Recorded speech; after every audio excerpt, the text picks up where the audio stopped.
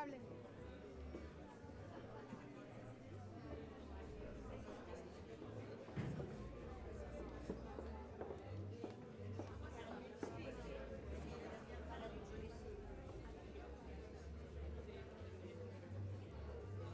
¿Qué me decías?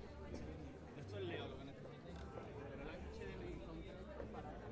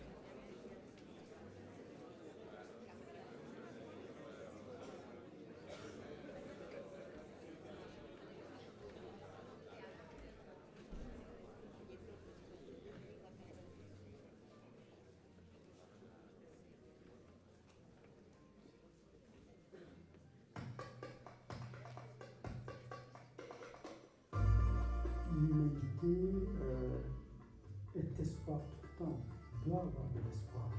Il faut se battre, il ne faut pas laisser la place. Si en el campo en el que yo estoy, en el que yo puedo hacer, ¿qué puedo hacer? Al final somos historias que nunca se cuentan de forma lineal o de una única manera.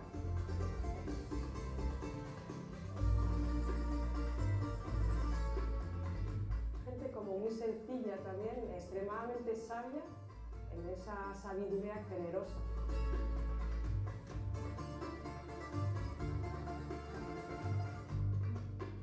Este siglo que nos está tocando vivir, en el que las pantallas nos separan más que nos unen, que es un espacio de resistencia, estar la una frente a la otra.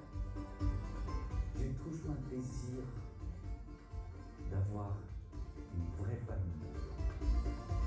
No somos islas, estamos en una isla para encontrarnos, esto es un encuentro.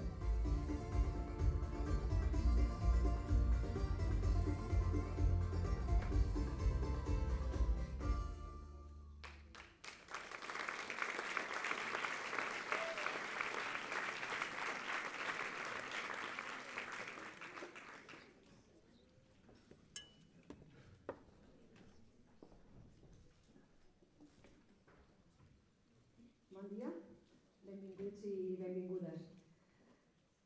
Benvinguts a Sant Lluís. Permetiu-me començar amb una salutació institucional a les autoritats que avui ens acompanyen, a la vicepresidenta del Consell de Menorca, als diputats nacionals, diputats del Parlament Balear, representants dels diferents ajuntaments i els regidors de Sant Lluís. Gràcies per la vostra presència en aquesta trobada. És una alegria rebre post en aquesta nova edició, i ja fa 10, de les trobades i premis al Mediterranis al Camus aquí a Sant Lluís. La nostra salutació més càlida a les persones guardonades, als qui veniu des del pensament i la creació, i a tot el públic en general que fa possible aquesta trobada. Si vosaltres no fóssiu aquí, nosaltres no importaria que haguéssim vingut. Ens reunim una vegada més per compartir alguna cosa més que idees, per a posar en comú una manera d'estar en el món. Celebrem, com ja he dit, 10 anys de camí, 10 anys en què aquest espai ha crescut com a lloc de diàleg, d'escolta i també de debat social. Un lloc que ha intentat mantenir-se fidel a una intuïció central en l'obra d'Albert Camus, que la lucidesa no basta si no va acompanyada d'una ètica del vincle. Avui aquesta intuïció ens resulta molt, molt urgent. Vivim en una època travessada per crisis múltiples, conflictes que es perllonguen, desplaçaments forçats, desigualtats creixents, la fragilitat ecològica, l'acceleració tecnològica que a vegades ens acosta i moltes vegades ens aïlla. Enmig d'aquest escenari, la pregunta com viure junts en aquest món tan convuls es torna a imposar amb molta força. I és aquí on volem obrir un fil de reflexió que travessi aquestes jornades. Com crear vincles col·lectius en el cor de la vida quotidiana, en el nostre dia a dia. Com superar aquest individualisme i aquesta fragmentació, com proposava Camus. Articular una comunitat basada en la solidaritat i en la lluita contra la violència, preservant la justícia, però sense sacrificar la humanitat de ningú. No es tracta d'una pregunta teòrica, ha de ser una pregunta ben pràctica, urgent, íntima. Com construïm aquest nosaltres? En quins gestos, en quines decisions, en quines formes d'atenció començam a existir com a comunitat? Camus la va reformular en termes molt senzills i radicals en el mite del Sísif es va enfrontar absurd de l'existència, però no per rendir-nos, no, sinó per afirmar una vida conscient, compartida, digna, fins i tot en la seva falta de sentit últim. La pesta, potser la més pròxima que mai, es va mostrar com enfront de l'amenaça i l'aïllament. El que sosté a una comunitat no és l'heroïcitat individual, sinó una cosa molt més discreta i persistent. Aquesta fraternitat silenciosa. It's a much more discreet, it's a silence in the presence, in the being. Silence that is expressed in our everyday life. we have an idea that it still This sounds, feeling of I rebel. This uncomfortableness in affirmation front makes of the other. rebellion And in a this totally later relational turns act, a rebellion community into one. something that is It's not a relational, solitary shout, it's a recognizing the community other. thing. It's Rebelling not an means isolated saying no to shout, injustice, but but to rebel, also to foresee a to possible community, a face community being built from the injustice shared situations responsibility. And and is create a from this community standpoint through where a we want to shared rethink responsibility. And fraternity this is as a the position word from which we want that to means a rethink about the practice that we word need to build fraternity, not uh, in these upheavals, in well, this neither geopolitical scenario. We universalist need nor to be abstract, able but something to that needs to be sustain rebuilt, fraternity something without that breaking can bonds. be This sustained fraternity without is not always breaking the proclaimed. bonds.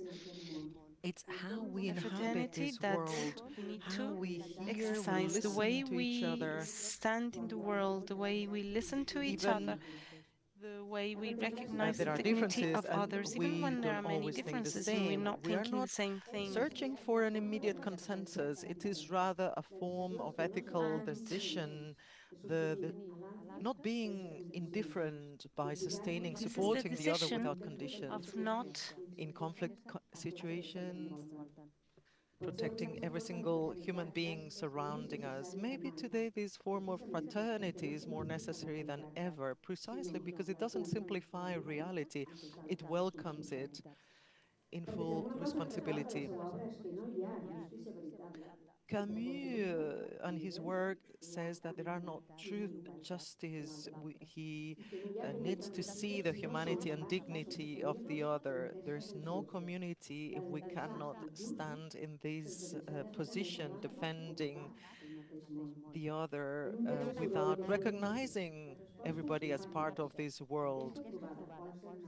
This gathering wants to be a stop in this world, always in a rush, a space where we can listen to each other without simplifying, where we can reimagine forms of bonds and connections. Let's enjoy this gathering. Let's try to answer and build connections on our everyday lives that are more just, more. This fraternity should not only be an empty word, but rather a specific form, because sometimes it's silent of being together. Thank you, everybody, for being here, for being part of these we, this us. Welcome, everybody.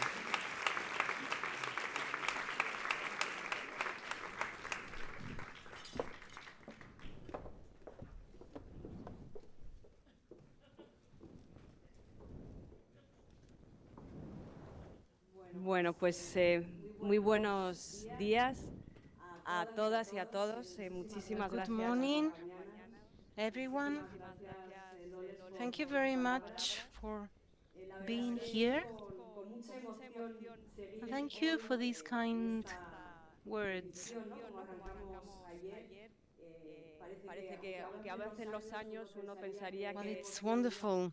After yesterday's opening, all the emotions we feel after, with the years, we might think that the emotion will come down, but in fact it's growing. And I'm thinking about our guide, Albert Camus, as he said, it's the lucid price of trying to still be loyal.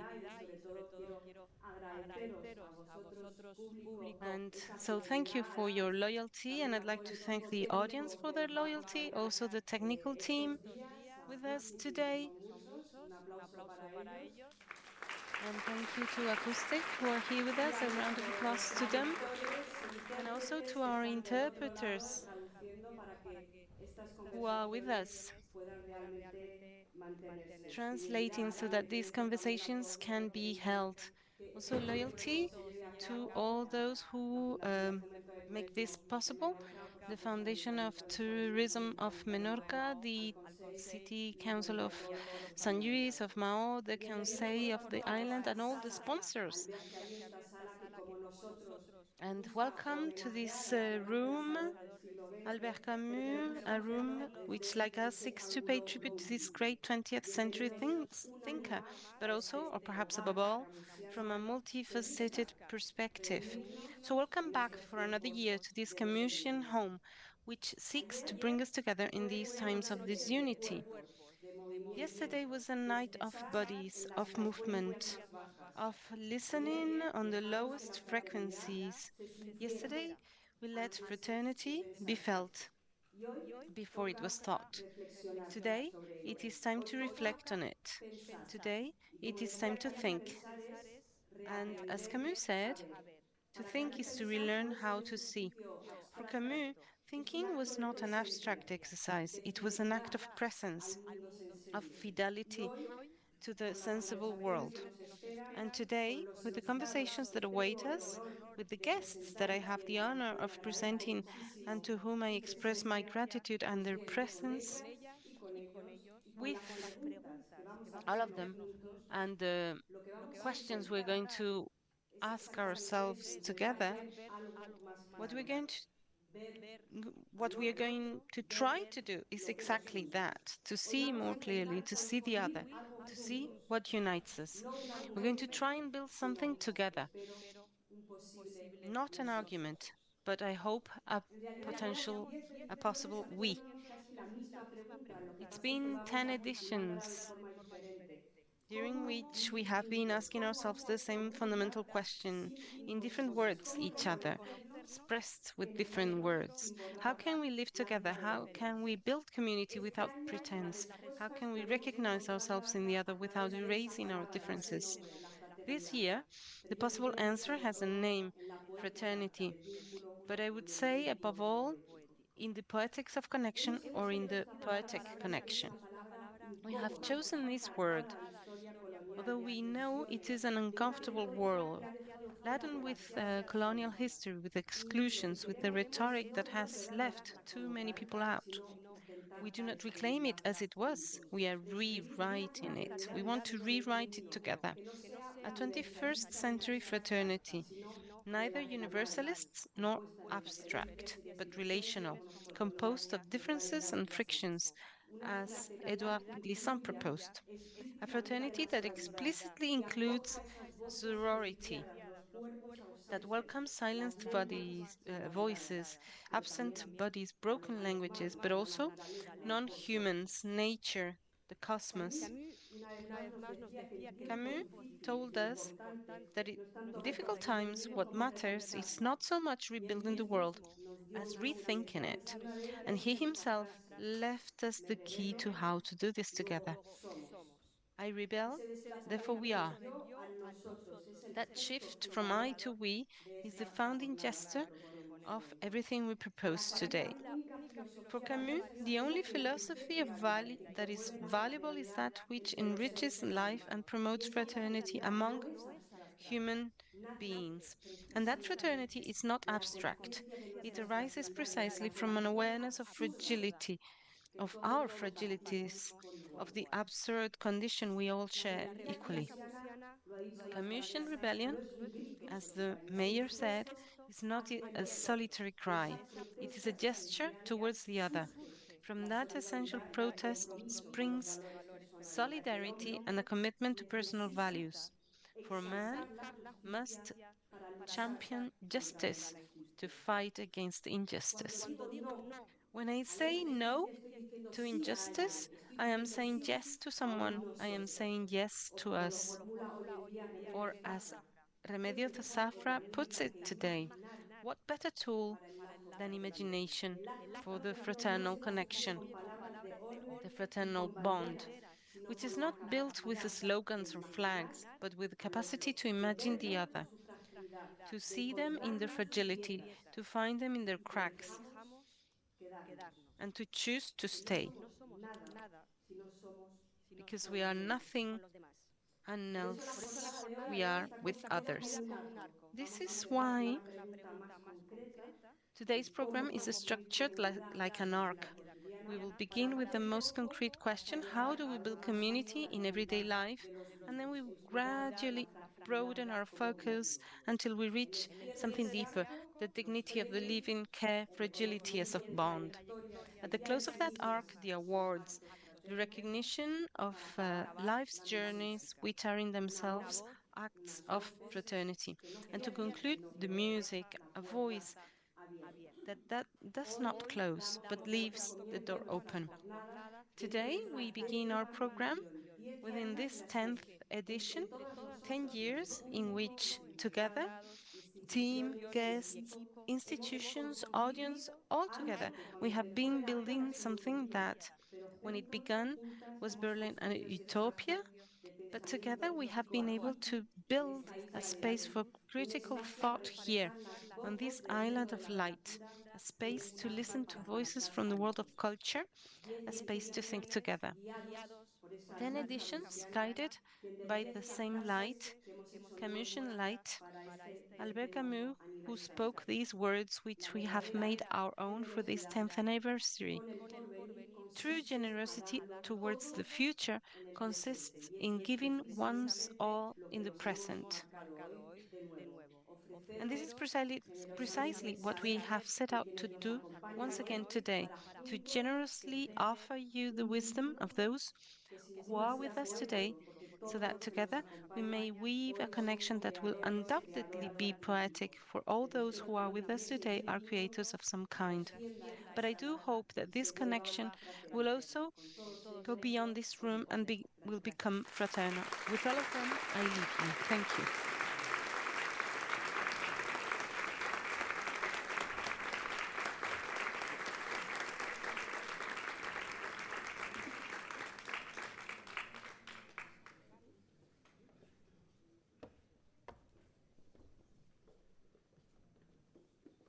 Pues vamos a ir arrancando. Voy a pedir a mis dos invitados que me acompañen.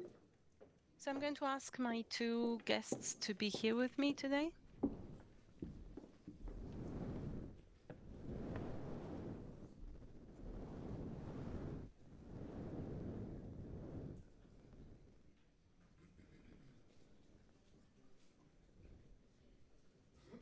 Vamos, por tanto, a arrancar con esta primera conversación que hemos So we will titulado start this first discussion that to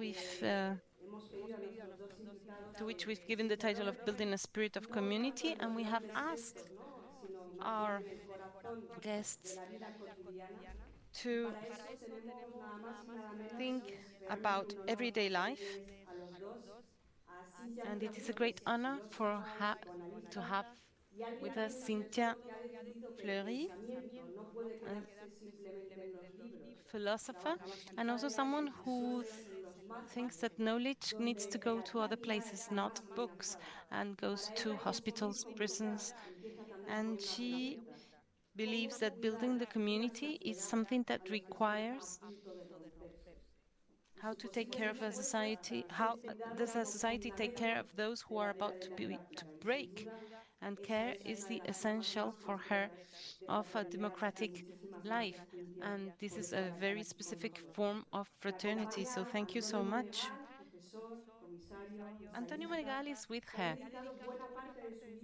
professor, curator, and essayist who has dedicated part of his life to understand how art and culture can create spaces of community that other efforts do not achieve, that culture is an essential need, not an element of the core.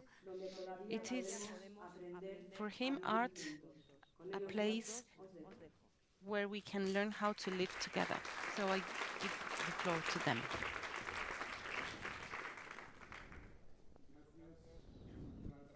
La invitación hemos quedado que empezaría yo por la invitación y por la ocasión ayer de experimentar lo que significa construir comunidad a través de las artes, a través de la música, de la performance teatral.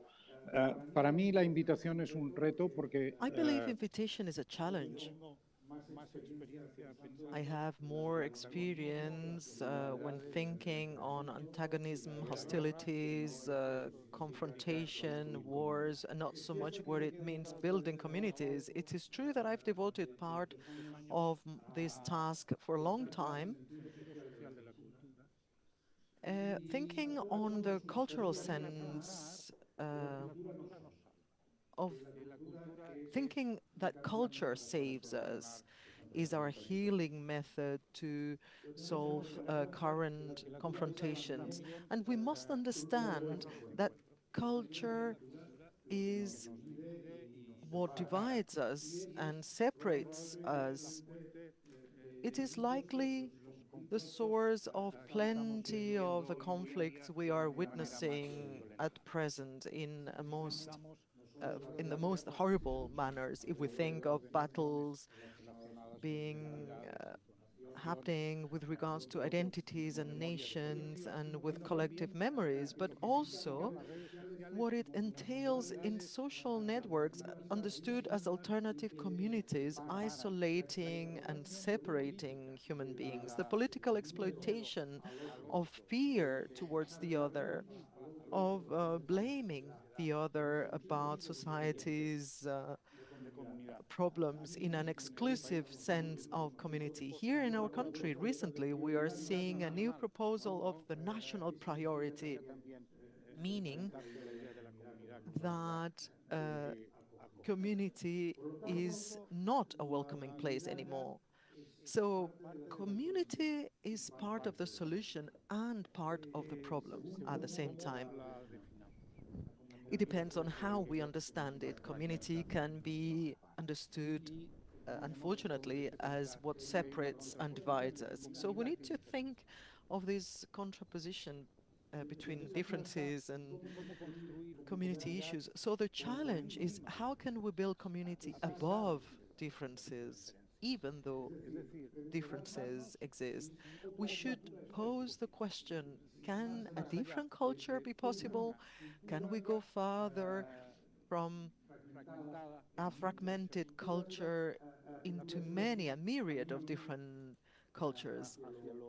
Thus, culture is the path towards the common, towards the possibility of imagining a community that would be a supra-community, a community linking and joining all of us above any other form of culture. This is not a simple task whatsoever. We need to redefine this meaning, this sense of community. And there are plenty of models that thought has given us in order to do this. Daniel Allen, in Talking to Stranger, talks about democracy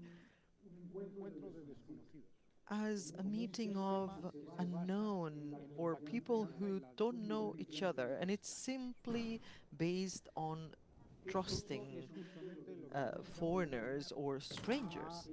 So it's precisely against the idea of extermination, segregation, division, trying to create identical communities to gather everyone being the same under the same umbrella. Akil Mbembe also thinks about the idea of the politics of violence and exclusion. So how can we get away from this loop? I believe the true challenge is to achieving the other to be important, their pain, feeling for the other's pain, being able of suffering for our brothers and sisters in Gaza, in Palestine. And this is unfortunately something that needs to be created in a conscious manner. It doesn't come for free.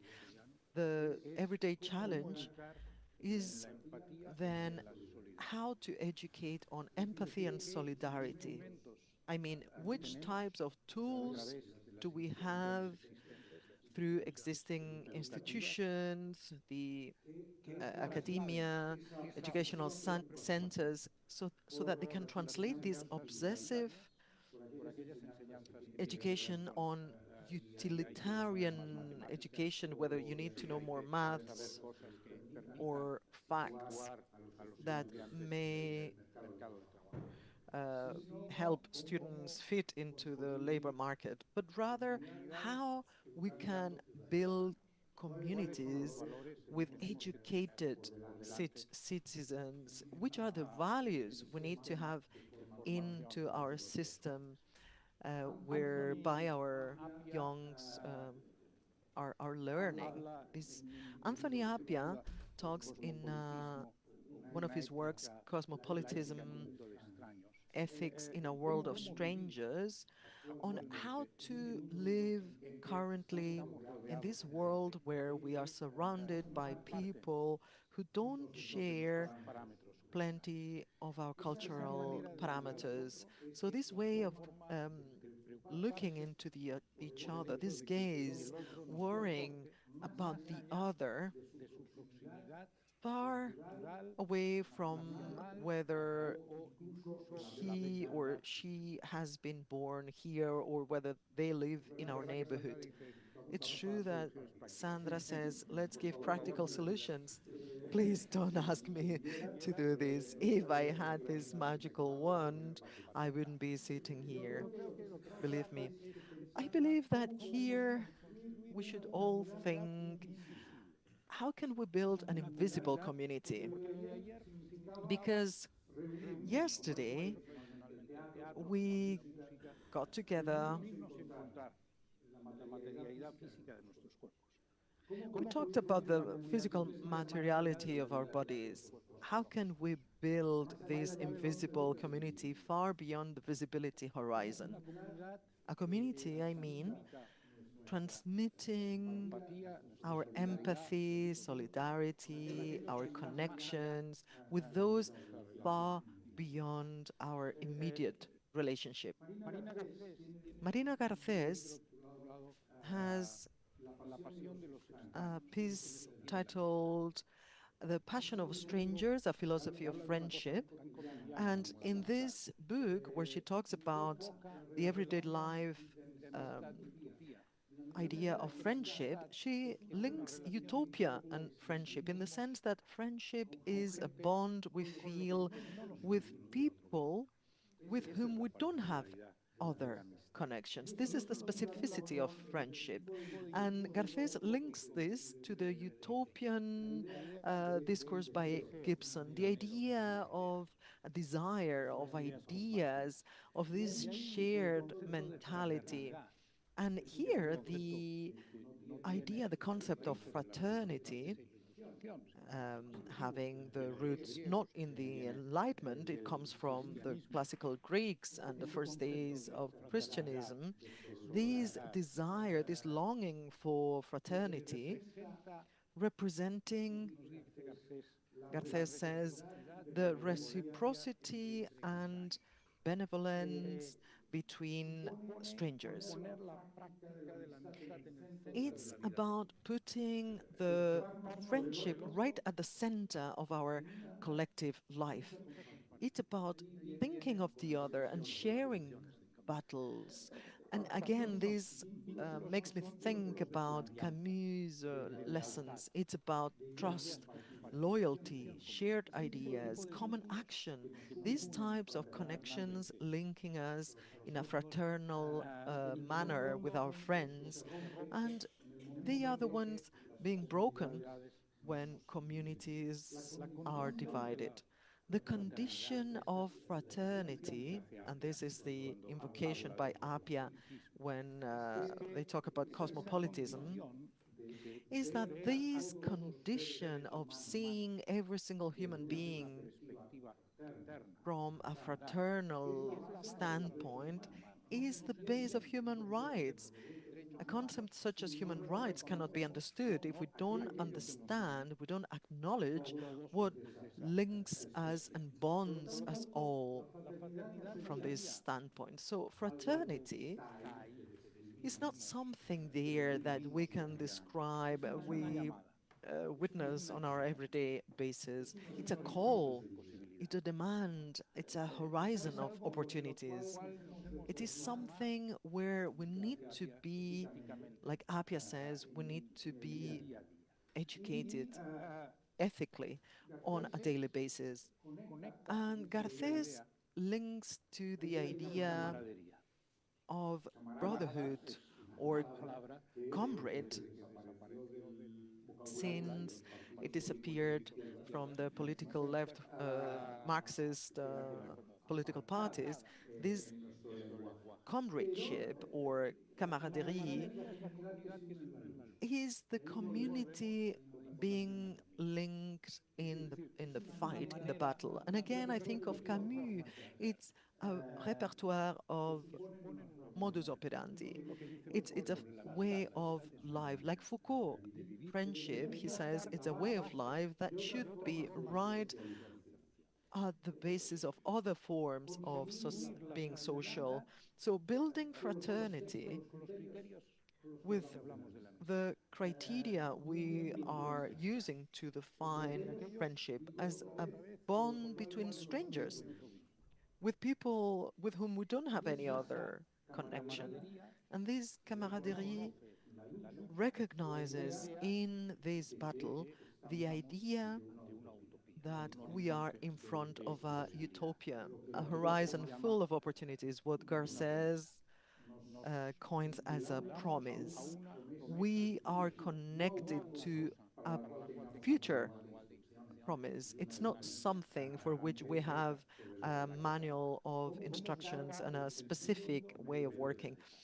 It's about finding sense amidst chaos.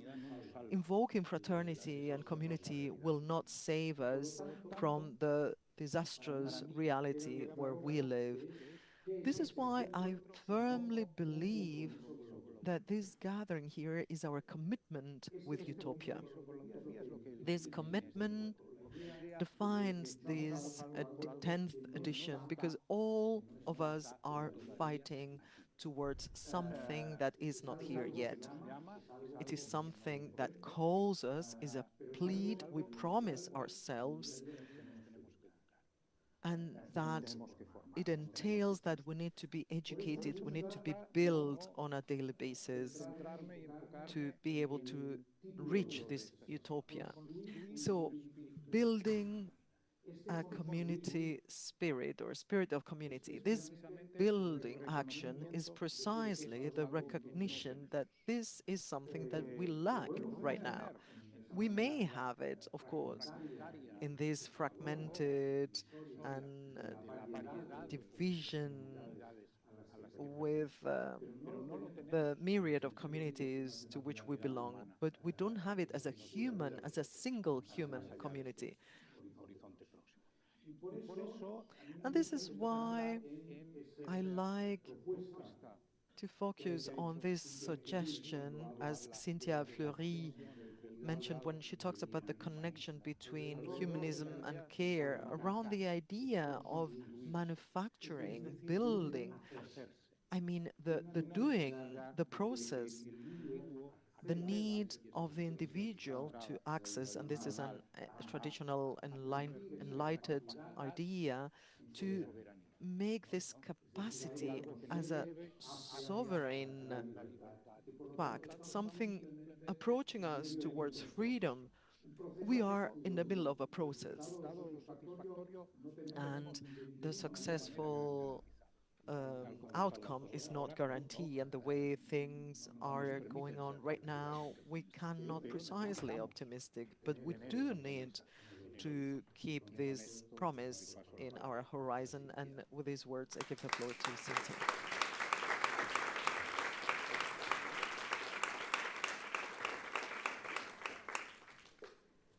Merci beaucoup. Moi, je vais. Thank you very much. I will talk to you in French, and I will make the most to express a heartfelt thank you, because at the beginning, during her first words on why Camus even today, and why all these learnings around the Camusian learnings and the sentence on his notebooks, I hope I am awaiting this huge catastrophe to come. Notre tâche est terriblement frustrante parce que c'est la tâche. He also adds up to which point, our task is constant because it's not about the task of those building, but rather those impeding or trying to um, stop this world from disappearing. So it's all about what can we do when we face this type of trying to stop things being destroyed. So it's a building process to impede destruction. So this is why fraternity and Camusian learnings are so well rooted from the existential standpoint is really, really useful. And in the plague, in a real and symbolic way, and how we intervene, and what we see in the stranger too, with the phenomenon of getting away, feeling separated from the world, not feeling something, this feeling this indifference, you know, little by little, he's getting away from this world. So it's living this experience of the absurdity of and the indifference and um, banality and brutality. So we embody this, and Camus shows us that community, fraternity, and these ideas are really fragile. And if we and it should be something operative. If we're not aware of it, if we don't have the conscious will of doing it, we can only forget about bigger ideas and focus on specific actions. And we can see it in the plague. We see that it's not the theory, but it's rather the community and the doing, the actions. This is truly what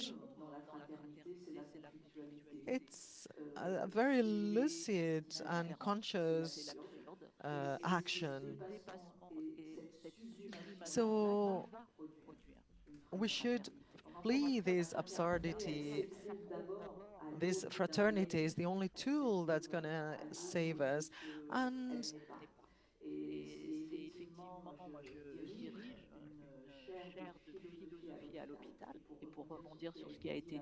and when we talk about empathy and the issue of getting out of our, we don't have any capacity to get away from that core, that center.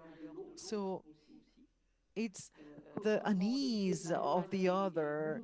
How do we dissociate this unease and considering that this malaise is, or this discomfort is affecting also us. So this shared reality can help us as human beings to access to vulnerability. If we share something in common, if we are all in a situation of vulnerability, what do? We can die, we can suffer accidents, we can suffer illnesses. So the connecting link of all of this is vulnerability. We are all vulnerable. And then the options in our community, the ways we can understand what is fraternity and what it's not.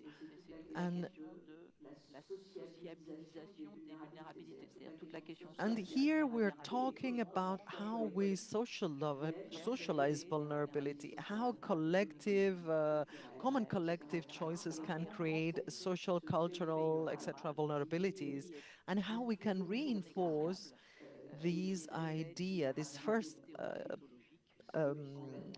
prime idea of these ontological vulnerability, because at the end of the day, we are destined to die. In the hospital, in the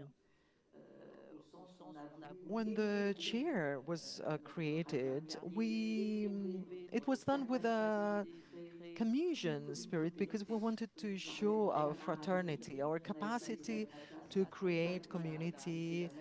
We wanted to set up a camaraderie, sort of sisterhood and brotherhood with the same idea and deterritorialize our standpoints. I'll give you a few examples. This global world that we've all witnessed, it's something that it detemporalizes us. It separates us from space. We don't have a gathering with time and space anymore. What type of impact has this in all of us emotionally?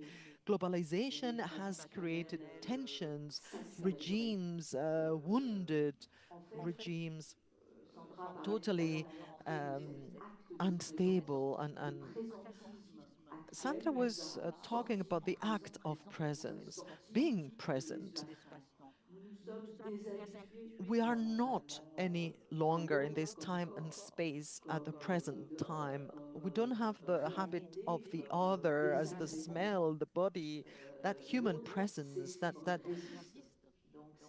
the other is what is resisting. It's not the one responding immediately to my desire. We have rather built a world that is responding immediately to desire, and the figure of the other is right at the antipodes. So fraternity is, first of all, an experience of what I am not, what I am resisting against, what I don't understand, and evidently this requires conscious work. And in the philosophy, um, in the philosophical world and the academia, we are interested to focus on the difficulty of great ideas. This is what moves us. Everybody will talk about fraternity in an abstract manner, but is someone really ready to bear the burden of this fraternity in a really painful manner? This is what really means to care for others. This is what we were interested in, this taking care of lands these great ideas. And uh, as anything difficult in this life, we need to understand it. We need to find the tools so that it's less difficult, less painful, because we don't want to be sacrificing um, uh, uh, constantly. This difficulty is not that difficult, but it has um, something really interesting. There's something irreducible. It shows an ethos, an ethic value, a way of being. And Sandra has mentioned it really nicely. It shows us a type of acting, of being, which we've coined the clinics of dignity. What does this mean? Mainly two very basic things. One, it helps us create learning communities and creative communities, communities building, manufacturing things, great things. These clinic of dignity entails that we need to flee the negation of vulnerability, and that this world thinking that we will solve all vulnerability by making it invisible and closing it in a closet, it only reinforces this vulnerability. And this world, the first relationship with vulnerability is to stigmatize and bully the other, because we need to destigmatize, we need to fly away from the fact we judge others, we have prejudices, and vulnerability is a primal element. We are all vulnerable. And vulnerability, it also has to do with knowledge, with the singularity. We are researchers, professors, doctors, anthropologists, part of this cathedra. And vulnerability is the starting point. It's feeding us because it learns us. We learn from it in the sense that it's the knowledge on our situation. We have located it in the epistemological part of our tasks. We do a cartography of vulnerabilities in our academic world. Sometimes people don't want to see what doesn't work, but we say, hey, this is great. What is not working properly is real life, is knowledge, diversity of different standpoints. So it's the epistemological nature of things. It's knowledge. We do this mapping when other people accept working with us. We map all these systemic, organization, worldwide vulnerabilities to try to understand how these specific dialectics and dialogues are happening currently. And it helps us understand how we can build this community of fraternity. And in our professorship, we also understand that even though vulnerability entails negative consequences, it's also important to understand all intersectionality and all phenomena reinforcing these vulnerabilities, because when we build a community, we need to build this circle of vulnerabilities. And we also see whatever is vulnerable as a design theory, in the sense that these creation theories are seen as vulnerable. I'll give you an example. If we need to define a protocol, whatever it is, for example, in a psychiatric, our chair is at the Saint-Anne Psychiatry and Neuroscience Hospital. So let's imagine we need to define a new protocol to cover an alternative towards contention, because as you know, in psychiatric wards, they are still tight and contained. This is a both chemical and physical containment.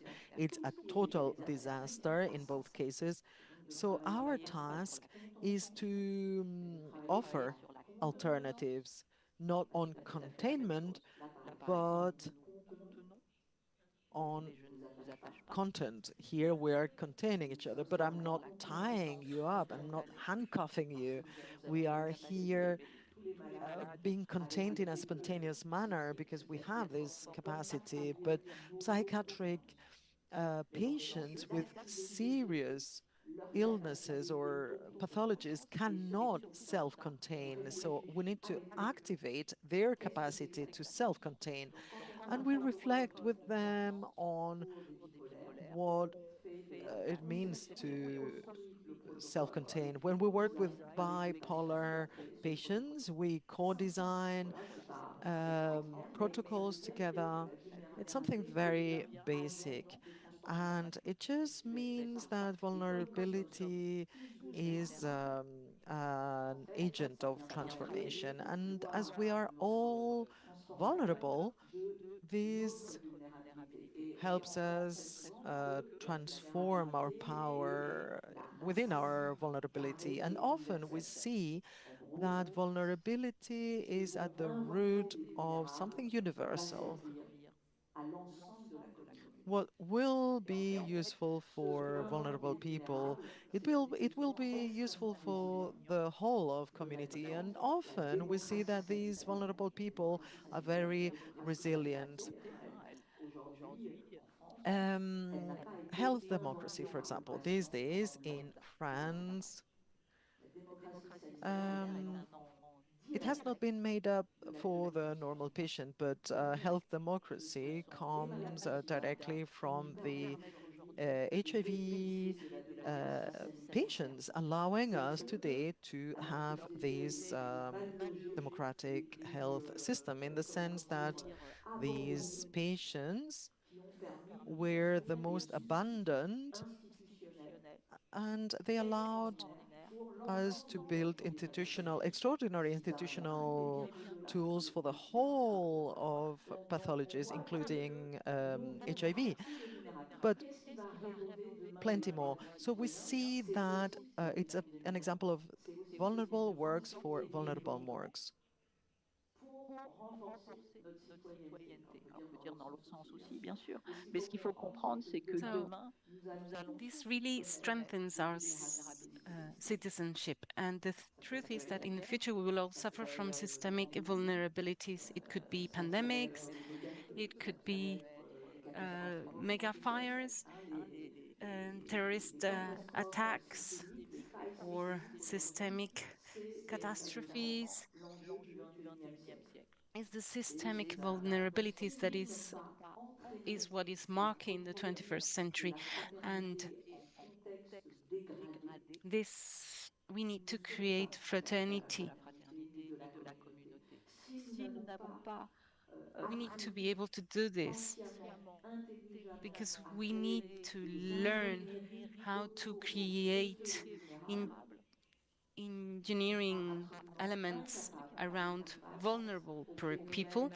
Otherwise, we will déstabilisation not be able qui est to globalement face the là, à savoir destabilizing si vous phenomena voulez, that will take dans un moment place. de survie et de sursaut, de So, création in a moment of autodidacte de la survival, fraternité, c'est un rêve and magnifique de la littérature, it's a mais wonderful c'est dream pas in le cas literature dans to le have contexte this très concret. emergence of fraternity facing catastrophes. But it's only in literature that we have that. In reality, we need De to manière très concrète, have des some protocoles experience, some qui viennent experiments and réinventer, testing encore une of fois, la protocols that solidarité, la will reinvent fraternité our et la solidarity, communauté fraternity, en and contexte capacity to build a community dégradé. Demain, in il y a a, degraded context environment. un état de siège. In the Demain, future, il y if a there's a une siege or rationalisation de l'eau extrême. the Demain, il y a une rationalisation de rationalization of l'électricité, etc. C'est extreme ça le mode scarcity of dégradé. water Comment or faire pour electricity, those défendre la are vie bonne? degraded Bien sûr, il y aura contexts. il y How aura des can raisons. we Mais si ça continue concerne defending demain, community there? on invente aujourd'hui des We will find a protocoles way of doing that, but biologiques pour it will be résister much à easier if cette we can invent détérioration protocols that will be climatique. solid and robust On to fera be able to transformer le mode resist this dégradé et il deterioration n'y that a is pas coming, une vie so that dégradable. degraded modes Et c'est do ça not l'histoire become aussi dans degrading l'encyclique de Camus. lives. C'est que And Camus this is also what savait Camus is que teaching ça a été us, terriblement because fragile Camus et knew que en that revanche, there was a very severe comme la fragility mentalité, and elle peut totalement être mise en that place, encore une fois, si nous décidons this dans nos can organisations. C'est be pour ça que nous avons créé une chaire de philosophie à done l'hôpital because we et have pas une chaire de created a philosophie. chair on C'est pas seulement philosophy at une chaire de hospital, but philosophie, not in university, which would be the logical place for a chair of philosophy. nous l'avons déplacé, nous l'avons mise à But we l'hôpital et decided aujourd'hui nous to avons place it 17 in the centres hospital, en France, and now we have dans différentes 17 villes offices or infirmières antenna et aussi in different à l'étranger hospitals avec and des also médecins, abroad des infirmiers, with des patients experts, doctors, des familles, physicians, pas uniquement dans la nurses, psychiatrie, ça peut être la families, réanimation, ça patients, peut être and not only in pédiatrie, ça peut être psychiatry, but la also in pédiatrie dans la clinique pediatrics, de l'adolescence. Tous ces surgery, médecins, ils peuvent teenager or inventer le adolescent monde, medicine. inventer un Lots of, compagnon a avec great number of c'est-à-dire à partir des physicians that want vulnérabilités to qu'ils accompany rencontrent their tous les jours. patients on the Aujourd'hui, quand on basis reste of malade, vulnerabilities that we face every single day, and not using or applying a stigma on people. Thank you very much.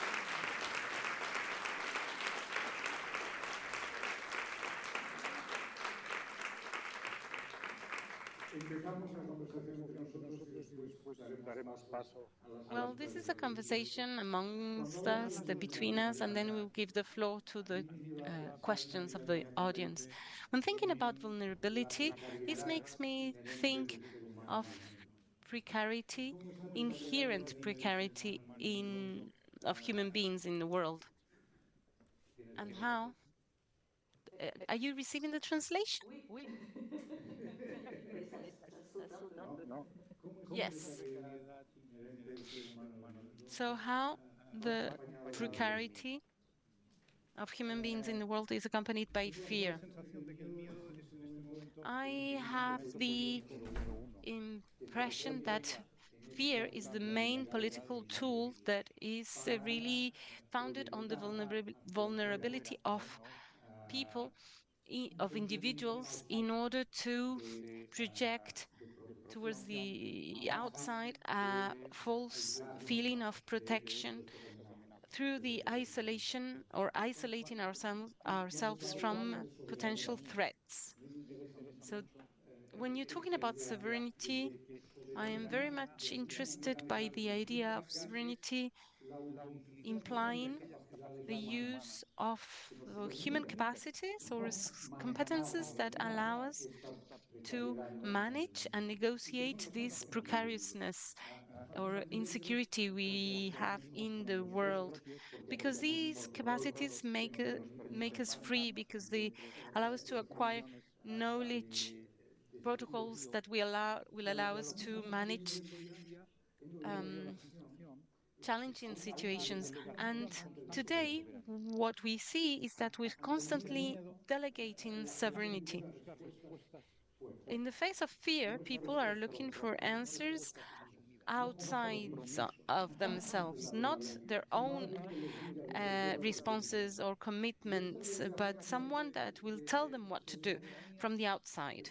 And this delegation of sovereignty that would, well, if we're thinking about sovereignty, that is something that is individual, and community represents a collective element, then I would believe we could think that sovereignty is the opposite to community. But as you're explaining this, they're both together, because individual that are sovereign and with a commitment with the concept of together, that's the only way to think about an answer for collective problems.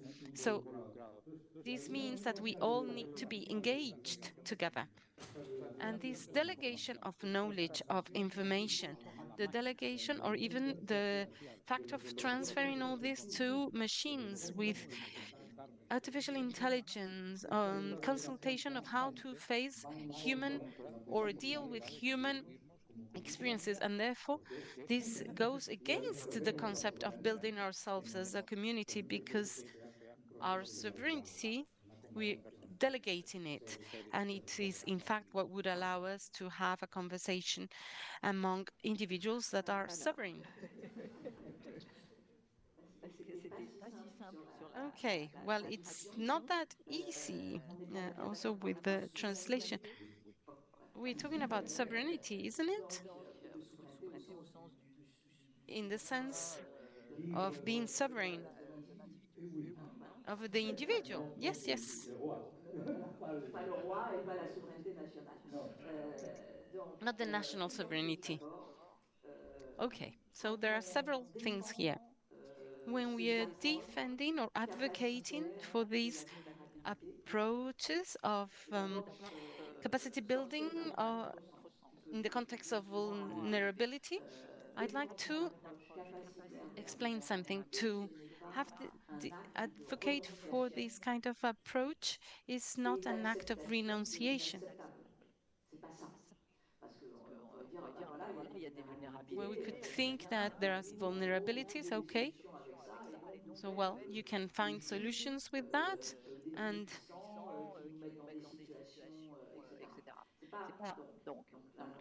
you're accepting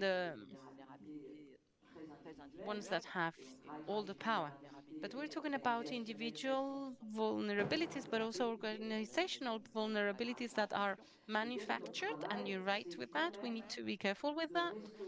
But nevertheless, we need to here to restore mental and physical health of the individuals who are there. And that's very important for us. It's not minor because in most of systems there's an explanation saying that the individual level is not important. I am a clinician and I know that the collective level collectively, the groups where the individual situation is not taken into account create groups that are based on hatred. So the individual level is always important, but it's always insufficient, of course, but it will always be important. So we need to work on the individual level. And in order to do that, we need to organize the different departments. If you want to work on in the individual level, you are forced to transform the dysfunctional world around you. But in our case, health, mental and physical health of these individuals, what do we do about this? Well, we help them overcome the violence of this world through the social, well, fighting social injustice by creating community. And this is a commitment, an engagement, a commitment that will protect individuals and their sovereignty, but also these individuals, they recover a sort of ethics of the promise, and this means that they go into the game of the collective approach, and that is social justice for everyone. Because if you think that groups that are based on hatred will create social justice for all, well, I must tell you that you're wrong, because hatred leads to hatred of oneself, of the other, and a justice that is only based on the rights for ourselves and against other people. So we need to go over violence and this um, resentment to be able to overcome all this, because we need to overcome resentment. For us, we call this the care climate, let's say. And this is a word game, well, a game of words, because we have many flaws and we like to use words. So we're talking no care of the climate with a climate of care. So very complicated. But what does that mean? The climate issue, of course, it's really important, serious for everyone, but if we don't have a climate of care in the society, then the climate issue will not be important either. So the idea here is to have the social contract, the natural contract altogether intertwined. So this chair of philosophy that was really small started spreading and started scaling up and working collectively with 17 offices in France and abroad, several thousand people who are working on this. And now we have a city, Samerajan, Samedaranjal, it's a city not far away from Bordeaux, 33,000 inhabitants that for these last 3 years, and lately there have been municipal elections, and so we'll have another 6 years. So 9 years as a whole, nearly as many as the Trobades, and during those years we toute will la ville be mairie, doing puisqu'il y a une antenne de la Fraternité action research in on aura this dans chaque municipality. So in the city council, we l'EHPAD, will c'est have la maison transformed communautaire, voilà. Le centre the moteur de la retirement, Fraternité, the elderly les home, écoles, the la community health center, forêt, on a schools, créé, entre guillemets, the une ville forest, forêt. because we have created Donc ça pour vous dire, c'est des choses très concrètes. On a fait un forest discours city or qui va forest venir town, un peu so parler de very la specific. construction So we've funéraire, been du parcours des working morts, on the care etc. of the dead, On essaye de, on va lancer un funeral, dérogatoire sur la deuxième and forêt these kind of things. We're funéraire going to have en France, puisque la première an exemption for the second on lance un funeral dérogatoire sur la forest terramation. in France. There's another one in Alsace.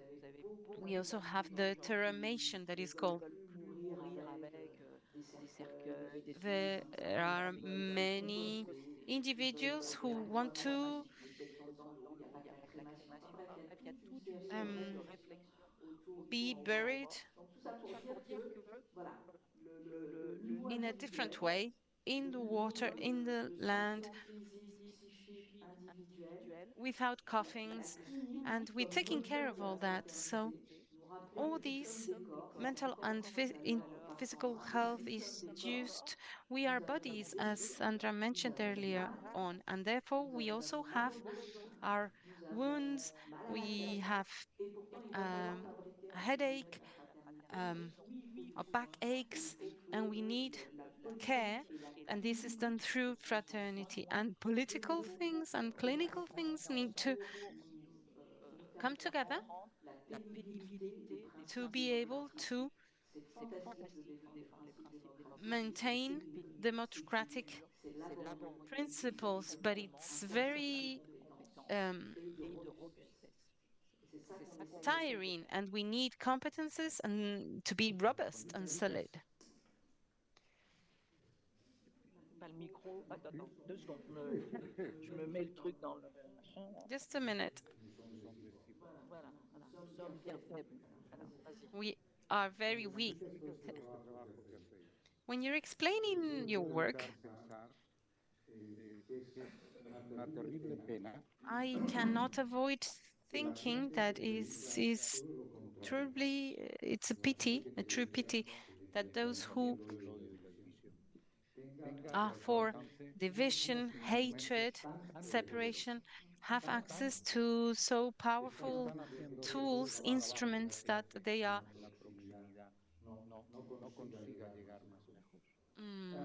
blocking all this work that is done in the proximity so that it won't reach further distances. But nevertheless, their destruction campaigns have this universal scope, planetary scope. And this is a terrible imbalance.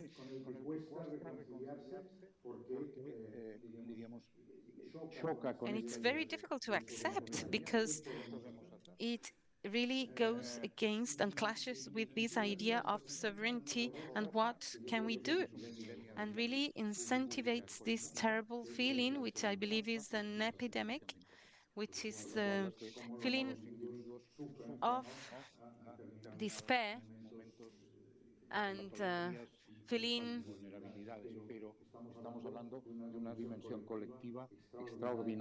also the helplessness. And we're talking about this general feeling of there's nothing we can do about this.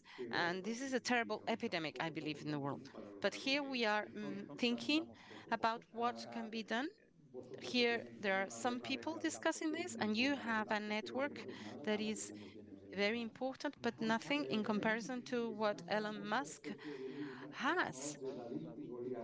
And this is a struggle, devastating and very asymmetric. Oui, bah je sais bien, puisque c'est Well, yes, l'argument I'm totally aware of traditionnel. this. This is the classical and very real À la fois argument, of course. des échelles et puis des forces de frappe. The scales and Le monde qui est en face de nous est un monde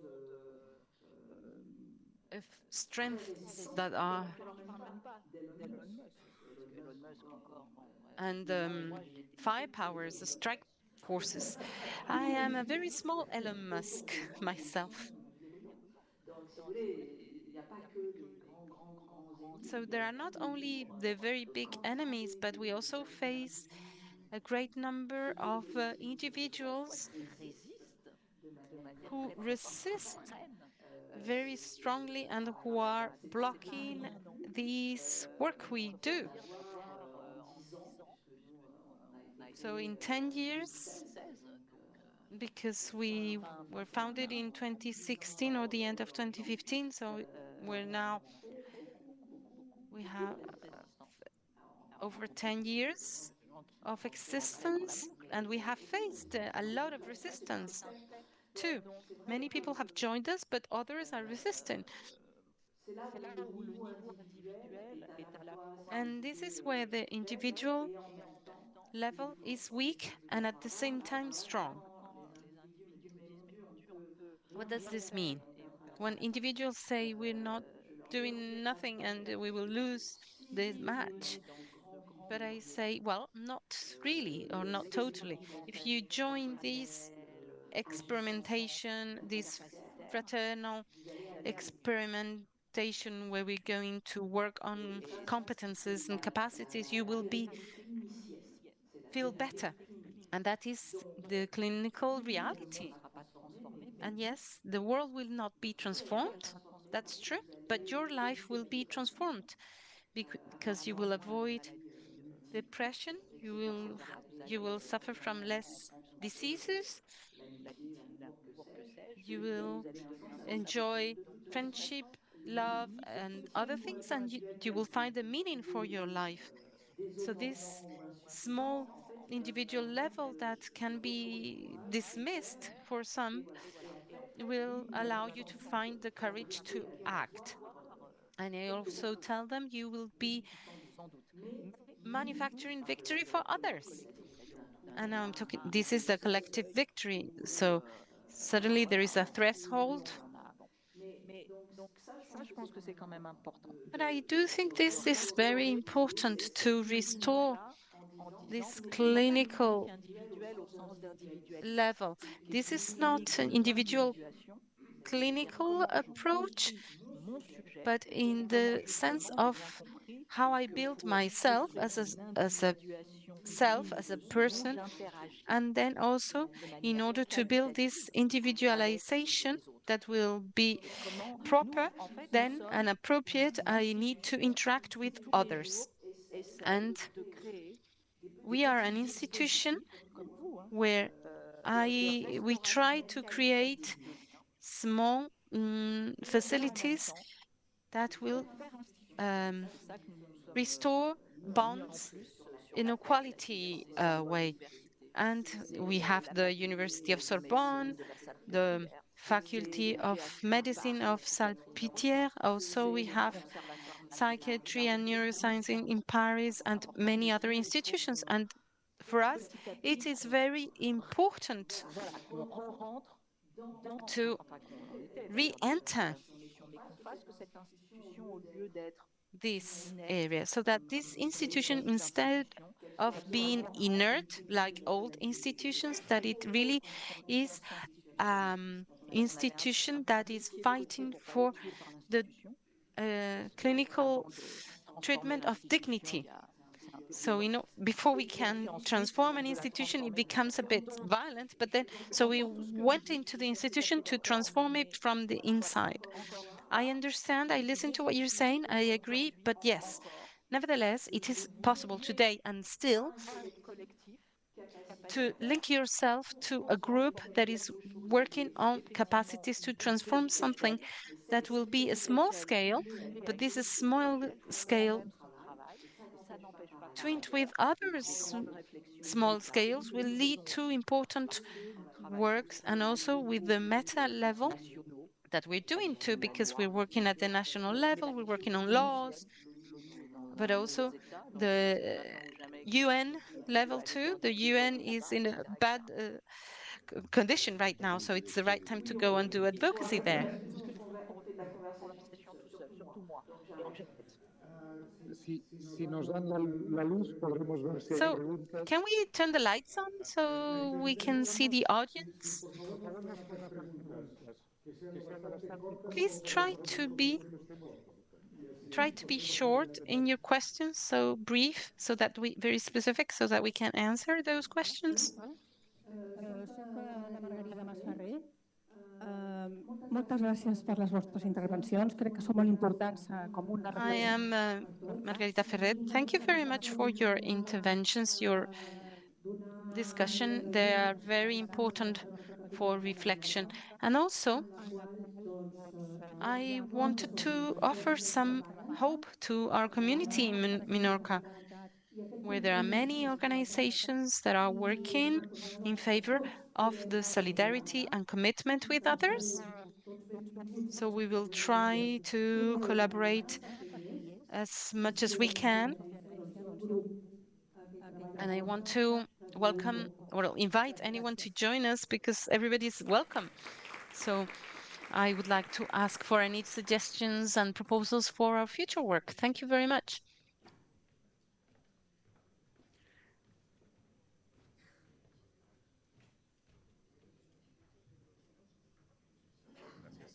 Sí, muchas gracias. La pregunta, Cindy, sobre esto. Thank you very much. El tejido de lo que hacéis en Francia. Fabric of what you're doing in France. I'd like to know how you're doing that at the national level, but also the international level. Esta cátedra o esta clínica a otros países del mundo, quizás aquí a So I'd España. like to know how this kind of clinical approach could be applied to other countries in the world, and perhaps Spain too. The answer is yes. Today, there are several axes on this chair, and we have the developmental clinic approach to have offices in other countries. We have 3 offices in Congo. In DRC, and I can also talk about that if you want. There's another office in Mali, and then there's another one in Charleroi, in the hospital, and another one that is being set up in Jerusalem.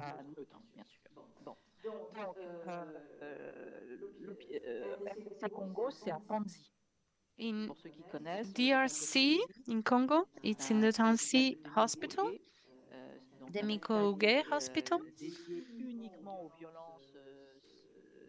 that works on sexual violences in the context of rights and the war. So the bodies of women that are mutilated, extremely mutilated, and the office of the chair of philosophy is not decided by us. It must be the hospital who asks to join our network. So these are things that we've been asked for. So they contact us and ask for support. For example, also to the clinical treatment of trauma.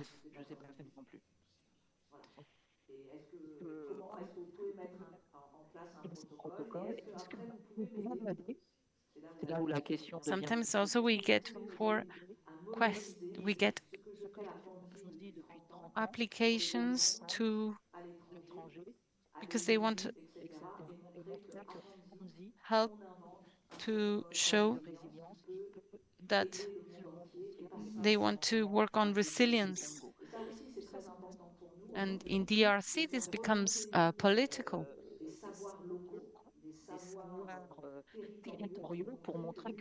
These shows territorially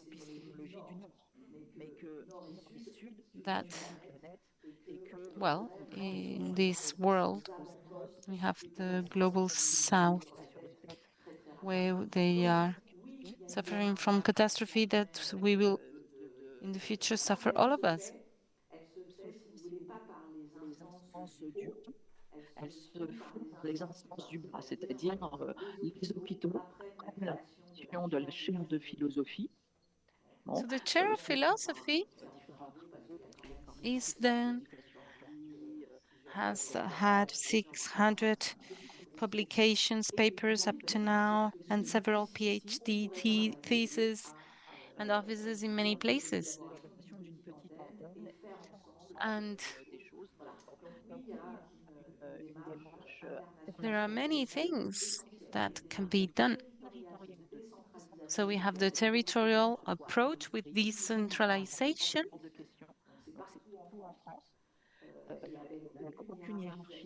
And this was in France, working with the periphery and everywhere, and that's the chair mainly in France. And then there are foreign offices where we try to work also with a common approach, a shared approach.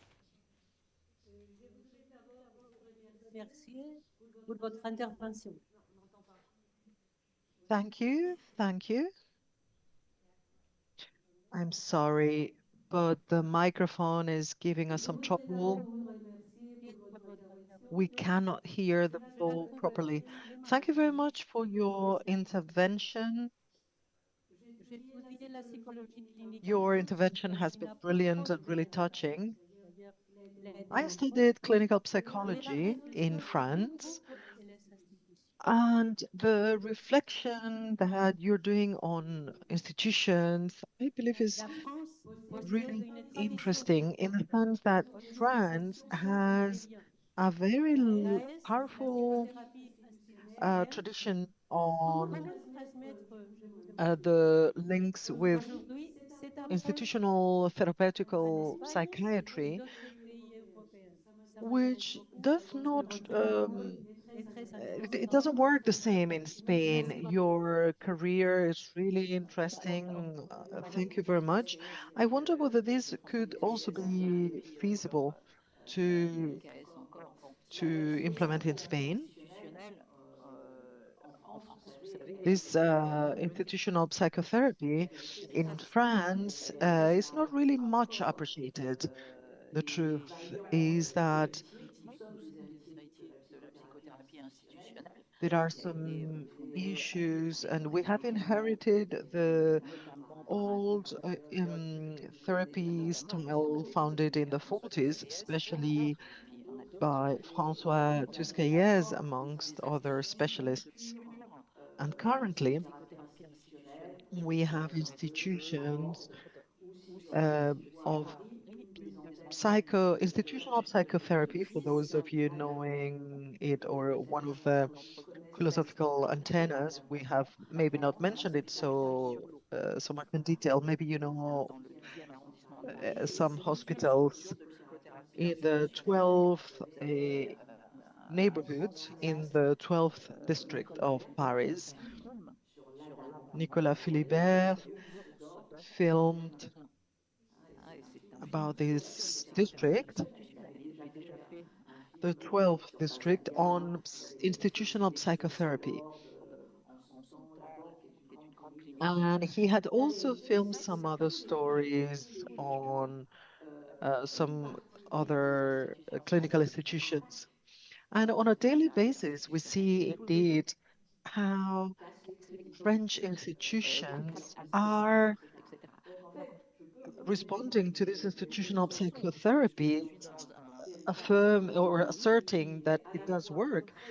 But I am in a country working on these issues, but not everything's perfect. I mean, we are all still resisting. We have a really great collective, thanks to which, and it's a French group, but also working worldwide, we respond to such topics. At least we get together and work on common workshops, they work together. Even though the everyday hardships regarding psychotherapy in France, these past movements are still on, and we are pushing towards changing things.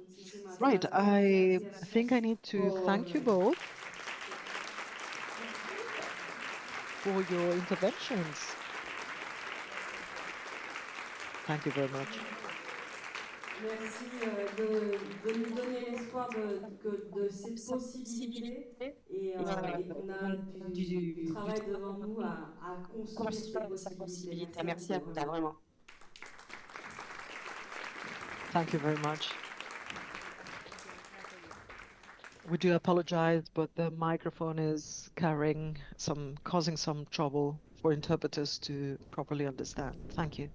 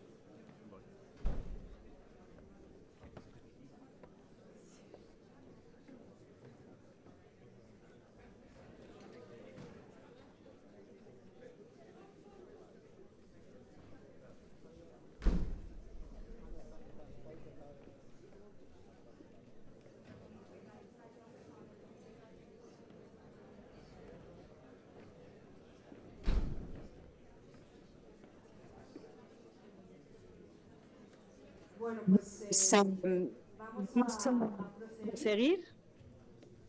Si pueden cerrar puertas. Right, let's resume. Es un público muy vivo.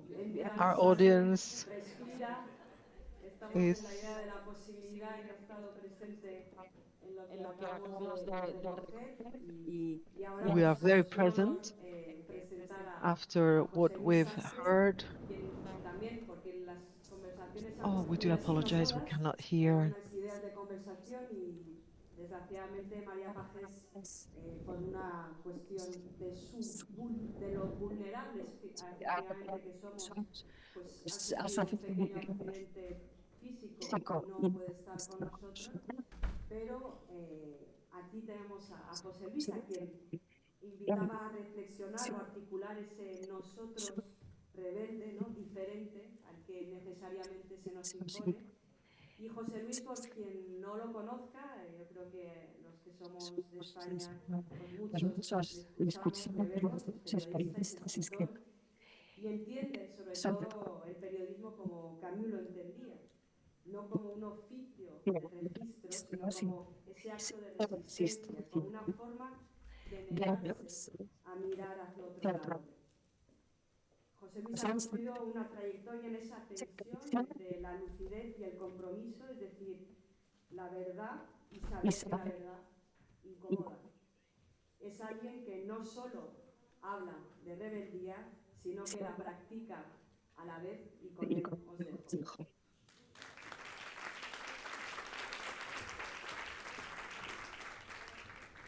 Hola. Lo primero ha sido de porque fue una conversación con y sentarme ahí solo con todos vosotros me pareció un poco raro, era como esperando a Godot. Y Godot no llegaba nunca. Así que no sé, supongo que también. We cannot hear properly. We are very sorry. I'm sure our technical colleagues are helping us. It's a great pleasure to be in Menorca today, and it's great being here.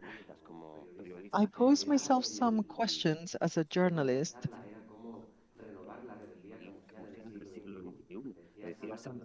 We do apologize, we cannot understand. Yo soy un lector, un apasionado lector de Camus como periodista, como dramaturgo, como ensayista y sobre todo como cronista que supo escribir la crónica de su tiempo, porque en realidad es una crónica de nuestro tiempo. Una de las cosas que más me asusta de leer a mí es como encontrar sus textos del año 44, cuando el mundo se acababa de asomar, todavía estaban sientes heridas, espantos de una magnitud inimaginable, fue capaz de escribir su tiempo con una lucidez completa.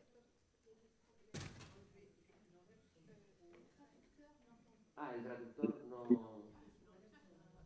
Tengo que hablar más despacio. Yo quizá. Tengo que quitarme la diadema. Y hablar solo por aquí. Vale. Vaya por Dios. Pues entonces ya no voy a andar. ¿Mejor sí? Vale. ¿Traductores o solo el francés?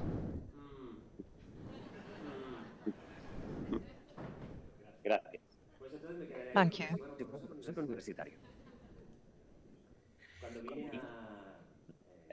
Cuando iba a venir aquí me preguntó... When I came here, the idea was to talk about what does being rebellious mean.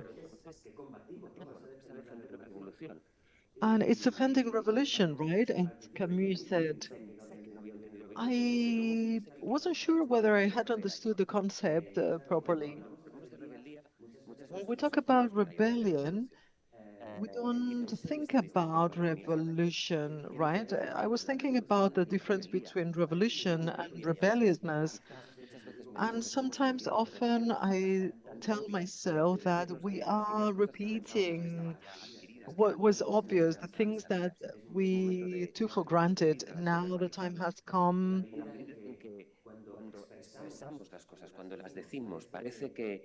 When we express things, we reaffirm them in our thought.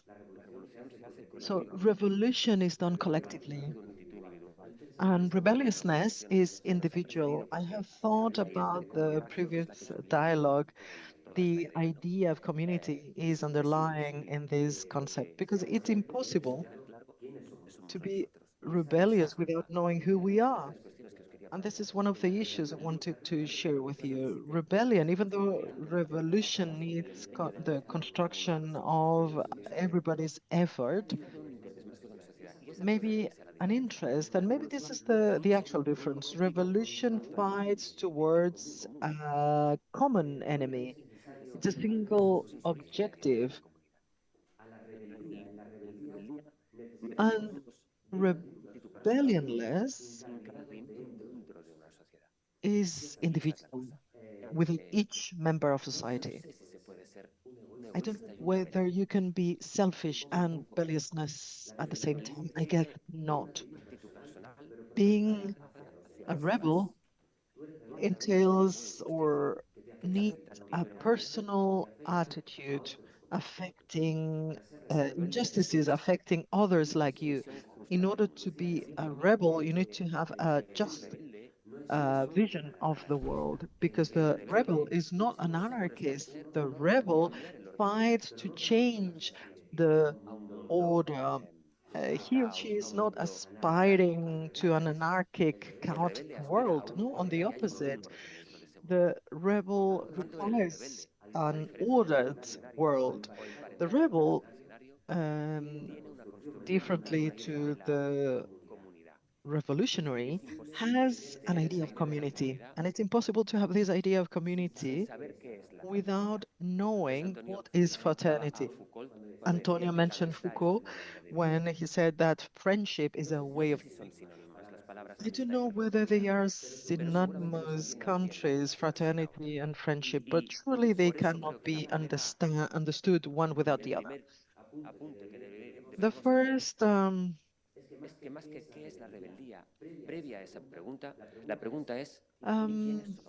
the question is, who are we? Who are we today without the need of being too transcendental? The famous, when the L'Homme Révolté was published, Sartre and Camus where the protagonists of one of the most important intellectual differences of the past century, and Camus was pinpointed as a code philosopher. He was accused. It's not what really captivated me by Camus is that he was able to pronounce the most profound philosophical principles from the most simple formulations. When he says after the World War II in 1944 that don't want any recognition, and the hard peace will be about doing what they did. I don't need to go to Socratic, Schopenhauer, Nietzsche without renouncing to any of their teachings, obviously. But in order to answer who we are, I wouldn't like to go to Kant. I can only look into myself in the mirror and sleeping in peace, going to bed. I work in funny hours, and this is probably part of the judiciary or the. Uh, I need to have peace in order to go to bed peacefully. And I guess this has to do with the idea of the good and evil, the idea of justice, the idea of the confusion, um, obligation, or it has to do with who we are, what we want to do, and the commission must, or it's about finding out who we are in this apocalyptic world, right at the border of an imminent third world war. If it's not a new war, it's the tariffs. It's if it's not, it's a step back on the democratic advancement. And now hantavirus. Before we were talking about fear, I would like to include hate. Today, we are building political projects that are very attractive, more and more attractive, because they are being built against other promises and other principles on accomplished promises. In this constantly changing world, near reaching annihilation every 5 minutes, all of us submitted on telephone alert of a globalization going far beyond globalization. Who on earth are we? Why is it worth being a rebel today? I formulated a few principles. They are not too complex, but that help me, and they help me know which are the foods I'm standing up. Number one, knowing which is our place, where I am. When Cynthia said we're not going to change the world, but it'd be great if at least with a fraternal bond we could improve our present times. I refer to The Candide by Voltaire. He encourages us to look after our garden, and when he was wondering whether it was feasible to be an optimistic, in the end, the candidate says, look after your orchard. So I need to understand which my orchard is and who is inside my space. I believe this is an idea of rebellion. And I was looking at, listening to my previous colleagues reading, stopping time, watching a long movie, listening to a full song on Spotify. Yeah, you're laughing, but you know exactly what I'm talking about. Having the mobile in silence and ignoring it. What have they given us? Why are we building ourselves like this? Why can we not build our identity in different manners? In Valencia, and later in Jatova, a little town, I told them that every morning when I go to my workplace, I am facing a new apocalyptic menace. One day you need to relocate the Strait of Hormuz. The next day, what's happening in Crimea? Now you gotta track a ship uh, arriving to the Canary Islands. And this lady says, you know, I live in a village. This idea of the Armageddon, I'm not suffering it really because Donald Trump is really far away from me. And I understood what she meant. But this unease is with all of us. It doesn't has to do, it's not related to this physical space, but a mental space. Where are we and who we are? So, in front of this magnitude of the world problems, what can we do? The second idea is what does it mean to be a rebel today? Have we maybe reached the point that we need to defend institutionality? Does it mean that now rebellion is defending the EU? Is that feasible? Maybe yes. Plenty of voices want to destroy this world because they don't want to do it. They want to destroy the values upon which this world was built. And this entails a self-critical reflection.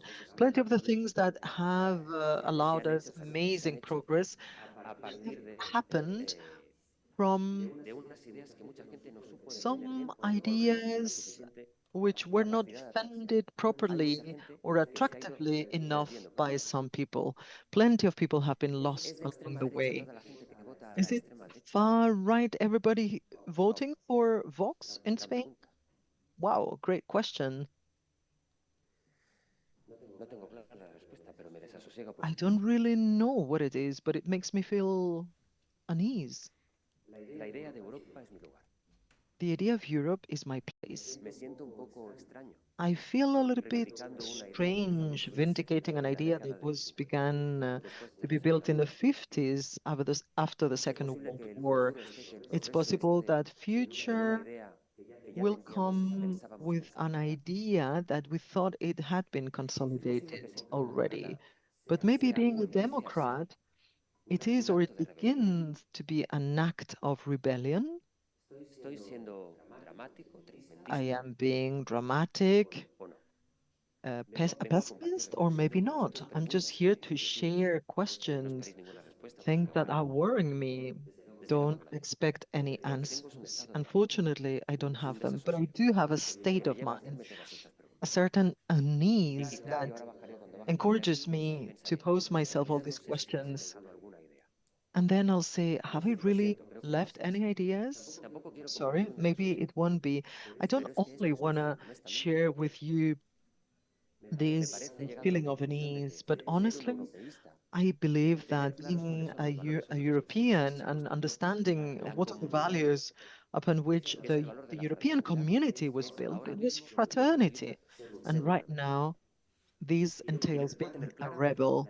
And then knowing exactly all about the must and the idea, the confusion idea of the very basic idea of doing what we are due or meant to be doing. We had people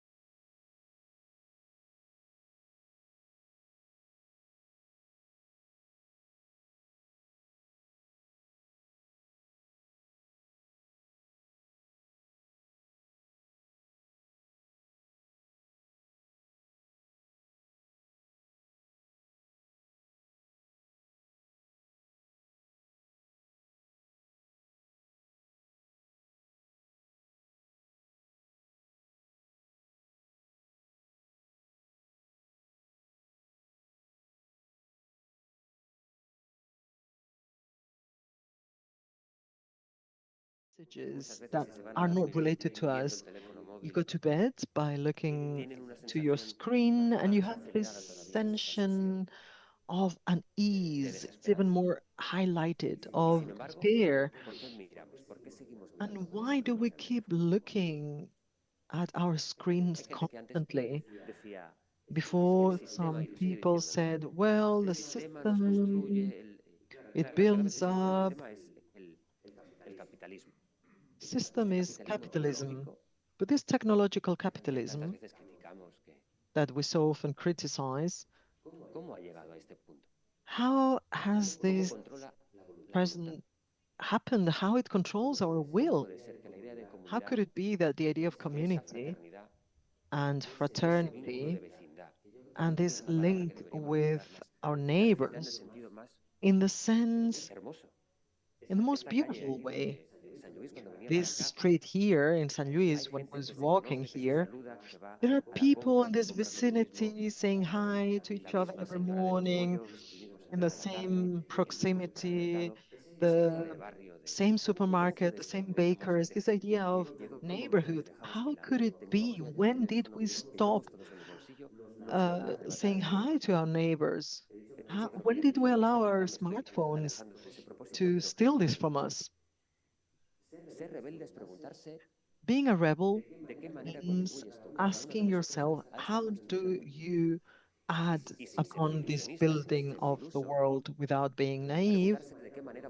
Asking yourself, how can we not only abstract, it's impossible to stop AI, the evolution of advancement of technology, but it's all about sensing the other skins. I leave 10-minute voice messages to my friends. It's horrendous. They listen to me at the super fast speed. We can use technology to build fraternity. How often do we say, hey, let's meet each other? When are we going to see each other? And we postpone the great, wonderful debate on the table. And listen, make the most because time does fly. It's a sort of consolation second prize, but it's okay for me to leave voice messages and sharing with them a little meme. I do use technology. I'm a journalist. I need to be informed and reach my audiences through smartphones, of course. But how can we incorporate this to us before these technologies dominate our beings, our thought?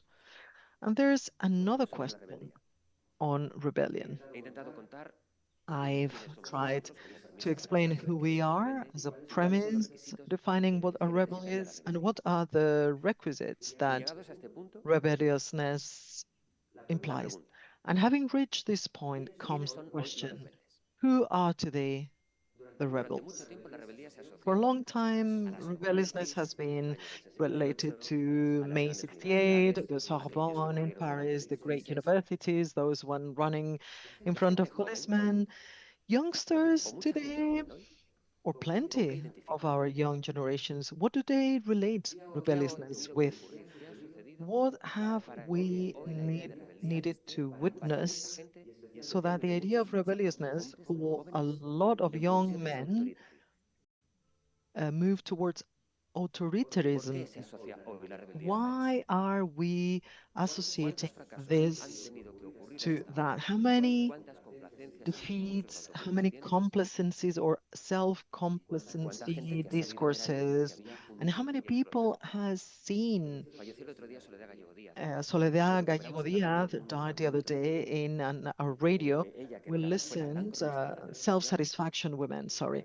She was warning the youngsters. The first time that we could vote in this country, we all voted against Franco. Those who managed, those youngers who managed to vote for the first time in their life and who had suffered the most horrible reality of our dictatorship voted against Franco. So how many young men today are relativizing or are feeling attracted by authoritarianisms? My generation can label and use the concept of generation as if everybody thought in the same manner. I do share ideas with the youngsters and the elderly who have nothing to do with generational fact. I am radically in a totally different group, people being who were born in 1983. But this can be used to establish this premise. People between 18 and 24. I would like to give the percentage. I can't remember it properly.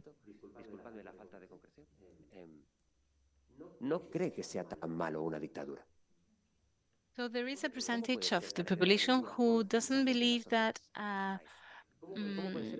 dictatorship is not that bad. And how can people understand that the idea of rebellion is associated to this? And how can different people understand it in such different ways when we're talking about the same, very same word? And I'm here to ask questions because I don't know the answers. I don't know what the answers are. Many political parties, the democratic classical ones, I'm sure they have failed in many ways because many people have lost their hopes and have no excitement about this, and they didn't know how to react on time. What does this mean? Well, it's also not fair to generalize, which is what I'm doing right now, because in fact, there were many people who really fought really hard, but they didn't achieve the good results of democracy. There was also corruption, lack of discredit, and of course also the media. And I don't want to get rid of that responsibility. Of course, many people don't believe the media anymore, and we are also responsible for that. So what to do then? My only answer for that is to continue working. There's a canon of journalism. I'm not going to refer to institutionalization, but it's about a construction of the world in a way that we will all be able to understand each other. I know I have no answers. There are moments where I'm asphyxiated by a feeling of despair, and sometimes I feel it's not worth it. But then, yes, there are other moments where I do feel it is worthwhile, that we really continue, we need to continue explaining things from the perspective of Camus. I really go back to Camus very often because in his essays, in his novels, in many of his chronicles, we find the explanations of our world today, because those values that were built after the terrible Second World War are values that are still in effect, that are still totally actual. Isn't it a surprise to see that many years after that, we still need to defend and advocate for human rights and empathy, and that we feel lost or not knowing where to find our way?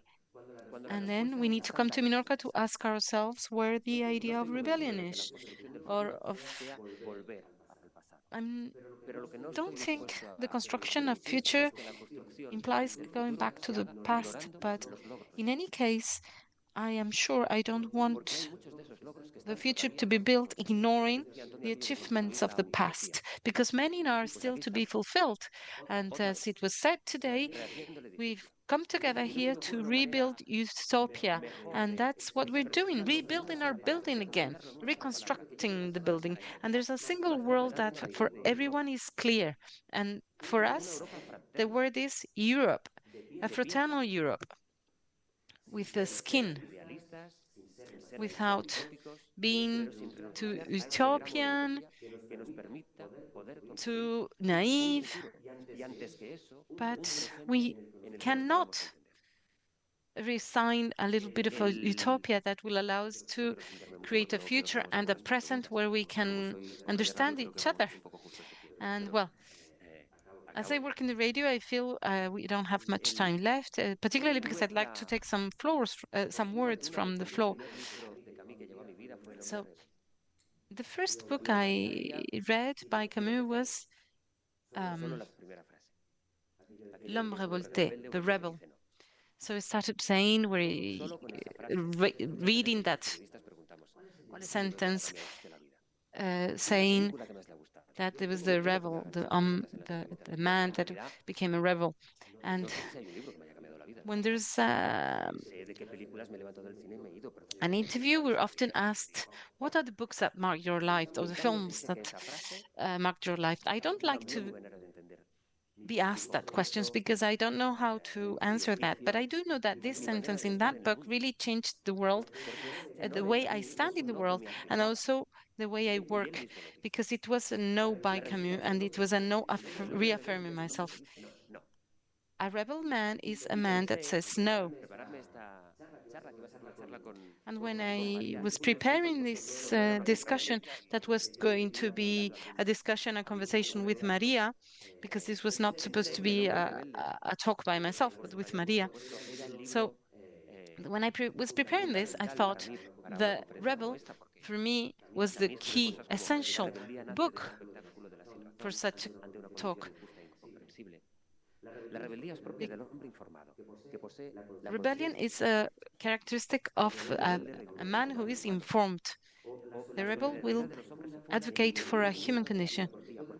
Solidarity of man is composed on the idea of rebellion, because every rebellion has an idea of community. And I believe that rebellion appears whenever there's a no that overcomes us. We come to a point where we say, that's it, basta, this is it.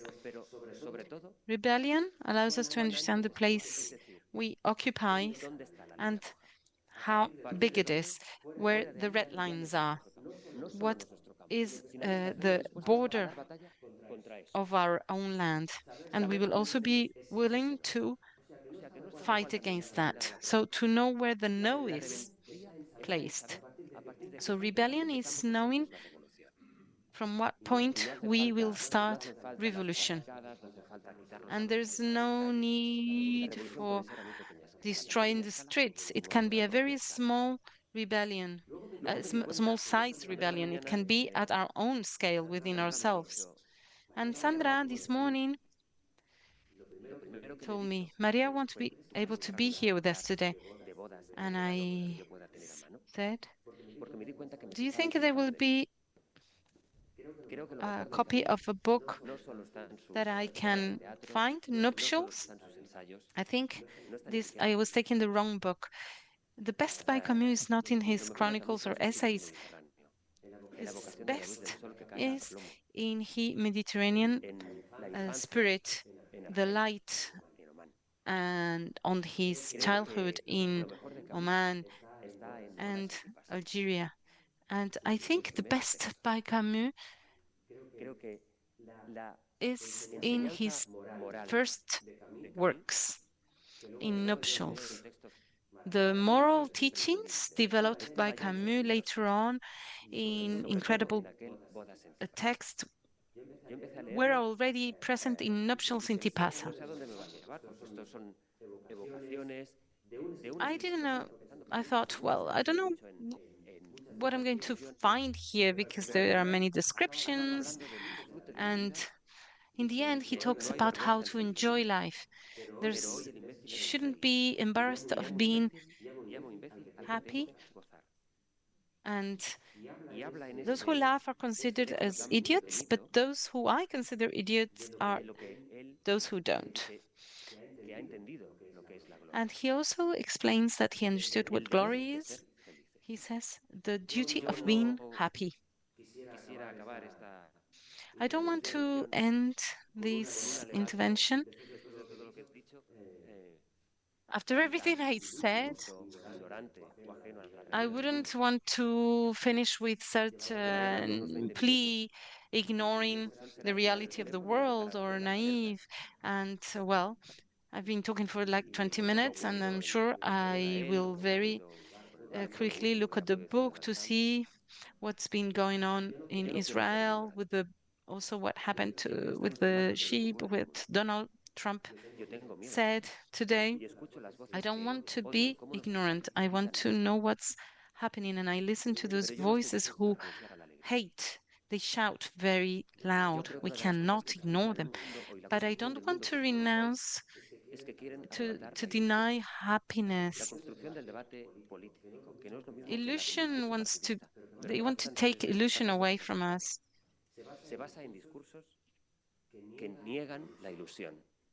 There are speeches in politics now that deny illusion and dispute happiness. Many people are angry. I'm not talking about Rosa Diaz, who built a political party on the basis of anger, but many people are angry, and political speeches show this anger. But I think happiness is essential, the essential condition for rebellion today, without giving up to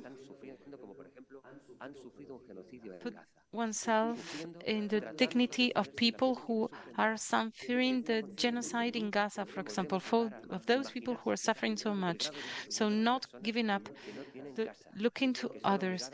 So we need to imagine those people who don't have a home, those who are displaced to secure territories that are then bombed once and again. We do not give up, looking to the world. We must not give up our orchard, but we must not give up our happiness, because rebellion requires and needs our today more than ever.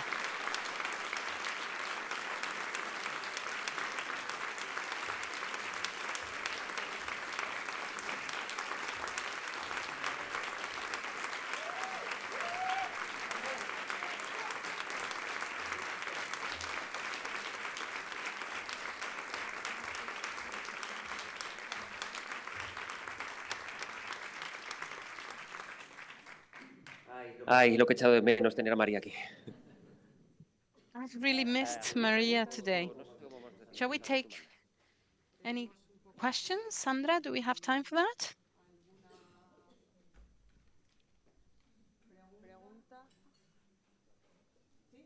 Allí hay una. Questions?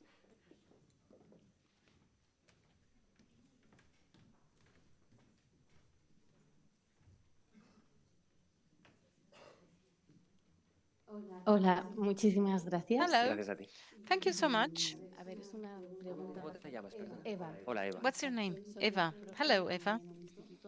I'm a teacher in high school, and I think that, well, it is precisely young people who are not here today but should be. Many of them need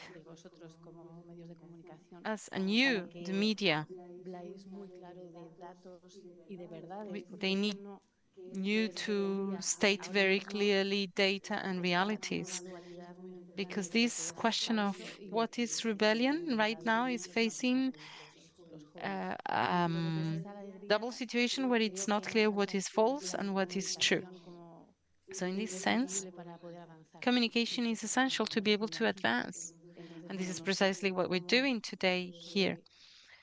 So what would be your tips or guidance to the society in your quality of media experts in communication? Yes, I really hope we would be experts. Yes, this is what you are.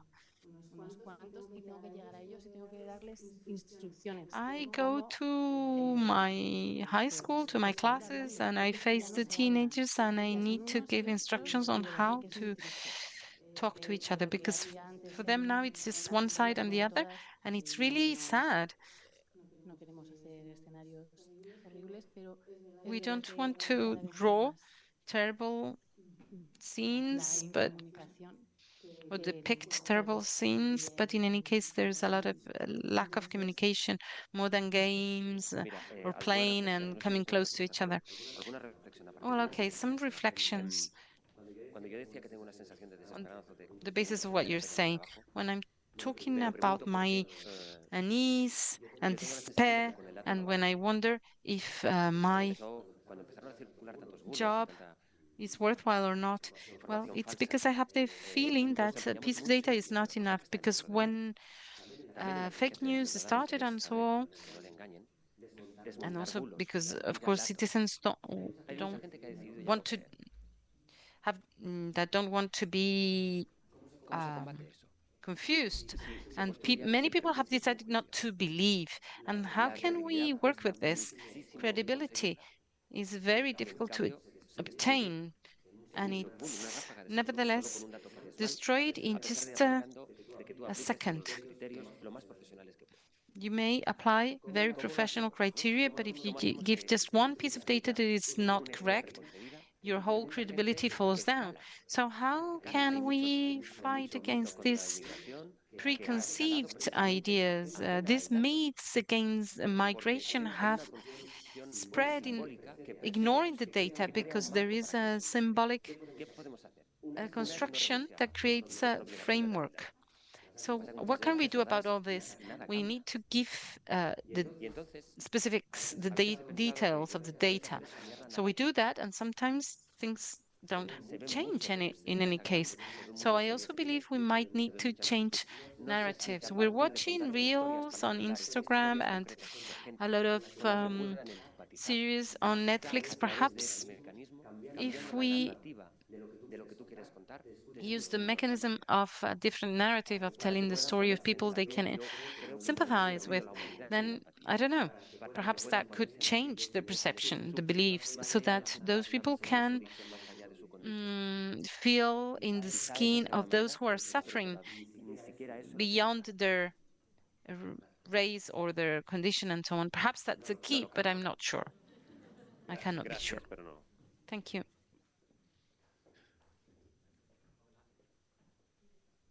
Hola, José Luis. Buenos días. Mi nombre es Ruth. Hello, José Luis. Thank you very much. My name is Ruth.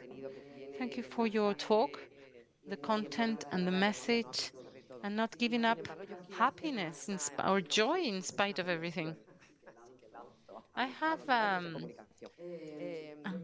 petition for the media, a request. The gaze on the world we all have is the one we receive through the media, and of course also through the filtrations on social media.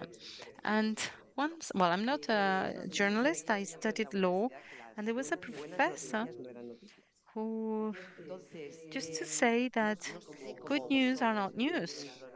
So I don't know how you, from the offices of the media, can fight against the load of burden of catastrophic news,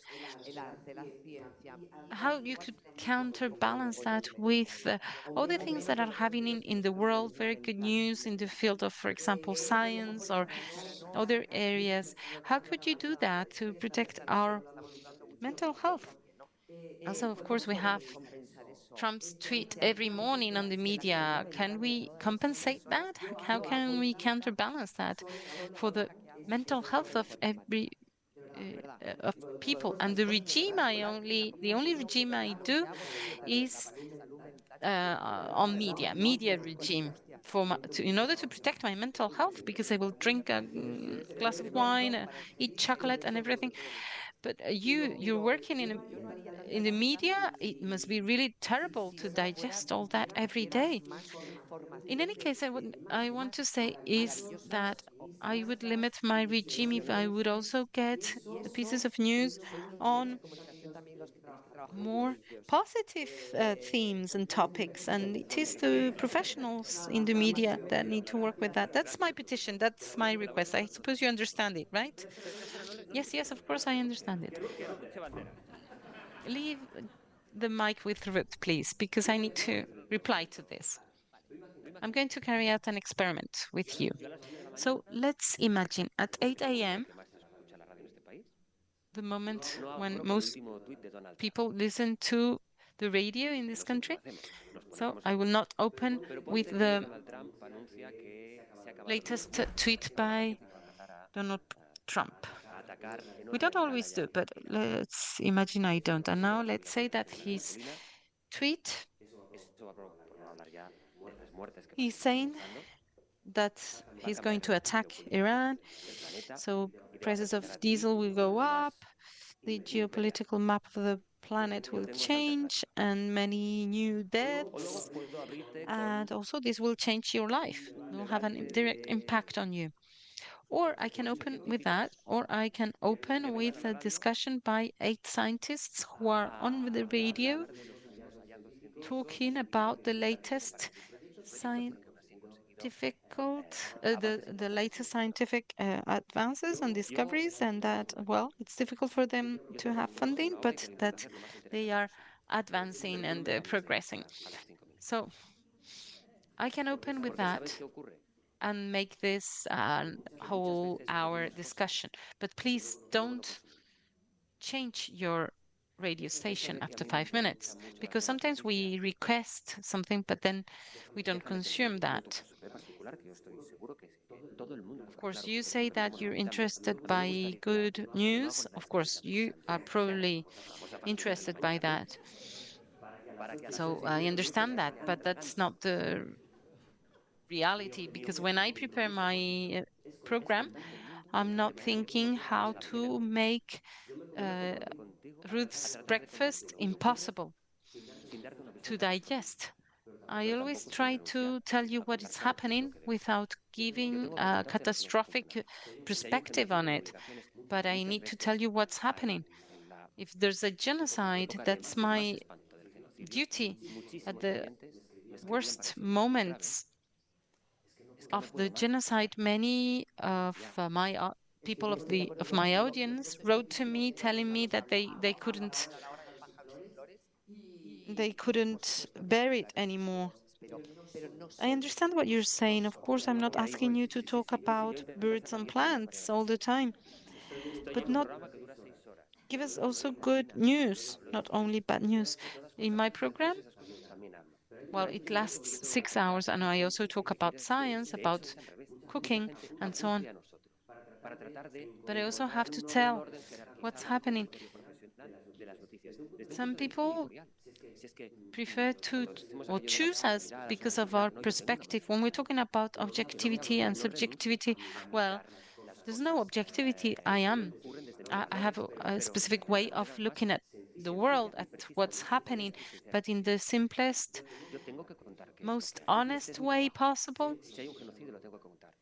This is my job. If there's a genocide, I have to inform you about this. Also, if there's if Trump publishes or posts a tweet, then I have to inform about this. Not all of them, because he's constantly posting. In the sports world, it's very clear. The sport and Mundo Deportivo reduce their sales whenever the Barcelona team loses the match, but they cannot tell the opposite if they actually lost. So that's the key. There's a very varied offer in the media. We don't tell the same things, and we don't tell things from the same perspective. Yesterday it was the inventors saloon in Valencia. There were wonderful things there by 20-year-olds, but I will tell you about this and about other news. Well, I was not only talking about you, also all the media. You've been insulting me, and now you're saying something else. Just joking. I'm just saying that the radio is the the one that does the less harm to our brain, because in terms of vital anxiety, TV images are worse. And also the radio is better. Yeah, you have to listen to Ruth. You should turn your radio on every morning. Vamos a cerrar, no, sí. Creo que para ir bien con tiempo, si no... Yes, well, I think there was a very quick question over there. Yes, very quick. Also, because there are only 2 minutes left for the answer. My name is Karim. Hello, Karim. I have a question about what you said about young people and also the fact that they are disappointed with the political parties and also the institutions and so on. I don't know if this is related to this fact that we all want immediate answers. So also this immediacy, and this also affects political parties and perhaps for young people, you know, it was a failure and they decide to vote for the opposite political party or the another one because you had only a couple of seconds to show that you're good in government. Another question. Also, joy and hope or illusion. In some parts of the world, it's make America first again. For other people, this is crazy, but for some people, this is what illusion or a dream feels like. Yes, of course, joy and the joy associated with those dreams is around these projects because they believe that the system hasn't given answers to them up to now. That's a country that is operating well in macroeconomic terms, but there are serious problems for young generations like housing. And then migration has been created as a common enemy. It's something that has been built on the basis of creating enemies in different communities and also denying other people. And the idea is to protect the purity of a community. And this is something that really is of concern right now. Very worrying. And this is why this kind of projects like Trump was created an illusion, a dream, a hope. I don't believe rebellion belongs to any political camp. This is human, simply human. But I'm saying that those who take profit of this discourse is those that have been able to place hope in the political field. But it's very strange to see how hope and illusion is created on the basis of hate and division. It's difficult, and it's difficult to understand politics today. For me, I prefer Shakespeare than Foucault to understand politics because that's the basis of politics today. Those feelings, those human feelings. So, giving an answer to Eva's question, this is why we're not permeated by data because these courses are emotional now. And this means that many people who have been disappointed with the system receiving that, they haven't been able to achieve what they aspired for. What about immediacy? Well, those who have been governing up to now have had time. But I can tell you that immediacy does allow for the spread and dissemination of hated discourses. A couple of years there was a assassination of a miner in an inland village in Spain, and the family had to go in the media to say that it was not migrants, the killers were not migrants. And that's terrible. When there's a tragedy, we need answers immediately. And journalism and quality journalism and looking for the truth requires time. I don't know what's happening right now. I need to stop, ask questions, prepare a whole story, and then when I have been able to confirm everything, I can tell people about it. And what happened in the floods in Valencia? Well, we saw that again. There are these fake news and that are used immediately to create and invade our brains, and that's how immediacy is taken profit of. Well, thank you very much. And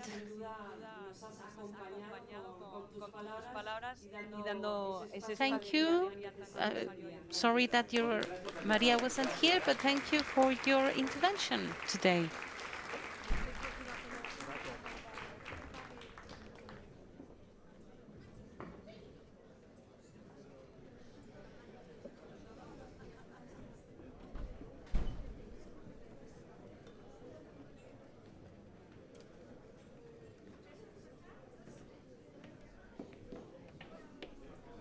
Et là, on n'a pas besoin de ça.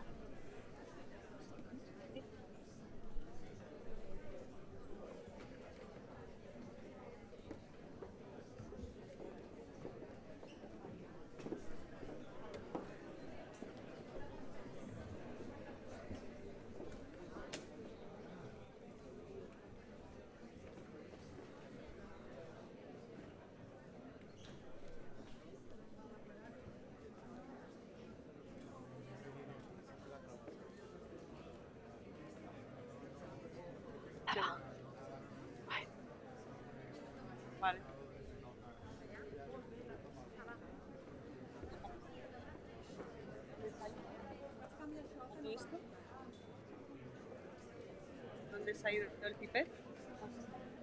Ah, sí está aquí.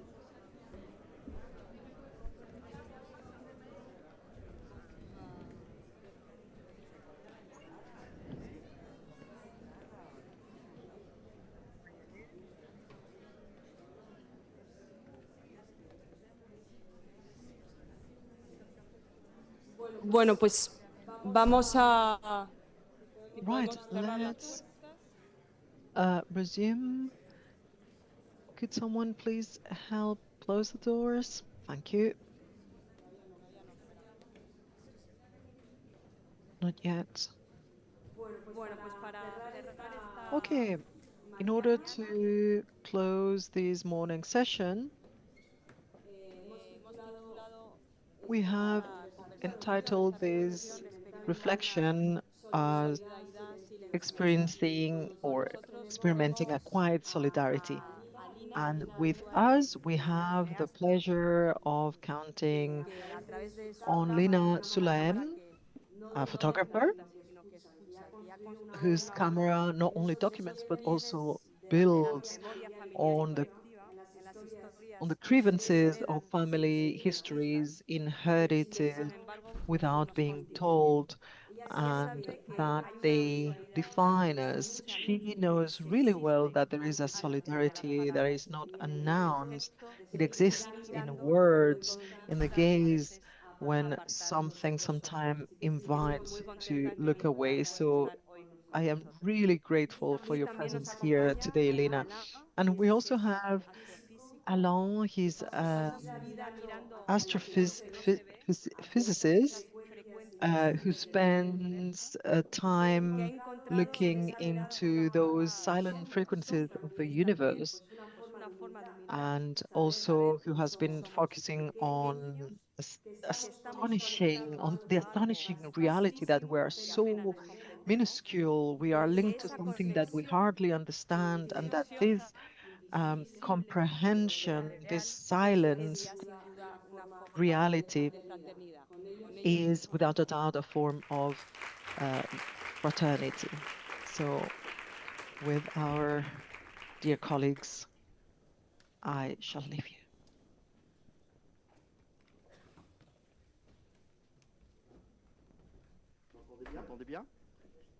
Can you hear me?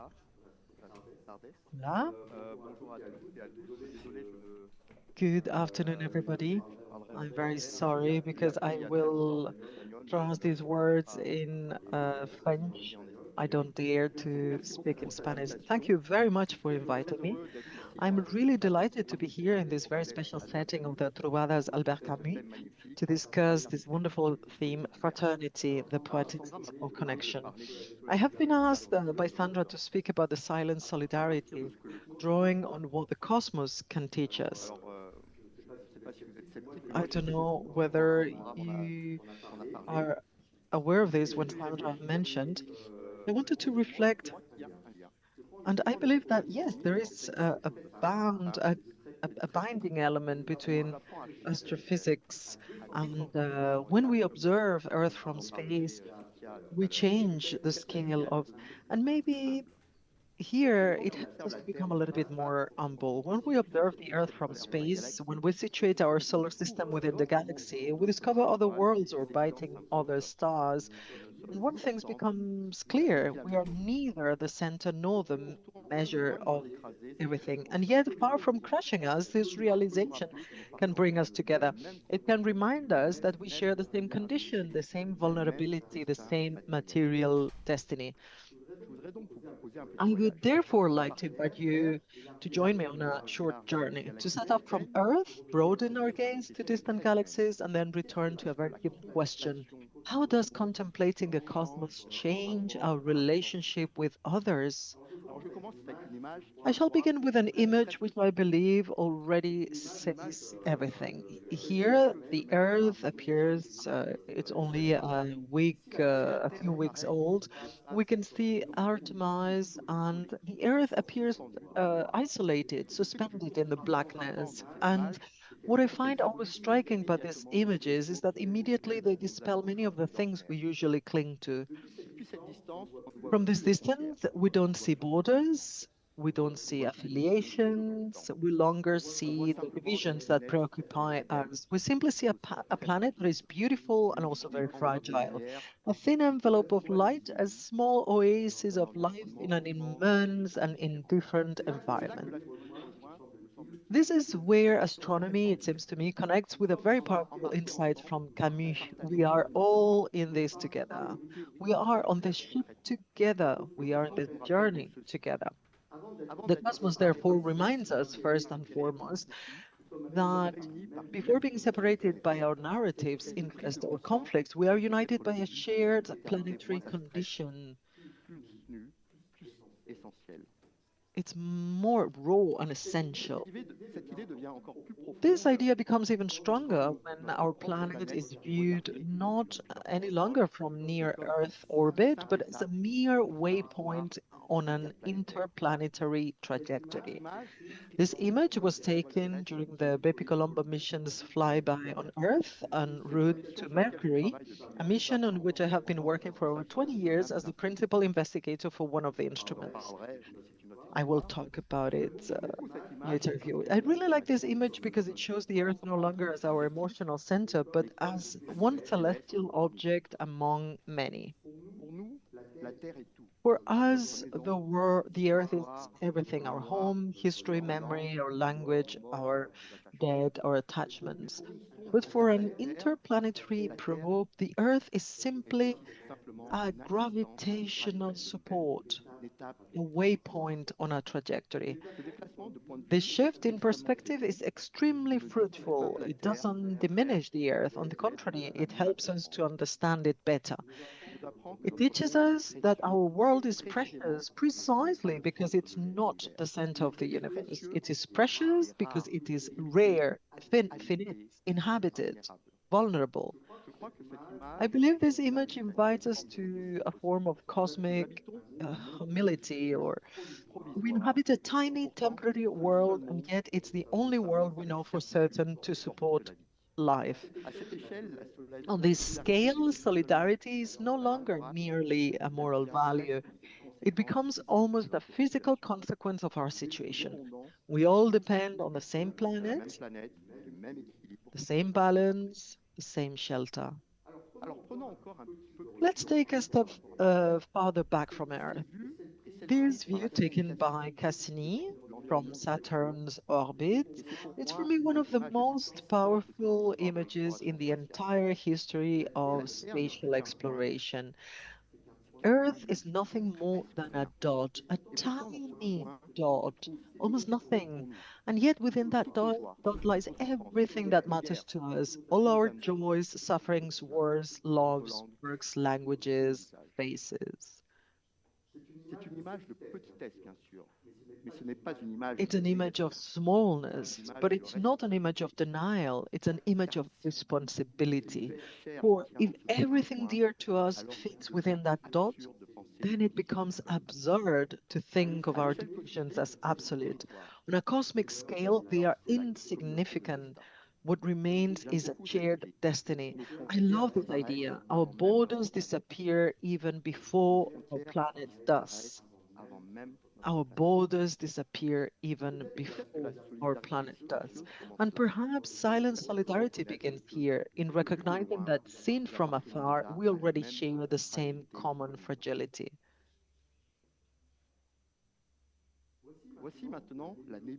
And now here is the Carina Nebula seen by the James Webb Space Telescope. It's currently on space. These are cosmic landscapes where stars and planetary systems are born. Our solar system was born in such a cloud. When we look at an image like this, we first feel an aesthetic emotion. It's beautiful, almost unreal, but this beauty is also a lesson. What we see here are clouds of gas and dust, immense structures, processes unfolding over millions of years. We are faced with a world that was not made for us, that does not await us, that has nothing human about its scale or its rhythms. And yet, we can understand it, contemplate it, name it. It's extraordinary. A small species that emerged on a peripheral planet is capable of looking so far. This should make us feel proud, of course, with a sober pride. Not the pride of domination, but the pride of contributing to the intelligibility of the world. Faced with such images, I feel less a sense of power than a mysterious kinship. We are made of the same matter as these clouds, of the same cosmic history, the same stardust. To take this shift in perspective further, we must now situate our own home within the galaxy. Here we change scale once more. The solar system is not at the center of the Milky Way. It lies in a local region on the Orion spur at some distance from the galactic center. This idea seems simple, but it's philosophically very powerful. For centuries, science has taught us to move away from the imaginary centers we assign ourselves. First, the Earth is not the center of the solar system, then the Sun is not at the center of the galaxy, and our galaxy itself is just one galaxy among many. In other words, everything in astronomy invites us to relinquish our cosmic privilege.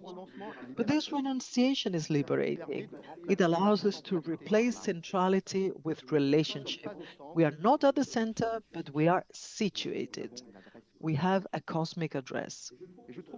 And I find that this resonates very well with the idea of relational fraternity. To exist is not to be above, it is to be within a wider fabric of interdependencies and connections. And yet, even this address becomes almost invisible as soon as we move a little farther away. This image of the really surprising from the Hubble telescope showing a tiny region of the sky, a minuscule space filled apparently minuscule is yet filled with galaxies. Each of these blurry spots is a galaxy. Each contains billions of stars, and probably orbiting many of these stars, there are planets. Here, the human perspective really shifts. We move beyond not only the human scale, but almost the intuitive scale. I believe there is a spiritual experience in this image, in the broadest sense of the word. It forces us to recognize that reality vastly exceeds our mental habits, our narratives, our immediate categories. Faced with this, two attitudes are possible, either withdrawal or expansion. For me, I see it as an invitation to expansion. The vaster the universe appears, the harder it becomes for us to think small, to live within narrow confines, to believe that our immediate horizon is sufficient to define the world. The cosmos does not abolish our human condition, but it opens it up. And this opening is no longer merely speculative. Over the past few decades, we have discovered that our world is not alone. Since 1995, and spectacularly in recent years, we have discovered thousands of exoplanets, that is, planets orbiting other stars. You can check the website here at Science NASA. Every single day we find out about more exoplanets. This is an immense conceptual revolution. For a very long time, other worlds have largely a matter of hypothesis, of philosophical dreams, of the imagination. But today, they are also a matter of observation. We know of giant worlds, rocky worlds, compact systems, lava planets, and ocean planets. We can even probe certain atmospheres using instruments such as the James Webb Space Telescope. In other words, the plurality of worlds is no longer mere speculation. It has become a scientific field. And I find this very important for our subject because discovering other worlds is already a step away from a certain cosmic provincialism. Earth remains our home, but it is no longer the only conceivable horizon on the planet.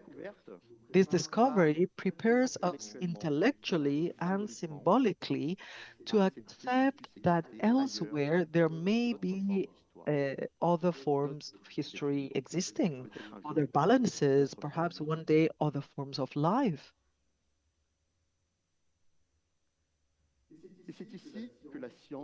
And this is where science encounters a profoundly ethical question. What does it mean to seek life elsewhere? Searching for life elsewhere is often presented as the search for a double of ourselves. But in reality, the most accurate scientific approach consists of doing exactly the opposite. It's not about seeking our reflection, it's a matter of preparing ourselves to think about the other. Exobiology seeks habitable environments, molecules, chemical imbalances, possible biosignatures, but it must constantly resist a very human temptation, projecting on the universe our expectations, our desires, our fictions. That's why this research is so interesting philosophically. It forces us to distinguish between wishful thinking and prove imagination and observation, resemblance and otherness. I'd love to mention Camus here because in his work there's always an attention to the concrete world, to its density, to its strangeness at times, to that which resists our projections. And I believe this helps us greatly. To seek life elsewhere is not to seek to annex the unknown to our familiar categories. It's accepting that a reality can exist outside of us, differently from us, without resembling us. In this sense, the search for life in the universe is perhaps a school of otherness. It teaches us that encountering the other is not reducing them to our own likeness, but allowing them to shift our way of thinking. And this is deeply connected to the idea of solidarity that requires neither perfect identity nor similarity, nor fusion, but the recognition of the dignity of that which is not us. I would like to conclude with an ancient, almost prophetic figure who conceived of this plurality of worlds very early on. Giordano Bruno wrote at the end of the 16th century, the Italian author, that there are countless suns and an infinite number of earths revolving around these suns. Of course, Bruno didn't have our instruments, nor our methods, nor our evidence, but he already possessed this dizzying intuition, reality vaster than the narrow frameworks within which we seek to confine it. I find it very fitting to end on this note because this entire journey brings us back to the same lesson. In the face of the cosmos, the right response is not pride, nor it is despair. Understanding that we are tiny doesn't diminish our humanity. On the contrary, it can make it more authentic, trust, mindful, and responsible. The cosmos teaches us humility. The earth reminds us of our shared vulnerability. And the search for other worlds opens us up to otherness. So perhaps this silent solidarity we speak of today begins here, recognizing that we are neither alone at the center nor separate from the rest, but connected to one another, to our planet, and to a universe infinitely vaster than ourselves. Thank you very much.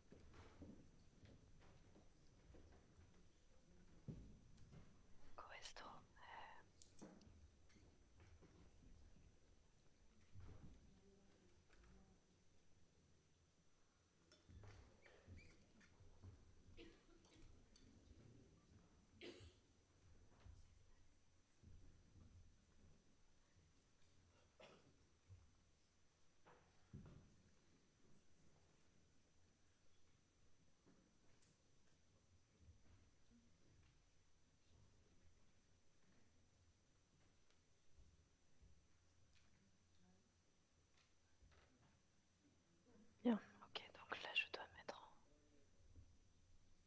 Attendez. Tu sais comment ça marche?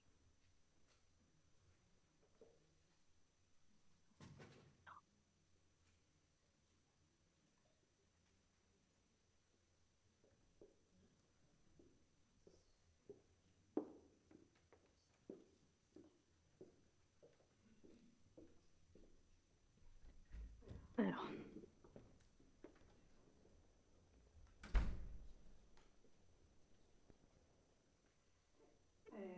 Gracias por, Sandra, por haber Thank you, Sandra, pensado en mí por for este having evento. thought about No estoy me acostumbrada a and your kind presentar invitation. I am not really used to give speeches like this. Usually I film, then I make my films, and then I debate and talk with my audiences. But now I'll try to express and then debate with Alain. There are several things which may resound with what's been said this morning. The first one is happiness, as you've seen here in the subtitle of my presentation. It's about my father. His name is Zinzin. He's from Algiers. He's an actor, and he started as a mime And I'm doing this piece of work on him because it's a silent way of spreading happiness in the world, especially in political, like Algeria or Palestine. So through mime artists and through we sometimes believe happiness cannot exist here, but I believe that yes, it is possible. There's always space for happiness. Bueno, lo voy a hacer así, ok. Sorry, I have technical Bueno, issues. eso es mi padre. Well, this is my dad. Em, las características claves de And the key characteristic, the key features by Camus is the silent connection, right? So today I would like to tell you about the story of this Algerian mime artist who find his space in the world through silence in order to have his voice heard. It seems contradictory, but it's the way he does it. But before I jump onto talking to you about my father, please allow me to tell you a little bit more about me and why.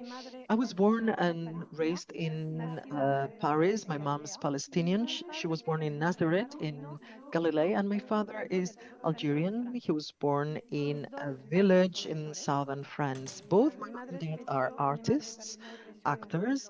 She was she grew up in a big family of 10 siblings in Galilee, and she started acting in the National Al Hakwati Theater, the Palestinian National Theater in Jerusalem. And then she moved to Europe and launched her international career. And my dad was son of immigrants from the 50s, and he started doing his mime artistry on the streets. And afterwards, his name was father renowned in France. Since a very young girl, I was aware of my myriad of identities. But being in France, I felt some plenitude, but all my identities were not a whole given the stereotypes and the French context around Arab identity in France. I need no further to tell you about France colonizing Algeria for 130 years. But in France, this is lived in a very complex manner, above all Arab, foreign, and North African identities, above all against Islam. When I turned 21, 15 years ago, I visited Algeria for the first time because since I was a young girl, I would go to Palestine every year to visit my mom's family. All my Algerian family had emigrated to France in the 50s. So when I went there, it was during a trip with La Sorbonne, my university. I was doing a bachelor on history, and out of chance, our professor decided to go to Algeria. It only happened on that occasion, and it was like a revelation for me. This is what I was expecting. I was waiting for some sort of awakening to discover my Algerian roots. But when I got there, I felt some unease because I realized I was in a totally unknown territory. I had realized I didn't know anything about my Algerian grandparents because I had not been told about it. So I decided to grab my camera and film Sous Algeria, which was released in 2020. And this film talked about my need to break the silence because I needed to, through Sous leur Algérie, their Algeria, I needed to understand what they had lived, what they had been going through.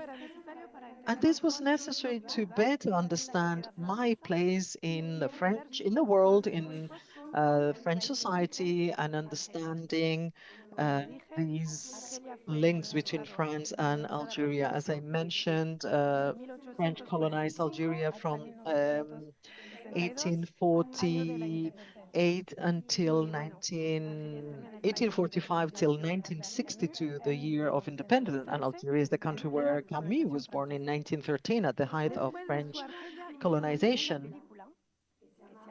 Bye Bye Tiberiades, Bye Bye Tiberiades en francés, que salió en 2023, que era un poco una forma de continuar el trabajo y la exploración que hice. My film, Bye Bye Tiberiades, was released in 2023, and it was a continuation from my first film, and it arose from my need to continue exploring the memories of exile. But this time I filmed my mother and the women of my Palestinian maternal family. My mother grew up in a family of 10, 8 of them women and only 2 men, so they are more powerful. I naturally carry within me the story of my mother and that of my female ancestors, their personal history as well as the grand history they have endured and made their own. And their lives tell the story of the Palestinian experience. The stories these women carry weave the history of a people denied their identity, stripped of their rights. It is a story made up of vanished places, transformed experiences, and scattered memories. Now, I'd like to share with you a trailer, a teaser of my 2 films. So, allow me to do this.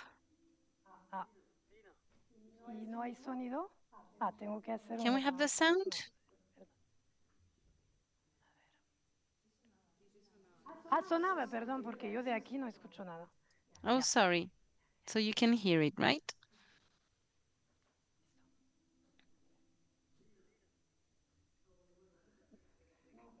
No se escucha, perdón.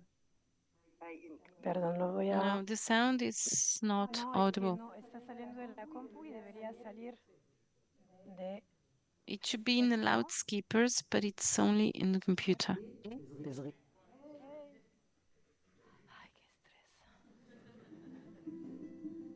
لينا أول مرة أخذتك على دير حمام شايفة؟ هاي انتي صغيرة ستو امبلي وهي أنا امي. Je ressemble à qui du coup? Là c'est nos 4. Les 4 générations.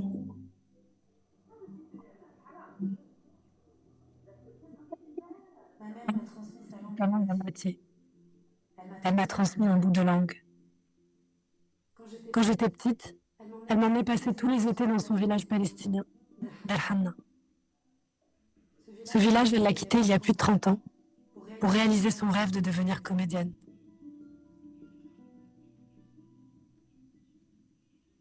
Tourne-toi un peu vers la caméra. It took me over 30 years to reach this dream of becoming an actress. À chaque fois que je la questionne sur son histoire, elle me répète « N'ouvre pas les douleurs du passé ». So I was asking myself questions about not repeating the pains of the past.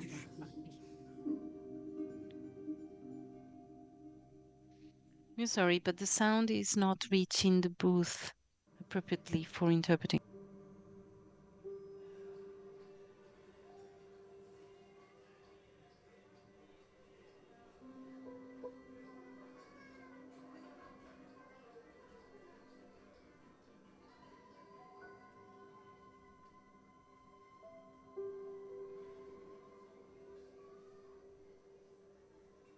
J'ai toujours pensé que c'était en Algérie, ces images.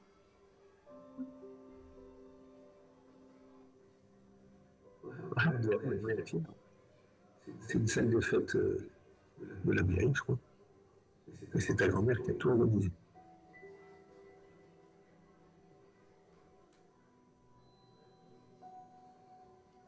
Les pays, j'avais invité tous les Algériens tiers.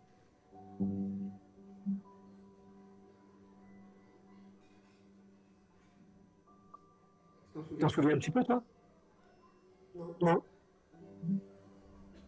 j'ai l'impression que c'est pas la réalité.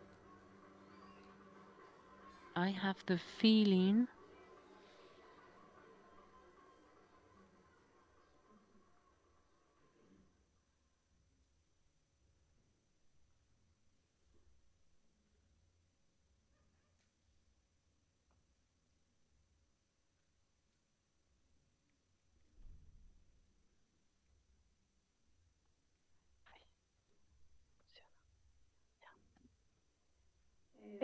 Con esas dos películas, with these yo two aprendí todo. films, I learned everything.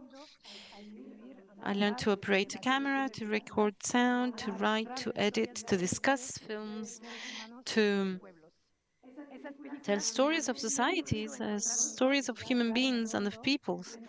These films have allowed me to find my voice and my place in the world amongst countries and within various communities. For my father, what helped him find his place in the world was being a mime. And you must know that all those images, archive images that are appear in my films, were filmed by my father. So I was very lucky because I had this visual inheritance that was very enriching. My father began performing mime on the streets at the age of 18.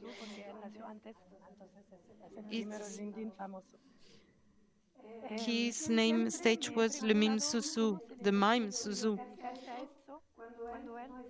I have always wondered how he came to devote himself to that when he was not destined for the world of art. Not at all. My father was born in France in 1957 and during the French colonization of Algeria. Like all Algerians at the time, my father was considered a subject of the French colonial empire, a subject with few rights. They called him an indigenous people, les indigènes. My grandparents, his parents, had emigrated from Algeria to France in the 50s to work as cheap labor in French factories, exploited, stripped of their rights and their Algerian identity. And they fought secretly for their country's independence at the same time. Their independence from France, the country that denied them their independence.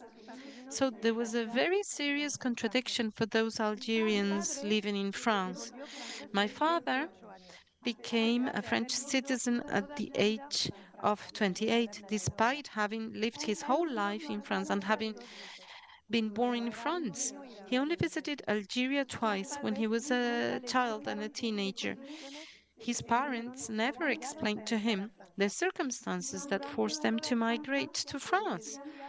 Throughout his childhood, they told him that they would only spend a short time in France and that they would all return together to their country, to Algeria, when it would become a free country. But they never explained why. In the end, they never went back. And my father inherited that silence. So I ask myself, is that why he became a mime artist?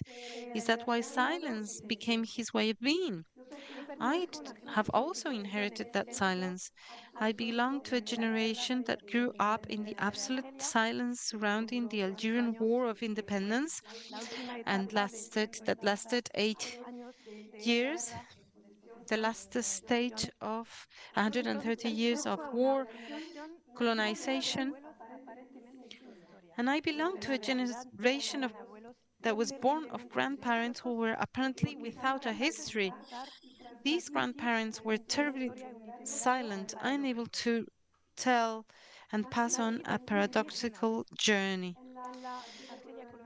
Born indigenous in French colonial Algeria, they were foreigners in their own land, stripped of their identity, forcibly emigrated to France to work without rights. This Algerian immigration, which was labor migration, was experienced as supposedly temporary exile because they all wanted and wished to go back to their homeland.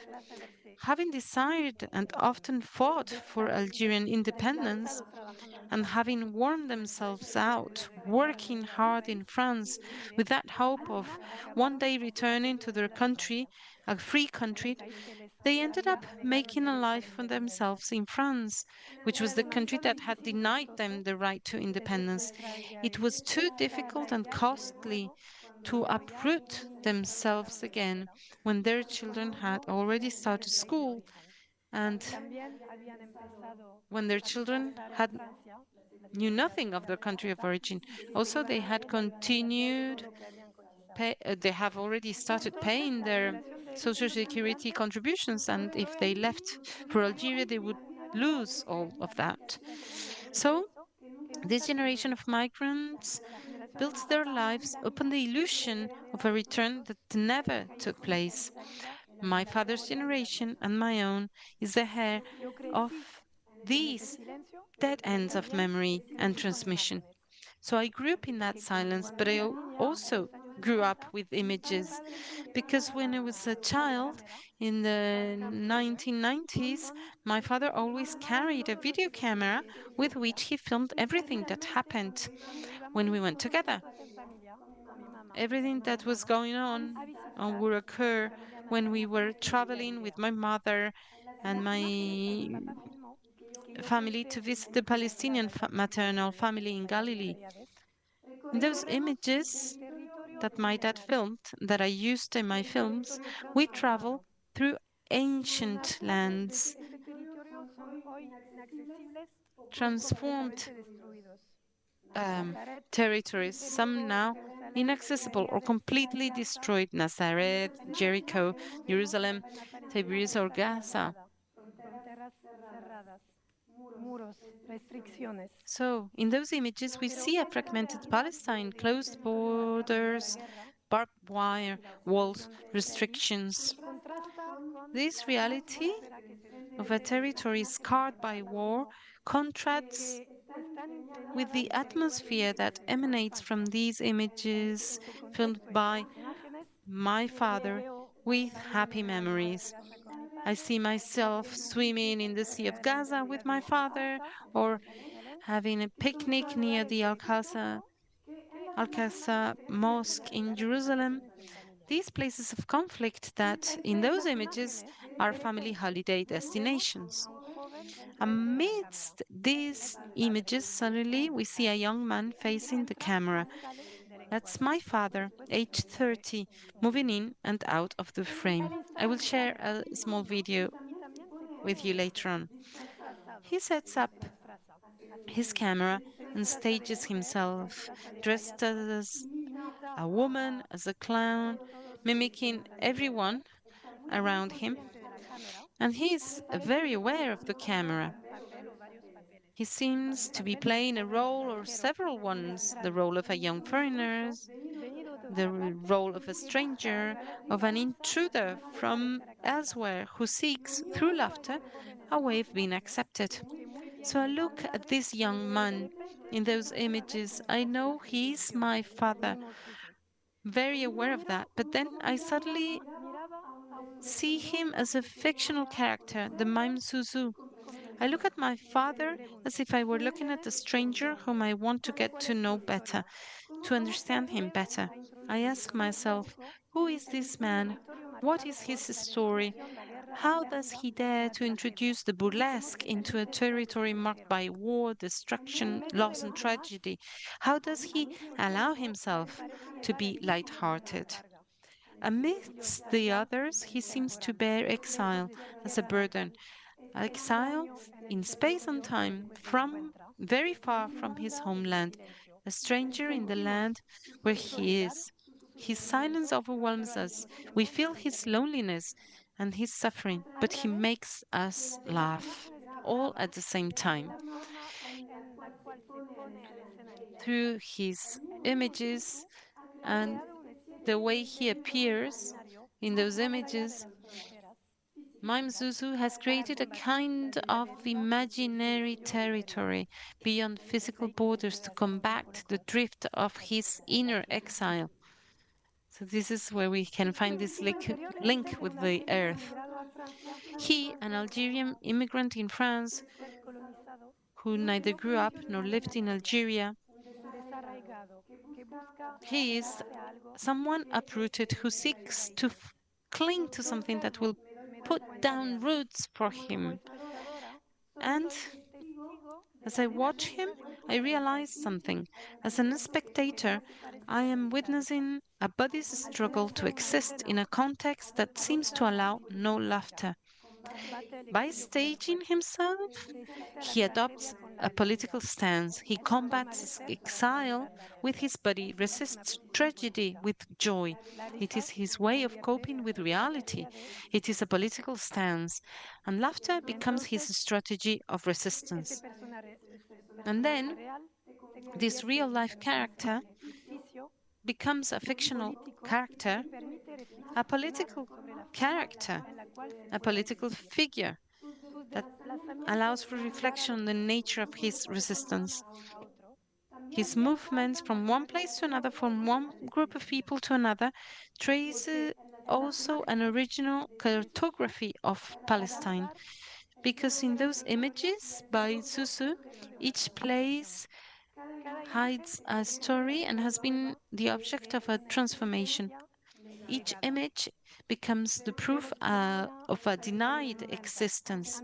So we see Palestine before the 90s, before the separation wall that was built in 2004. We see the whole of Palestinian culture, families, men, women, food, village traditions, religious traditions. We see a territory that today faces the threat of total destruction. We see the fragility of Palestinian memory, constantly under threat of disappearing. We move through cities, through villages, through the mountains, by the sea, through historic ancient sites. From one sequence to the next, we encounter men lined up and dancing the dabke, a traditional Palestinian dance, and women singing traditional wedding songs, dressed with colorful floral dresses. We also encounter elderly Jewish men with long white beards, wearing long black robes. We pass through checkpoints and see Israeli soldiers, armed and threatening. We move from intimate interiors to playful exteriors, parks, lakes, markets, and the ruins of all Palestinian villages destroyed in 1948 during the Nakba. 90% of villages were destroyed in 1948.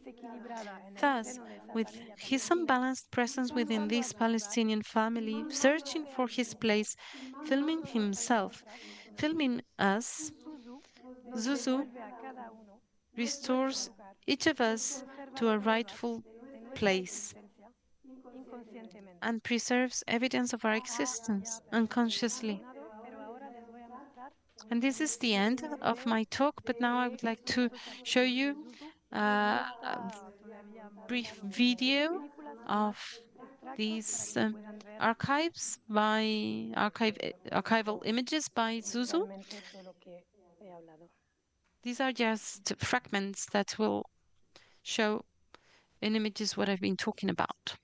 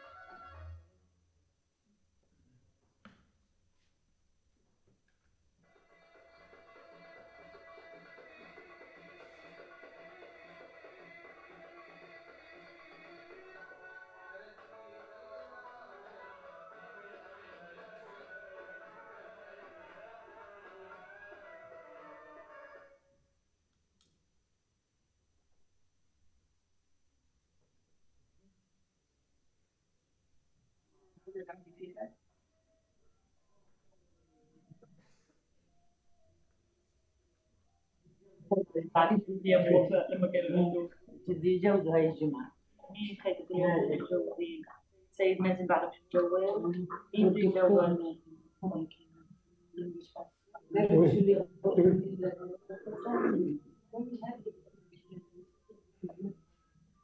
زي حوض البطة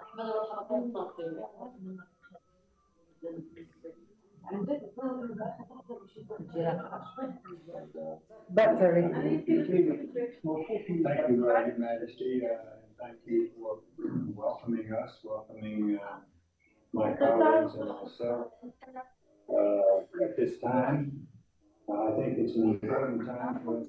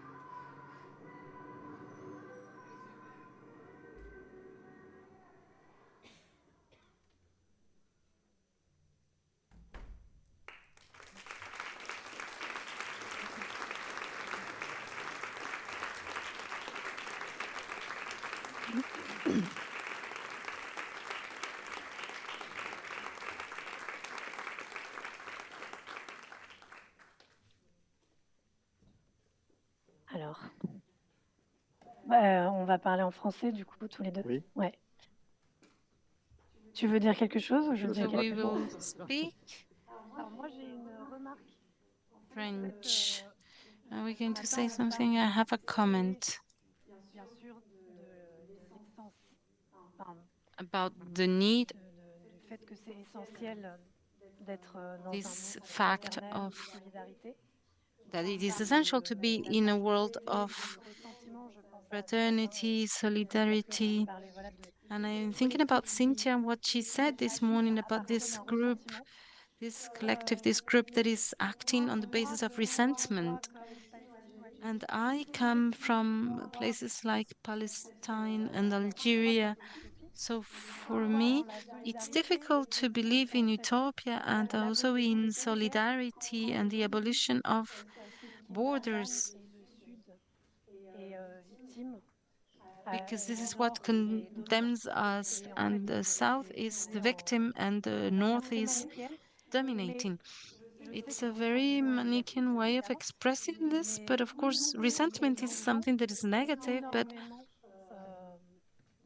we and our people have a lot of resentment against what is done to them. Ideally, it would be the right thing would be to resist peacefully, but in these circumstances, violence is also a way of resistance. And I am wondering about this when the earth brings us out of these singularities, taking into account also that we can only live in that singularity because our reality is completely different from that of others who have never experienced living under missiles and in this constant atmosphere of war. And you know, in just 1 second, things change completely, and then we can not see things in the same way ever again. And when you experience such a thing, that changes you for always. And fraternity words are always in the north, in the south. We don't feel we can receive that. Do you understand what I mean? I'm an astronaut and a scientist, a scientist, and I also inhabit this planet like everyone else here. So I'm very aware of all these problems, but I have this weakness of thinking that once human beings have enough to feed themselves and to take care of themselves, our third need is culture, because this is what makes us understand that we share the same planet. And when we look at all this from a certain distance, we understand that all these problems are small or insignificant in a sense. Of course, it's very difficult to see that from closer. But well, when I go to schools and when we go to, well, when we think that we will not be destroyed, or that we look at people and think they're each defending their own priorities.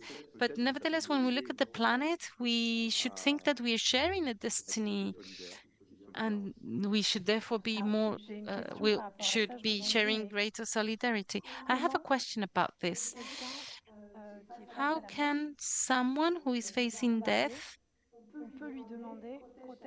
who is under bombs, how can we ask that person to take care of the earth when that person is not sure they will be able to survive?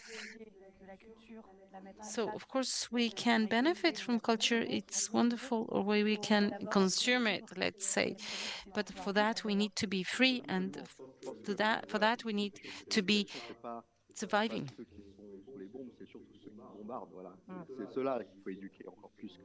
It's not only about people suffering the bombs, are the ones using them. I don't know whether we have much more time, or in order to give a little bit, give the chance to our audience for some Q&A. As for your story, I would like to add that it's funny, you know, I was born in Algeria, and in fact, my family come from another former French colony, and they moved to Algeria because after independence, my dad was a professor, and I was born in Algeria. It's funny, this parallelism with Camus, and there is a group of French Algerians who moved here. We had been more accepted as French or white people because Algeria needed professors and trainers, and I was there during my childhood. And after independence, the country became the mecca of the revolutionary nationalities worldwide. There were revolutionary left-wing movements and professors who had been attracted to Algeria to rebuild the city after the independence. Do you have any further questions or comments?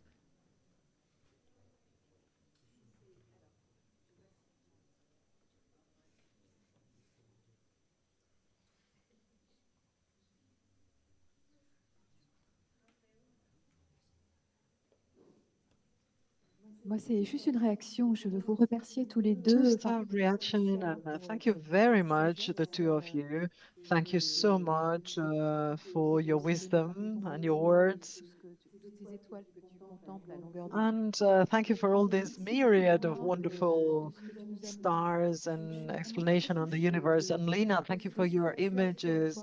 I feel very, you know, it's very touching, this specific action on this territory and your family archive. I believe it's really important what you did, your dad. I believe it's absolutely wonderful. And I feel that you have interwoven these narratives with the youngsters. Thanks to your family history, you have allowed your dad's voice to come out of silence and putting people at the center. It's amazing. I'm really looking forward to seeing your. I think it's part of the great news of this morning session. So Anna has expressed it also very wisely. So thank you very much for your humility and the great work that you've done and how you have expressed your ideas and how you've helped us reflect on solidarity, often done in a silent manner. So thank you very much to the two of you.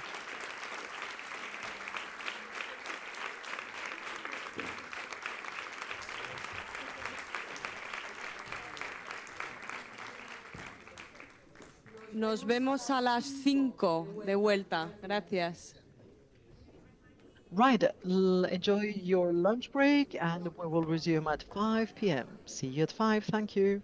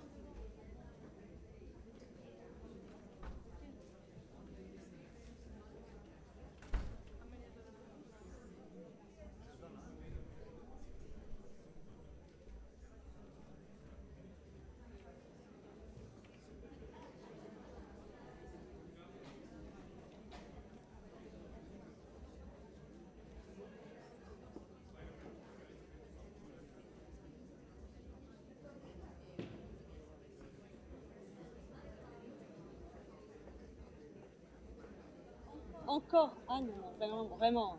Non.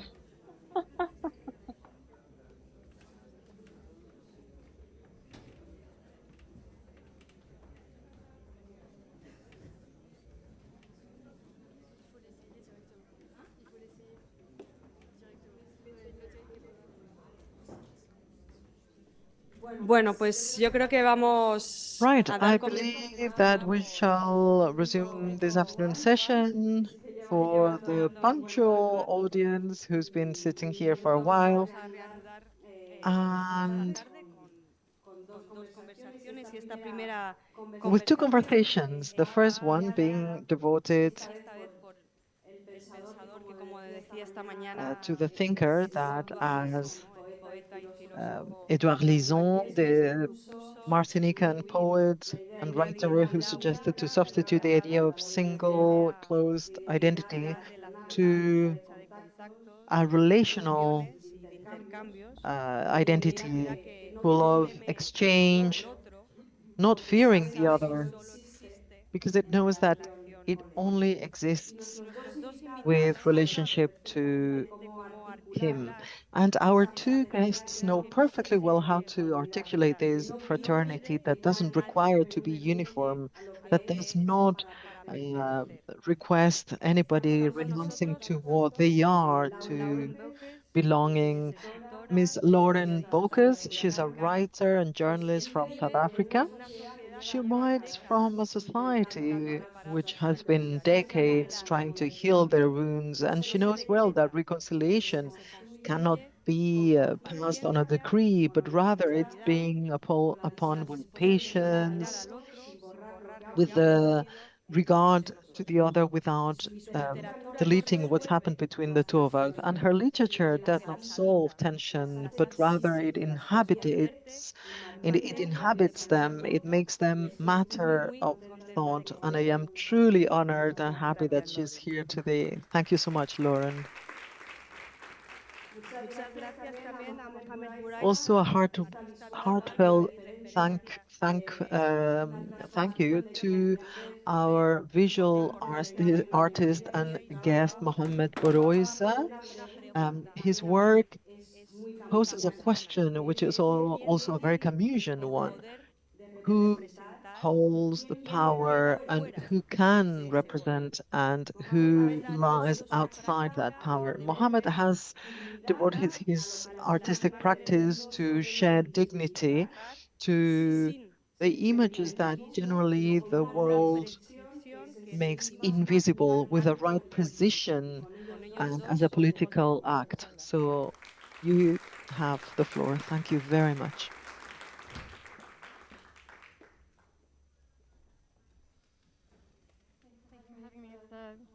Muchas gracias.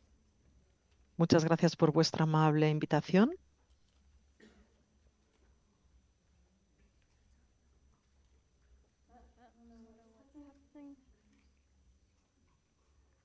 Sí, ¿pueden ver la presentación? Sí, ¿me podéis ayudar, los compañeros de audiovisual, por favor?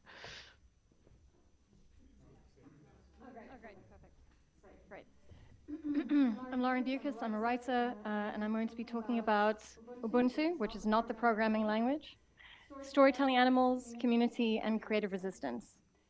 So I grew up in South Africa under apartheid. I live in London now. And it's given me a very particular perspective on the world, growing up under a racist and oppressive regime, and also how we fought against that regime. I'm also a writer, and I believe that, I might be a little bit biased here, but I believe that storytelling is the most important human characteristic. It is what makes us human. And I love this quote by Muriel Reixayer: "The universe is made of stories, not atoms." As far as we know, we are the only storytelling animals. So elephants can plot, they mourn their dead, and they can plot revenge. They also have names for each other, which an AI study showed recently. But they don't come up with a neo-colonial storytelling about elephants. Similarly, killer whales have taught each other how to attack yachts. Very interestingly, if we're talking about fraternity, killer whales are actually a matriarchal society. And both elephants and orcas are the only species who also have menopause. But yeah, so orcas have taught each other how to attack yachts. And they've also got a fashion trend where they wear dead salmon on their heads like a hat. And that's amazing. But again, that's not really storytelling the way that humans tell stories, where we tell stories as metaphor and allegory. So, as you know, the elephants are not telling a story about Baba the elephants like being a neo-colonial king. Killer whales are not telling stories about humans, visiting the humans 20,000 leagues above the sea. We use story as a way of understanding each other and the world. Back in ancient history, like this is a way we explained how the world worked to each other. The night was the gods drawing like the curtain across the sky. Every terrible weather was explained through capricious gods throwing a tantrum and throwing lightning like some toddlers throw a tantrum. In Norse mythology, we had Thor. In Japan, we had Raijin.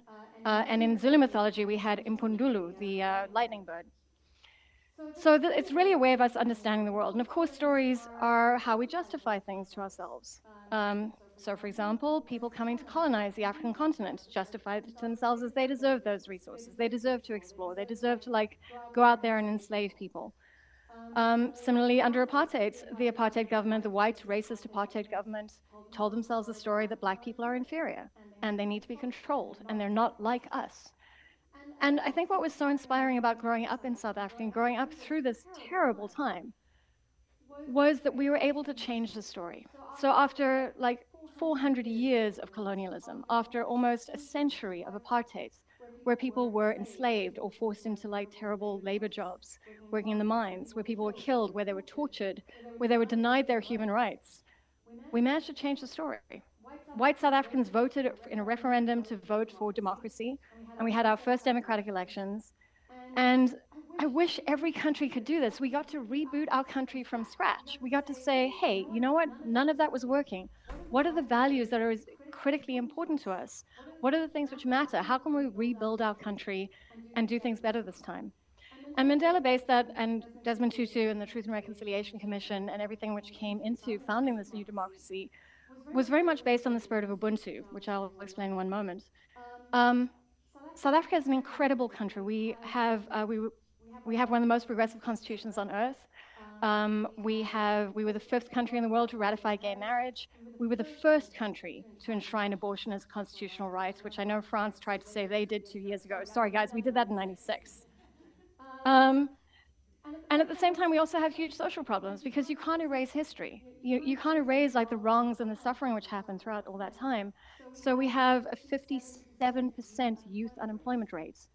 We are the 5th highest country in the world for gender-based violence. And we have the highest Gini coefficient in the world, which is the divide between rich and poor.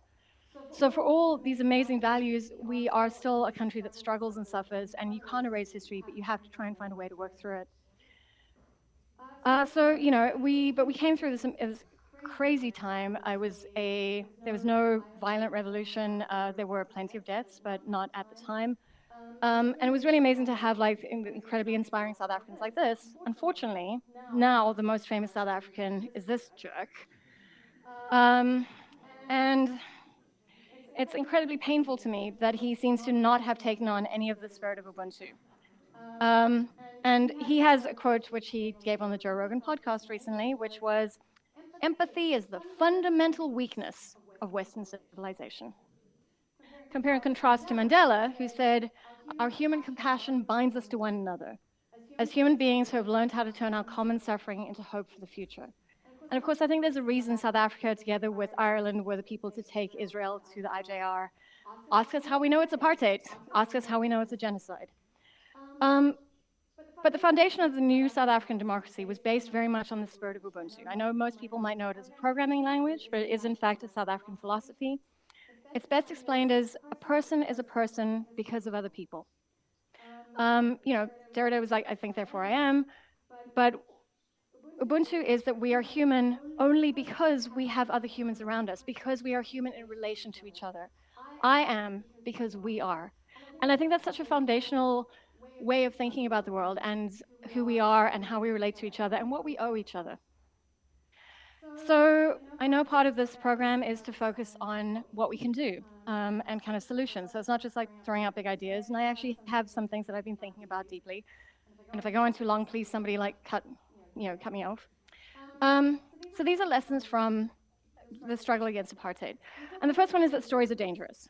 And stories are dangerous because propaganda can be used to like justify that immigrants are the problem, or that colonials were justified in like going and like taking over and like plundering resources. But also the stories we can fight back with stories. Stories are weapons. And you can do that very literally. In South Africa, we have an amazing activist and actor, Dr. John Carney. You might know him as the King of Wakanda in Black Panther. And you might also notice that he's got like something slightly wrong with his eye, and that's actually because it's an artificial eye. Because in the 70s and the 80s in South Africa, he was in a lot of performance and theater which directly criticized the apartheid government. Here he is with Athol Fugard and one of his other actor cohorts, Shona. And he was so badly beaten by the security police, by the secret police in South Africa, that he actually lost his eye. And so stories can be literally dangerous, and we have to be prepared to fight for our stories and to kind of put ourselves behind them. And that's a huge risk that we take, but stories don't have to be literal. Like, they did very literal pieces about kind of racism and apartheid and fighting back. You can be kind of more left field and more creative and playful and a bit sneaky. Because the other thing is that fascists are stupid. Fascists are stupid. In apartheid South Africa, there was a lot of censorship. The apartheid government banned a lot of books, so obviously they banned Nelson Mandela's memoir. Writers like Alex Laguma, Nadine Gordimer.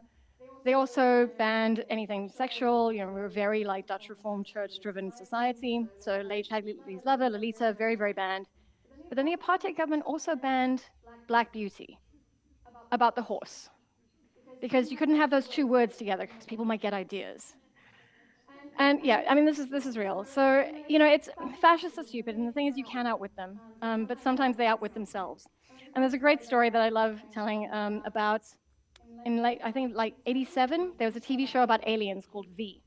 And I was quite young, and I loved the show. It was so great. Like, the aliens come down to Earth, and they seem to be our friends, and they're lovely, and they're going to give us peace and love and understanding. But then we see them eat a rat, and then we find out that they're actually there to eat humans, and they peel off their faces, and they reveal that they're reptiles underneath.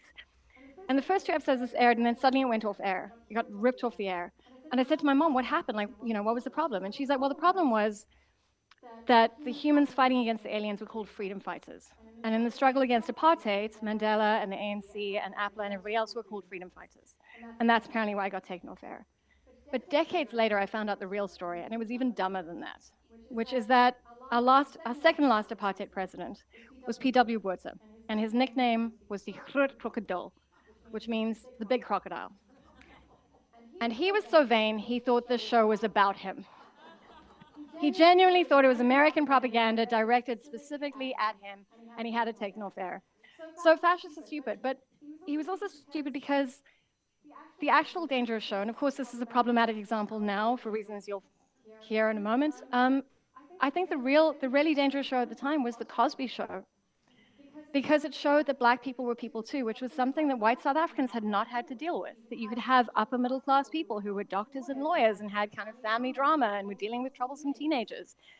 And that capacity for story to break through and tell us about who we are and show us who other people are is incredibly powerful. The problem is that fascists want to make us stupid too. And this is my anti-AI rant. I've got a lot of slides here, so I'm just going to run through them quickly. Under South Africa, we had the Bantu education system, which was an inferior education system designed for Black people. And it was designed to keep them as laborers and mine workers and domestic workers and gardeners. And so they wouldn't get any big ideas. And LLMs and ChatGPT and AI is genuinely the Bantu education of our time. It is corroding our ability to think critically. It is destroying our civilization. This is the new Bantu education, and it's what the tech overlords want. And I know that sounds like conspiracy, but the fact is, although we all live in our own countries, we actually live in American techlandia, because we live in a world which is driven by Google, by Amazon, by Facebook, by Meta, by Instagram, by LinkedIn, and they are bound by American laws, and they are complicit in the American government and the American government's agenda right now. So we all live in that place, and when we use AI, we are bowing to them, we are listening to them, we are taking on their propaganda the falsehoods, the misinformation, and we're learning to not think anymore. Here's just some headlines I pulled from a talk from last year. So the hallucination's getting worse. Everyone's cheating their way through college. I have friends who teach at graduate level who say they're getting graduate students who don't know how to write an essay. Yeah. It's also like creating like a lot of disinformation. Again, these are dangerous stories because these stories are blatantly untrue and they're being used by right-wing propaganda. Scammers are using them to dupe people, forcing teenagers, like blackmailing teenagers. There's been a spate of like teen suicides. It's driving like really bad misogyny online. It's really, really bad. Please stop using AI. I think this quote is really great. What does a human slowly going insane look like to a corporation? It looks like an additional monthly user. The tech lords do not care, and they want us to be stupid, so please stop using it. I think the worst thing is even that a lot of the time AI is not even tech, it's actually humans. This is the Mechanical Turk, which was a chess-playing machine in Russia in some century, 18th century, I think. But actually, a lot of the tech that's happening right now and a lot of AI is actually humans. So Kenyans are being used to kind of analyze the worst of like the internet, and they're looking at like the most horrendous porn. They're like monitoring Google Meta glasses. They're really suffering. And you know, the Amazon's Go stores were driven by people sitting in India watching a computer. There was no AI involved. Microsoft startup, which was just like 700 engineers pretending to be AI. So there's so much of this stuff which isn't even AI, which is even worse. This, I think, is really just horrendous. This happened last year where somebody created a virtual avatar of a Sudanese refugee, and she could answer your questions, but she's not real. You know, so like what we need to be doing is talking to each other more, and not to some AI pretending to be a human. It's mad. Right. So lesson 4 is looking after each other. It's very easy to feel overwhelmed. I've spent a lot of my time feeling overwhelmed with how bad everything is right now. And, you know, it's not just Gaza, it's also Sudan, it's the DRC, it's what's happening in Iran and Ukraine right now. And it's really easy to feel like overwhelmed, but we can also change our own story and looking after our own community. And this can happen in small ways where you're looking after your friends, or I'm part of the science fiction community. And last year I was at a con called EasterCon in Ireland. And the trans ruling had just come out against trans people's rights in the UK, where trans women were not going to be allowed to use a women's bathroom anymore. And I was so angry about this, and I wanted to donate some books to like try and raise some money.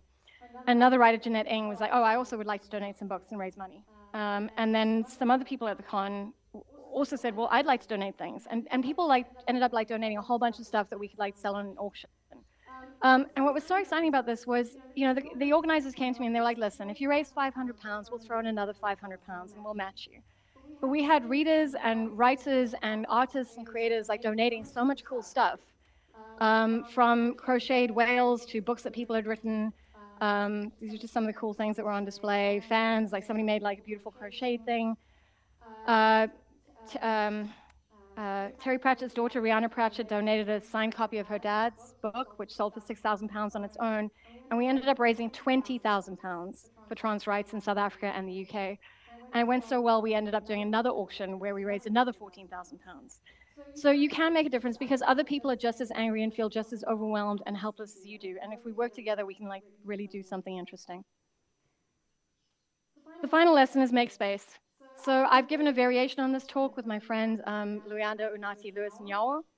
We gave it at the Interesting Festival, and unfortunately they couldn't make it today because they're also an actor and they are currently filming in the Netflix show of Wednesday. But also they couldn't get a Schengen visa. Even if they'd been able to come, they were really worried about trying to get a Schengen visa in time. Because the thing is that we are, as Africans and as the Global South, we are excluded from the conversation so much because of visa regulations, because of immigration. I live in the UK now because I have to, because if I want to have a viable career in the places where you can genuinely make money, which is the UK and the US, I need to be based in one of those countries. There are really terrible things which happen. This was an example in 2022. There was a huge AIDS conference in Montreal. Now, of course, the African continent as a whole is disproportionately affected by HIV/AIDS. It also means that we have some of the best epidemiologists in the world, some of the most seasoned activists, best scientists, policymakers. We really know what we're talking about. But at this conference, which was held in Montreal, hundreds of African delegates were denied a visa. The head of UN AIDS, who's a Black African, almost was not allowed to board the plane. She had to fight, and eventually she had to put out a tweet saying, like, I'm dealing with racism, they won't let me on the plane to Canada. And we're being denied a seat at the table for an issue which affects us. And it happens so much between the global south and the global north, where we need to be part of the conversation. So this is an immigration issue, it's a visa issue, it's conferences like this, where we need to make sure, and I know funding is a problem, and I know it's expensive, we need to make sure we include people as part of that conversation. I think what really drove this home for me, and this is my last slide, is in 2023, there were those huge fires in Alberta, and there was a beautiful video of South African firefighters. They flew out 300 South African firefighters, and they were singing and dancing in the airport, and they were just amazing. And I was like, oh, I love South Africa. We're such an amazing people. And I was like, wait, how did they get a visa? So, I think we need to make sure that the Global South is part of the conversation in a really meaningful way, and not just when we need to put out your fires. Thank you.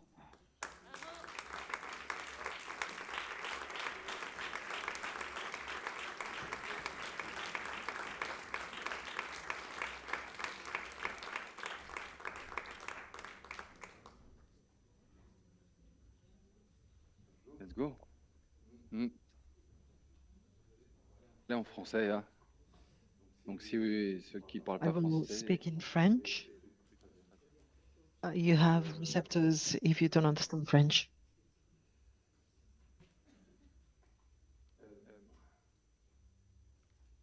Merci pour la présentation. Thank you for your kind presentation. I've been thinking a lot, really. And I've done something on my work in the sense, and I will be sharing these words with you about why we should all be talking about fraternity.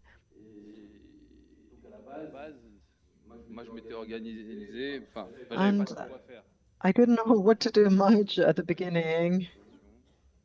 So I thought, well, I should prepare a presentation. I'm Mohamed Bouriza. Give me a second, please. You should be able to be okay. I'm not sure whether you can see it. I don't think so.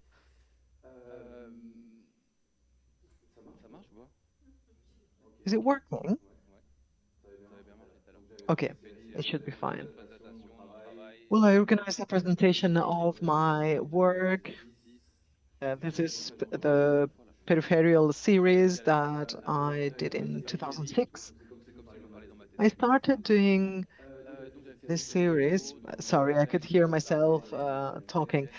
So I showed this series of pictures to talk about the periphery in Paris and what it means being a stranger, the populations living there, arriving from Africa, children of migrants. And I took this series talking about this violence, this tension that you can see on these pictures. And then I did a temps mort, or dead time, with a friend of mine who was spending some time in prison. I will quickly go through it because this is not what I should be focusing my presentation on. But the important thing about this documentary is that it talks about friendship. I believe that is right at the core of my work. When they said, hey, you're a great photographer. So I did a composition of these images about the relationships with my friends and people I would simply meet, people allowing me to take these shots. So all these relationships and these stories that really touched me. Here, you can see some messages I received, and it's this relationship, the fact that he was in prison, again, it was thinking about him that for me personally, is right at the heart of all my projects since the very beginning. Again, this relationship that I establish with people. And this is what I wanted to show you. The project on the resilient orchard or garden is a project that is more related to this context And please let me tell you that I come from Bila in Algeria, 50 kilometers from Algiers, and this municipality. Merci à toi. Ça m'a fait penser à ça. And I will also talk, thanks to your presentation, I will also talk about some other things from. I don't know who Bobino is because we could be talking about Edouard Glissant or Brasson.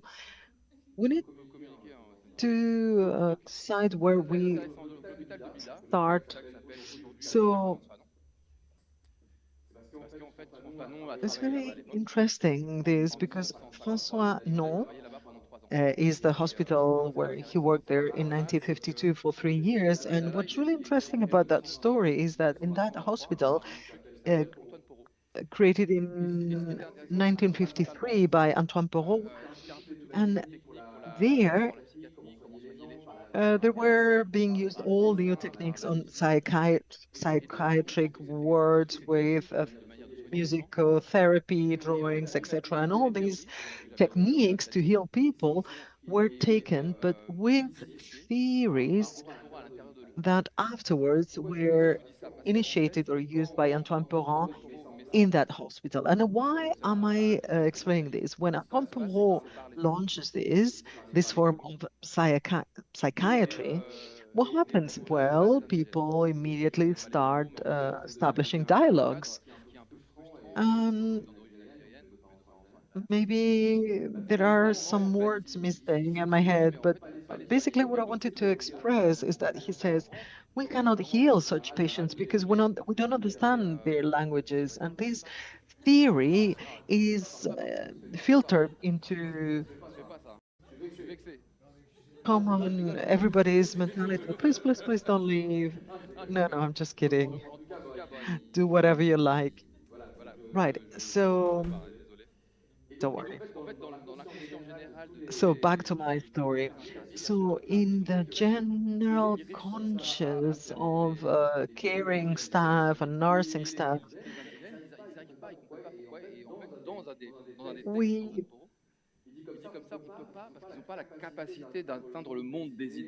we can, but because they are indigent, they say, they don't know how to understand all these concepts. And it's absolutely horrifying that nurses may even think, obviously, colonial nurses, it was in their mind. The indigenous people cannot be healed because they don't understand, they said.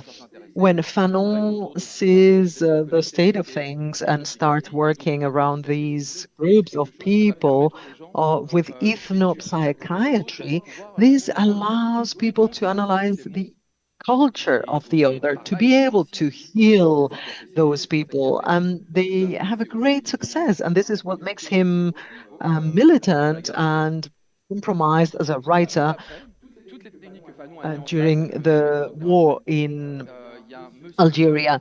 And the Fagnon and Boudazile and the clinical practice has been a great success. And Bouame was a tortured patient who was undergoing some psychiatric issues. And in the 60s, he was taken to that hospital and he actually benefited from Fanon's work and he stayed for 40 years.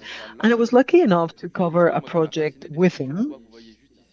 And it was these wooden little builds or crafts. See here in the image? Well, it's something that I really remember because I'm somehow a keeper of that knowledge. This person had became a gardener through this therapy practice. And little by little, he managed to rethink the structure of a garden, to reimagine it. And this is why I wanted to bear witness of what this patient managed to do. There's always a relationship between the clinician and the doctor. And here, I'm also talking about this in my work, And here, this gentleman had this knowledge when we started working. He was around in his 80s, and I told him, listen, I would love to keep evidence of all this knowledge, which was not maybe theoretical. It came from his personal experience, of his know-how, his artisan craftsmanship, and his experience regarding space and the relationship with his body. So this really struck me the first time I saw these wooden structures, and I thought, wow, this is like his mental space. Here, I'm not sure whether we can see the video. There are some fragments online. I told this person, hey, could you help me? Could you teach me so that I can see what you've built? And thanks to him, I built this structure in my garden too. And I would also like to talk about the relationship with others. I don't like the word fraternity. I prefer friendship. What sort of relationships do we establish with others? This is an intimate, a very personal relationship. And having a less of a vertical relationship. So after this series, there's another relationship that I established with someone else. Departing from the experience that I had thanks to Mohammed and the idea of the orchard. And this had to do with plants again. This is not a joke, but I have the impression that I built this little garden in Liverpool, and I thought I was establishing some sort of communication and dialogue with plants. I would talk to them saying, hey, how are you feeling? But I did establish a relationship. And I think that all of you have plants and care for them, right? For me, this relationship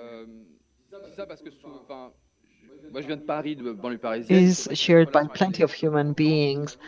I come from the Parisian metropolitan area, and this relationship with plants, I must confess, was non-existing before. But little by little, thanks to the Orto project in Liverpool, I realized that it was all about the object. I was objectivizing plants always, as I had done with Algerian citizens. I dehumanized that people and plants. So the moment arrived when I did some work where I tried to capture electric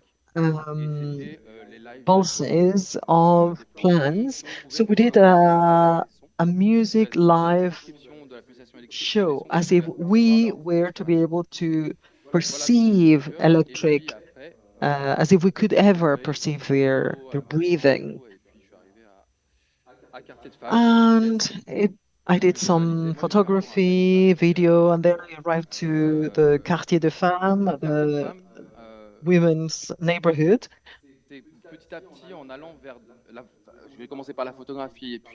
I started with photography, and I continued with the garden, and then with this audio piece with the plants, and then I went back to theater and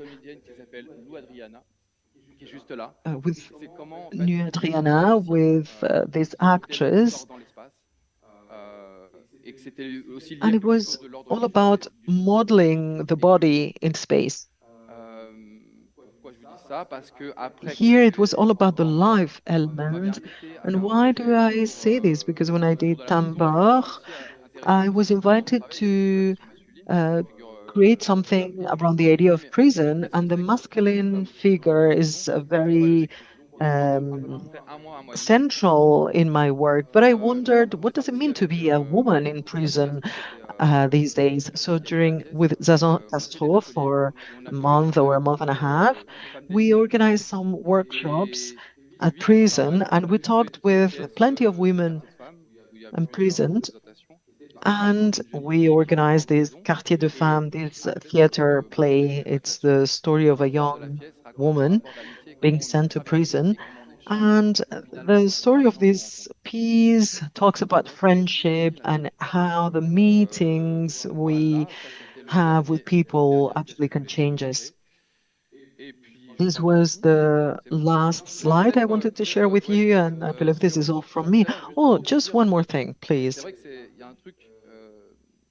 In order to react to what has been said before, there is a project that I have not spoken to you about yet, and it's the Saham Museum. For 5 years, I've been working with a group of Palestinian artists, and we've created a virtual museum where we try to portray works and peoples who have either been assassinated or pieces that have disappeared. And this project is a collective form, is a form of resistance to all my work is based on this principle. How can we make visible things?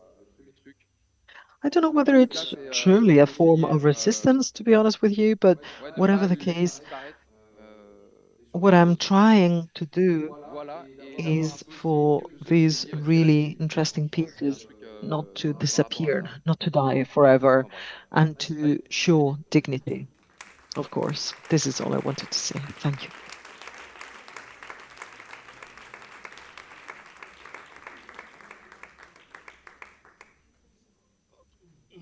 Mohammed, I wanted to ask you, do you think growing Attends, up... attends, il faut que je prenne mon truc là pour travailler.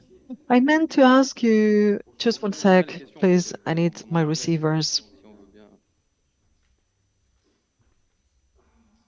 Ça donne chaud, hein?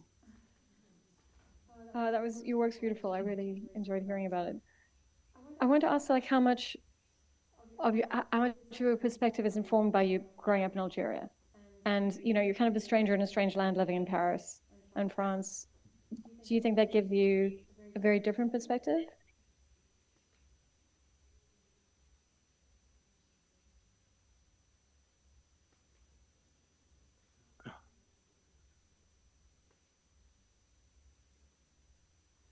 Moi, je me sens pas étranger déjà d'une en France. I don't feel as a foreigner living in France. That's the first thing.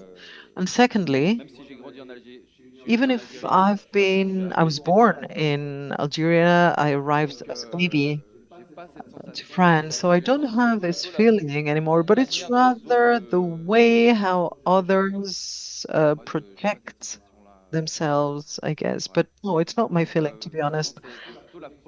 So it's rather the projection of others doing on themselves. But yeah, yeah. Is that all? Was that all the question? Yeah, yeah. What do we have to do? What do we do now? Yeah, I think for me, like, I've only been in the UK 4 years. And I think being there has really, and being able to travel and being able to like come from South Africa and like see the rest of the world, I'm always seeing the world through that perspective. All of my novels are through a South African point of view. So I'm constantly writing about kind of new apartheid states or segregation, racism. I'm very preoccupied with social justice, and I find that's informed absolutely who I am as a person, but also my work and the lens that I put on the world.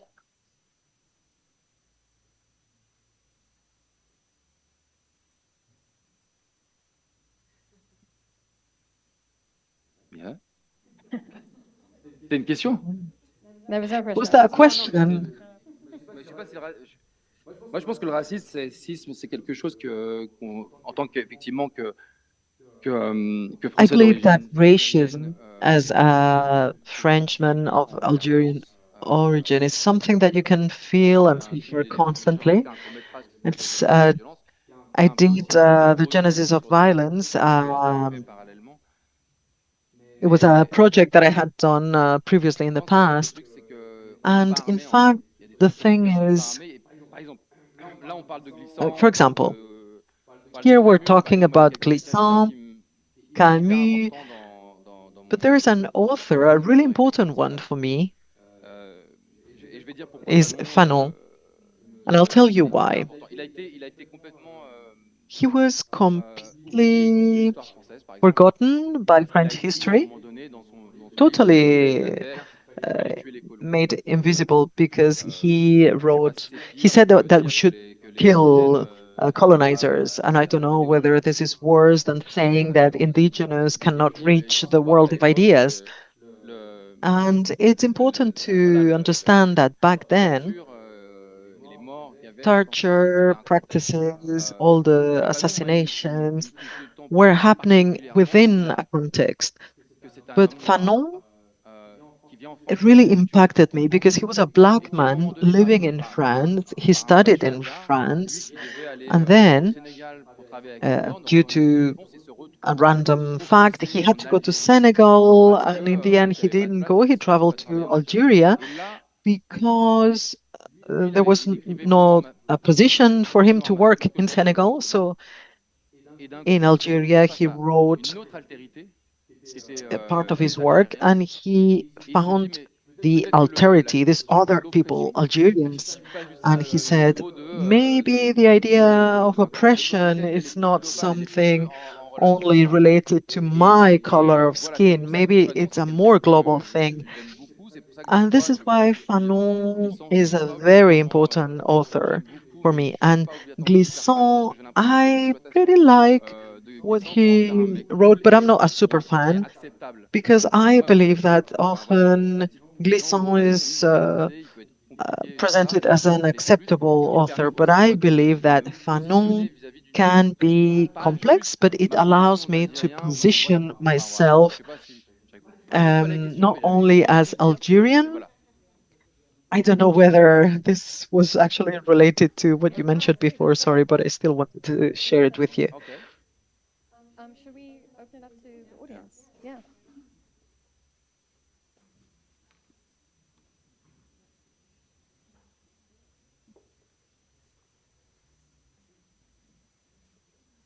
Hola, gracias por vuestra presentación. Hi, thank you for your presentation. I don't know why, but I was thinking about the other as the enemy, right? And how we are seen as enemies and how fraternity is born or grows from the enemy's regard. I would like to know what you believe, what your view is regarding this. I don't think as soon as you make the other the enemy, I think you stop any way of engaging with people. It is difficult because you have the paradox of tolerance, which you have to be intolerant of intolerance. But I think if we're trying to, if we're closing people off as the enemy, if we're saying they're completely other, I can't connect to them. There's no ways for me to like cross that bridge. That's dehumanizing in its own sense. So I really think we need to like to find a way to like reach out.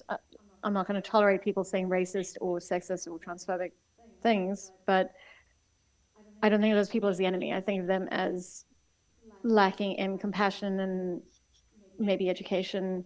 And actually, you know, I think like we need more exposure and more dialogue.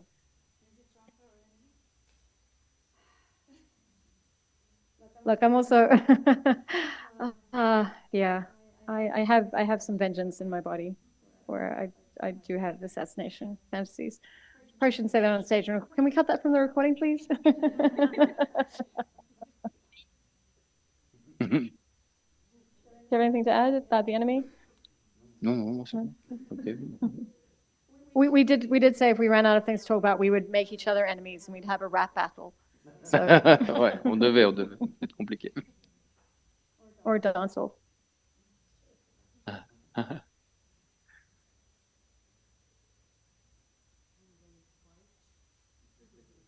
That's because now they want the rap battle.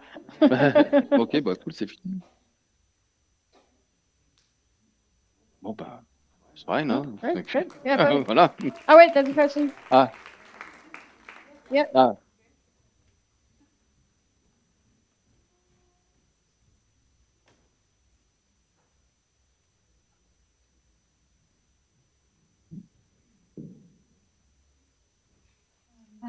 Thank you so much, both of us, for the presentation. So I will speak in French because I'm more easily used to French for speak. You say, tu as dit,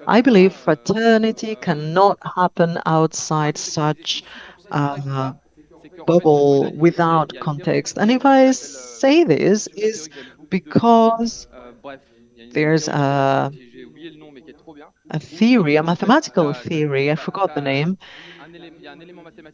And there's an element to it related to context, meaning that you could be in your lab building your stuff and you have some experience. But if this know-how that you produce, you put it into a different space and context, the experience will not be the same because it will be confronted to a different environment and context. This is what I wanted to say. I think for me, it's about kind of picking up, being able to see other people's perspectives. So it's about being open-minded, being curious, being willing to engage. It's about platforming other voices and making sure that other people get heard. And I think it's incredibly difficult, but like being able to change your mind. So there were, in the 2000s, there was a movement to pull down statues in South Africa. It started as Rhodes Must Fall. He was the big colonial hero. Cecil John Rhodes, he was trying to build a railway from Cape Town to Cairo. Millions of Africans died building it. And the students at the University of Cape Town were like, this isn't okay. We don't want a statue to this man here.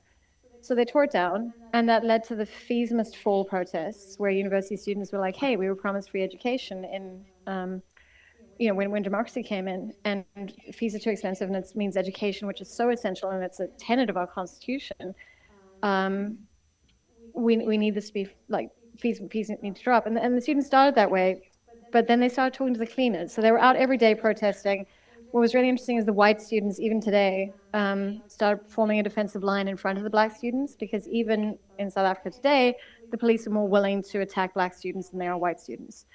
But then they also started talking to the cleaners, because they were out there every day, and they found out that they were getting paid terrible salaries. They were on contracts. They didn't have any rights and protections, and they brought them into the protests as well. So it's about expanding, it's about changing your mind, it's about also being able to admit when you're wrong. Also coming out of Ubuntu was the Truth and Reconciliation Commission, where people sat and had hearings about the atrocities that were done under apartheid by both sides, by the apartheid government and also by activists. And I think it was a really important process of telling the stories and coming to terms with it.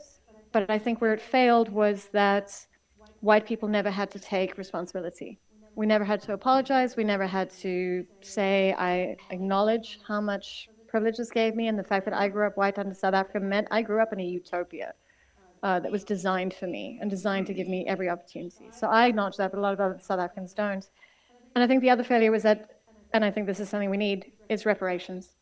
The TRC recommended reparations, and that was not possible because the apartheid government was bankrupt, which was the only reason they had the referendum. The only reason we actually got democracy is because sanctions worked.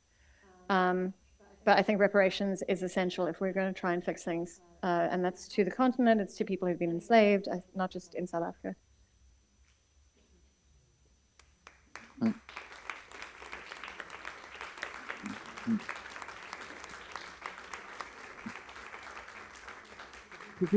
Thank you. Thank you. So thank you very much, both of you. I meant to rethink that we need this reparation and to see that we're different, as you said, Mohammed. So yeah, thank you both.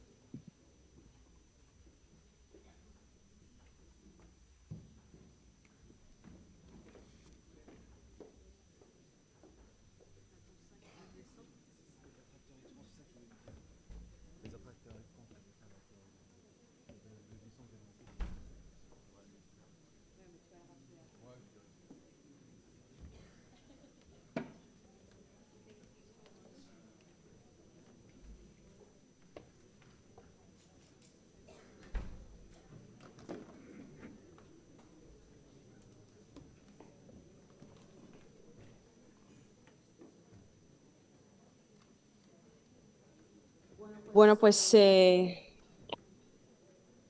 llegamos a la última. We are now reaching the last conversation to be held today under the title, The Dignity of the Living, not of those who are victorious, who are bankers, but of those who don't have space, of those who keep silent, those who don't have a name on journals, on newspapers, and also non-human beings that share the planet with me. I'd like to invite the two guests who are going to take the floor now.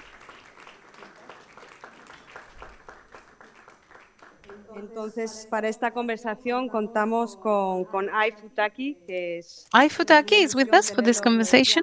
It's fantastic. As Mohammed mentioned, this fraternity is a space for friendship, and also friendship and the path has made us met, and I must say I'm very happy to have you with us today. She is a messenger of the sea.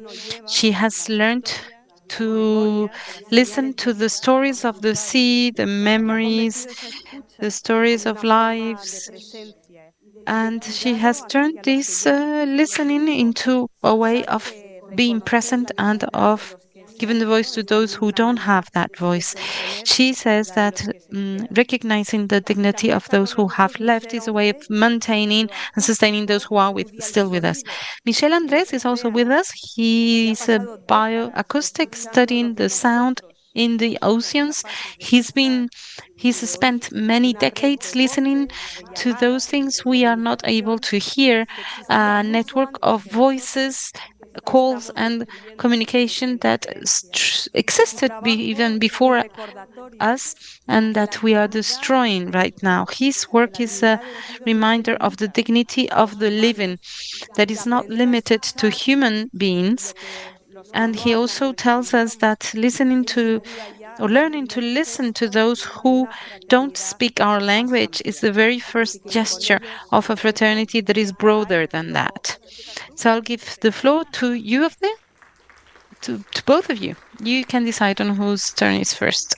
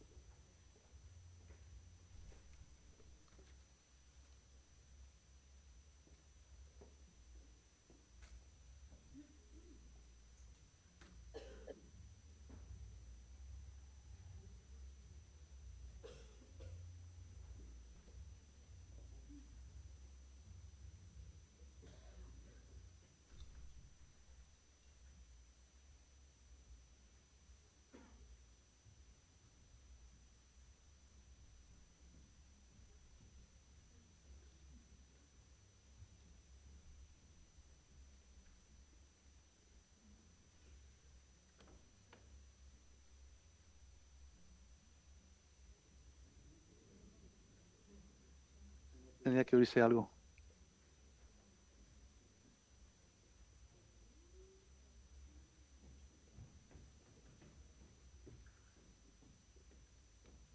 Ya no se oye.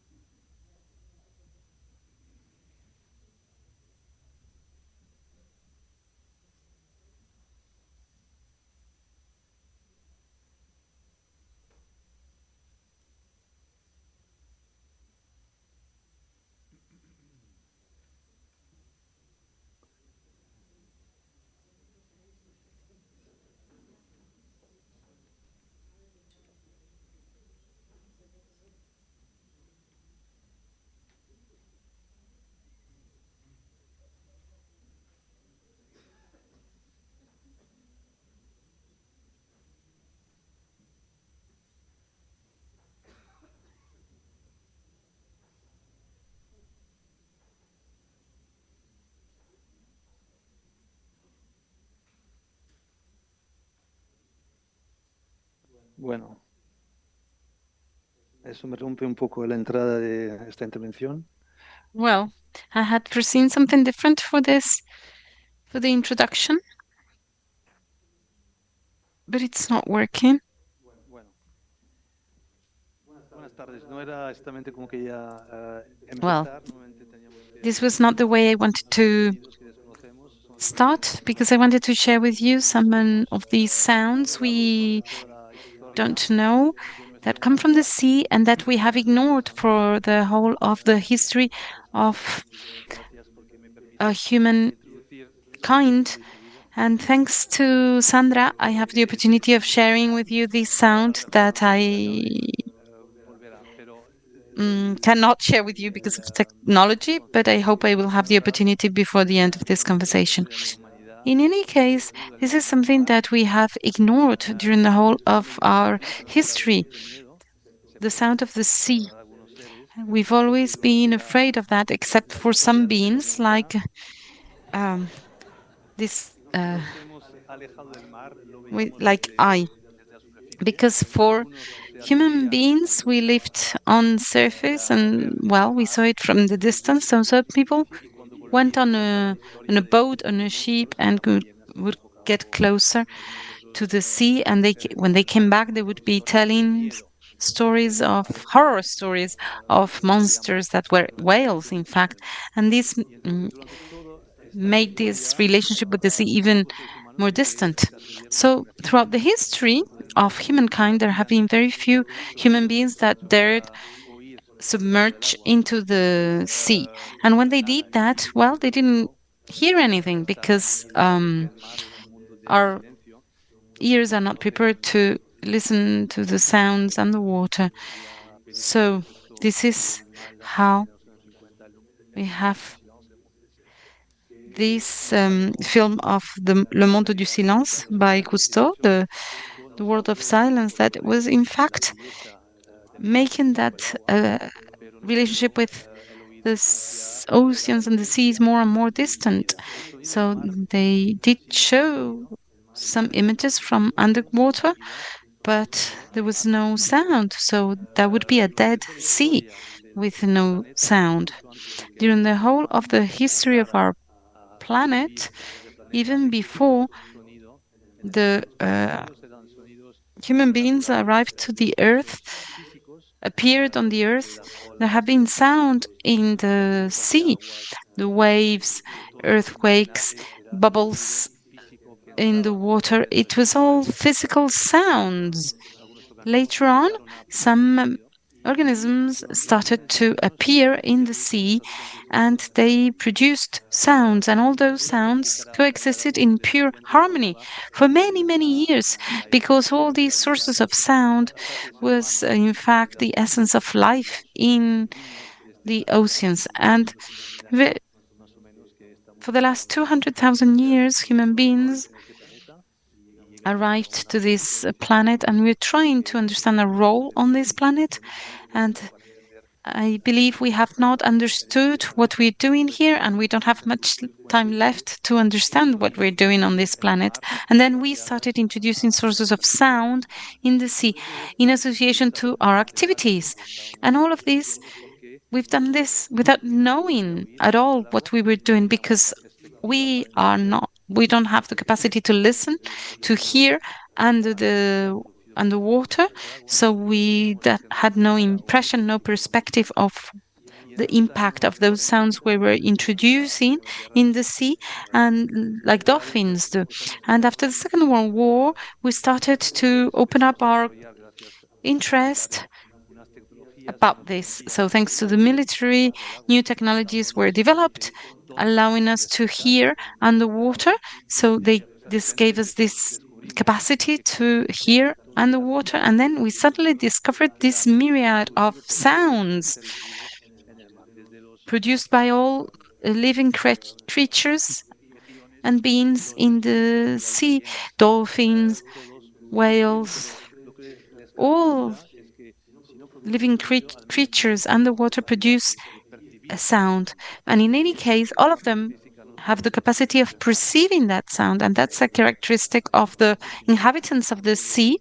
And I will come back to that concept later on, but also of uh, every being inhabiting the planet. And in the sea, it's actually like that. If there's no sound, there's no life. And as I was saying, when we discovered this new dimension in the sea, we also discovered that we had introduced acoustic sounds, noise in the sea. This was a source of disruption to underwater beings, and we saw that this could become a danger, a fatal danger for them, and it's even a threat right now, a threat that we cannot hear. So for us, it took a long time to discover it, but also all these sources of pollution, including sound and noise in this case, and there's also plastic spills and so on, but also we didn't have the technological capacity to be able to hear the impact in the sea, on the sea. So we see that we are threatening our own existence on Earth because of what we are provoking there. During these days, we're talking about fraternity, community. We've been hearing wonderful things about our responsibility as human beings, also listening about wars and about unsustainable activities, and that we really need to stand up and fight against those differences. But we're not talking about the environment that surrounds us. And this environment is an environment we've been going away, let's say, for many years, or separated ourselves from the environment.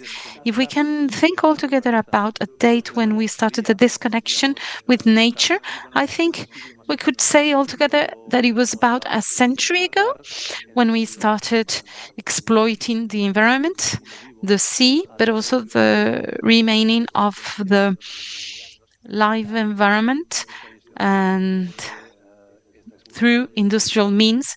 So the industrialization and exploitation of the planet about 100 and something years. So this disconnection with the living world that has brought us to a level of risk we had never experienced before. So this is why we have this perfect storm with a crisis on the economy, social crisis, climate, biodiversity. So we have never seen such set of crises all together at the same time. And this means that we are probably going to face a situation where we are going to be confronted to a radical risk for the way we live. We, in this fraternity, we should be looking around us. And as I mentioned earlier, we've been here for a very, very short time. We're children. There are many species that learned how to live in harmony on this earth. And this morning, we heard about how we should be humble on earth, but we should also be humble with regards to the other species that live on the planet. So we are here in this room all together and we feel safe here. But if any of us go to the Arctic, the Antarctic, to the jungle, in just a few minutes we would feel in danger and under a threat to our lives. The way we live is surrounded by buildings and barriers that protect us, but this has nothing to do with the reality of life on this planet. And this is the disconnection with nature. And I believe it comes from the moment when we started articulating our language. About 150,000 years ago, it was the beginning of words. And this allowed us to exchange ideas, and this led to us not listening to the rest of the world surrounding us. And today we are the only species in the world who only communicates within itself. The other species listen to the other species, learn from them, and also they manage their time and survival on Earth through the exchange of information that they receive and to pass on to the other species living on this planet. And this disconnection, 150,000 years only in comparison to the million of years of existence of Earth, of the planet Earth. This has led to this capacity of ignoring the fact that our survival depends on the survival of other species around us and the world around us. And Alan this morning referred to how we live on this planet that is unique in the middle of all those galaxies and so overwhelming also from the point of view that we cannot imagine that it's infinite, the universe is infinite. And also when we go to the sea or to an environment that we do not control, we also feel lost in the same way. And this is the humbleness we need to recover. We need to reconnect with nature and this community that is not only a human community, but a planetary community. Otherwise, we will destroy this system. Nowadays, we have governments who are very irresponsible because they know perfectly well what is going on. The data produced by scientists are already in the hands of governors, and they are ignoring them. There are caricatures we could mention, but there's no need for that because we are living this very crucial, essential moment with the convergence of many different crises, and we should make sure we don't allow for the destruction of the planet in which we live. The only tool we have or weapon is voting, the elections. But the politicians don't take the appropriate decisions. This community is not only a human community, it is a planetary community, and this demands that we start listening again, and we need to listen to nature, and this will help us change our perspective, and this is our last opportunity to be able to survive on this planet. Our species, has destroyed the planet in just 50 years, and it is a single species among millions of them. And all those other species lived on Earth before human beings started existing on this planet. And these species will continue existing without us. But this is our last opportunity to reconnect. And for me, this is possible through the fact of listening to the differences, not only among human beings or between human beings, but also we need to listen to the differences with other species. And one day, if we can start understanding the ways of communication of some species like whales, who have been on this planet for 35 million years. They've survived all the different crises the planet has undergone. And they probably do have the secret of how to continue living. These whales have a different scale of time and size that really has nothing to do with us, with our scale. And we have a great capacity of ignoring what we don't see, we don't feel, what we don't hear. And there are living beings on this planet, not in faraway planets, but on this planet, these species has survived for millions of years, so they have the knowledge of how to survive. So I hope one day we will be able to communicate with this species, not with aliens, but we need to be able to be on this planet, learning from is from what is surrounding us. And in the past, we were part of that nature, but now we are not. Que no tiene ningún tipo de sentido como Dios. Somos parte del mundo vivo. Y la dignidad We are part of the living world. And the most important thing in this sense is to understand that we are not unique and that we depend in great measure on the other living beings. I would like to share some pictures from some peoples, some that live in the who are the guardians of silence. Why are we talking about silence today? They live in Amazonia, and silence is what will allow us to communicate. That's what we're talking about this, and I will explain why. In the sea,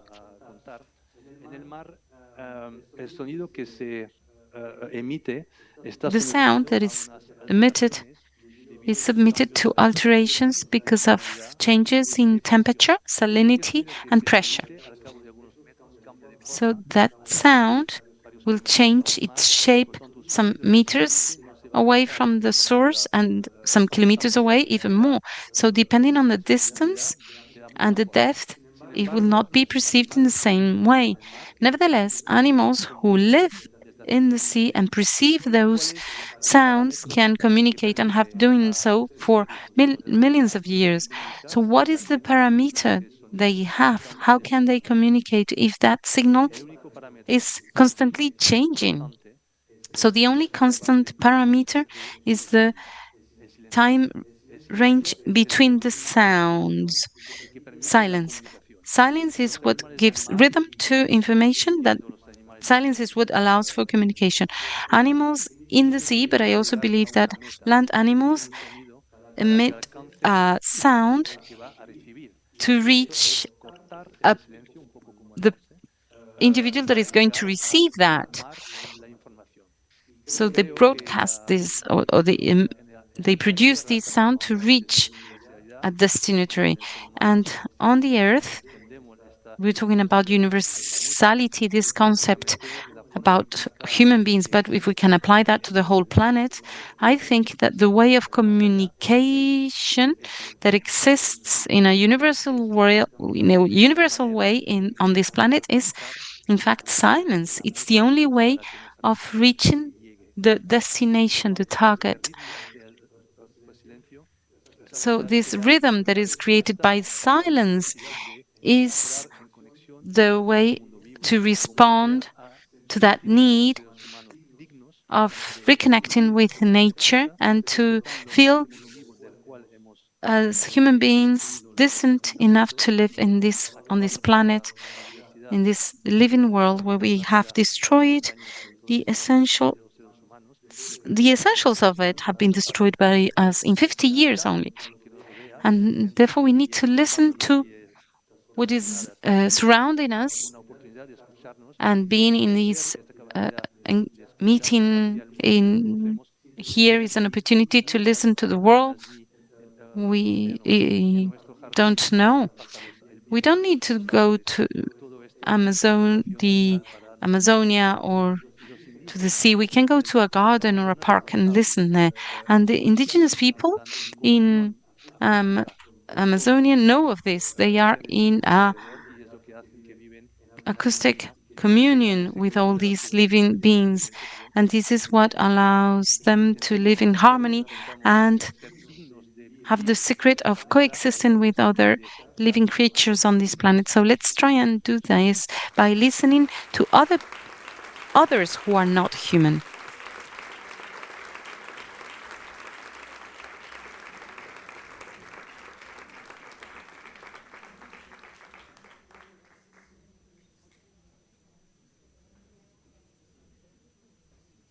Gracias.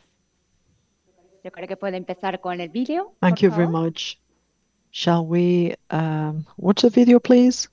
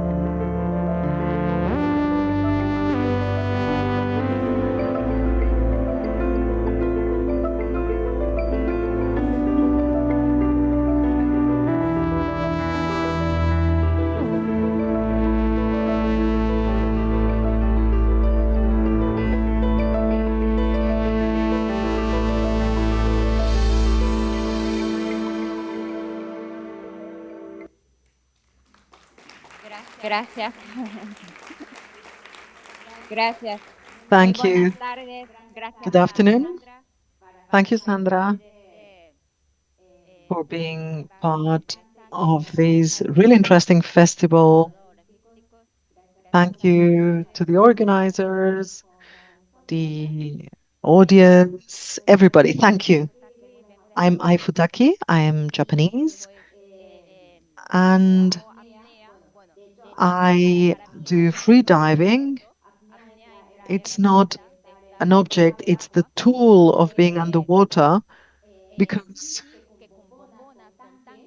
with an oxygen bottle, you can spend a long time underwater, but when you breathe in or out, there are bubbles making noise. So you can spend long time underwater and you can observe what's going on, but you cannot enter in those other worlds like whales or sea lions, dolphins, turtles, manta rays. They can stay a long time underwater. So I do as they do. I do the same. And I wanted to say that we are the only mammals on Earth. When we hold our breath and we touch this sensitive area underwater, our body changes as if we were sea mammals. What happens? Our heart beats slowly, and our blood reaching our tips of the toes or toes is concentrated on our vital organs, brain, lungs, and heart.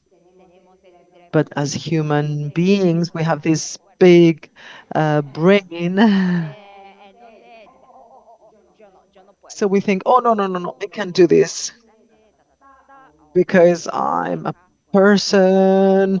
I cannot hold my breath so long, but we can. So this thought, it stops us, is a barrier, it blocks us. So free driving, for me, is the best way to break our own barriers in the sense that no one else or not any other thing can break this border for you. You are facing life or death. So our mind is so strong that you cannot try sometimes. We are our worst enemies. If you don't try, you will never know. So here you can see some images in black and white. These are some of the pictures that I make. I don't want to show them, oh, look at my pictures. No, no. Rather, what I want to do is to be as transparent as possible. So when the environment wants to express something, I just click, and that's it. And when I expose my pictures, I don't add a title in purpose, because if there's a title, then people have a specific thought. And this is not what I want. I want them to feel, receive the stories of what nature is willing to tell. And then people do feel things. And this is when you complete the message. And once in color, it's not about me, look at me. No, no, I want you to accompany me and enjoy my underwater world. Why? Because the planet, 2/3 of our planet is water, 70% of our body is liquid. The blood is very similar to the components of seawater, and before we are born, we swim in our mom's womb. So I believe in the sea's strengths. And with these images, I would like the audience to go back to the beginning of this link, this connection. But of course, when we grow up, that's it. Stop. So we need to go back to the origin where we wanted to be. And through my work, I want to share the message that we are all part of this planet. We are not the owners of Mother Earth. What can we do? This is my message. Unfortunately, I don't have the answer. I'm still searching for it. And underwater, as you know well, the vibration travels fourfold faster than outside water through air. So any emotion, it also travels real fast. So I was with an American crocodile in Cuba, and it's okay. There are some moments when people ask me whether I was scared of crocodiles, sharks, and oh, here it is. The crocodile. I was holding its hand. I was massaging the crocodile. I started with its back, and then I was tickling and massaging here. And then we held hands and we could take the picture. So the brain uses more oxygen than the rest of our body. So when I have one single last breath, I need to think, oh, I need to send this email to this person, or what I'm gonna have for lunch. No, when you're on the water, you don't need to think about that. And also in nature, thinking and acting is too late. When there's a warning, even the most subtle of thoughts, when you are thinking a lot, you are overthinking, it's bad. You cannot grasp those alerts, those messages, like vibration as it travels 4 times faster. Situations, if I am feeling fear, they feel it before me. And what happens? It's normal. There's plenty of animals underwater, like Jaws, the film on sharks. It's horrible, because it's not true that sharks kill people. There are little fish around sharks, but there's some movement when they want to move. I leave because obviously I respect their time and place. So before I access their home, I enter with respect, as if I were to introduce myself, and I access their territory. And once I am underwater, I act as if I live there. As they say, in a weird manner, who is this lady? But I'm there and I say, no, I'm living here. If you've never seen me, you gotta go to the doctor. But I've always been living here. So this is little by little how they say, she's not dangerous, she's fine. So we gotta look for food and feed the kids and, establish the connection. And fear works the same both ways. It's normal to be surrounded by different animals, but then when they feel fear, they say, hey, we're going to defend ourselves. So it's normal. And also thinking and acting may be too late. So I live at the present moment, always located in the present. Sometimes I don't remember much of what sort of interaction I did. And then when I look at the pictures, I I collect my memories.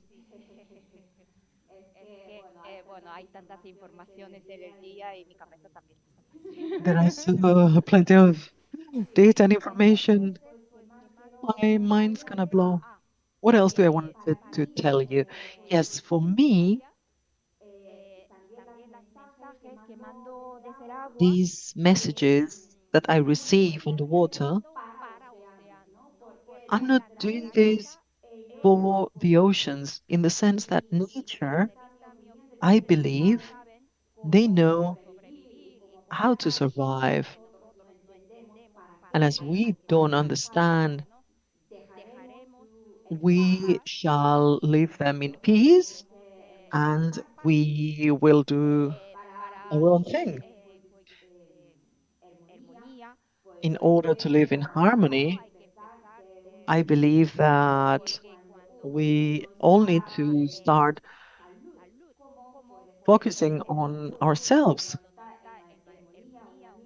If you don't live in harmony, if you cannot love at yourself, how can you love someone else and love nature? So first, I need to establish the communication and listen to your body. Our bodies talk. They send clear messages. You don't need to do meditation for 1 or 2 hours. No, just a deep breath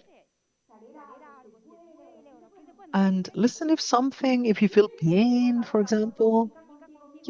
So little by little, you start communicating with yourself and you reestablish this bond. So when you feel connected to yourself, you have more harmony with yourself and you have more moments and space to feel for others. It's like, it starts from a drop. And if all of us, at the end, I hope it'll become a huge wave. And there are so many horrible things going on. And I am much more scared to be right in the middle of Tokyo than near a crocodile. But thankfully, I live near the water, so I go underwater all the time. And this is all from me. Thank you very much.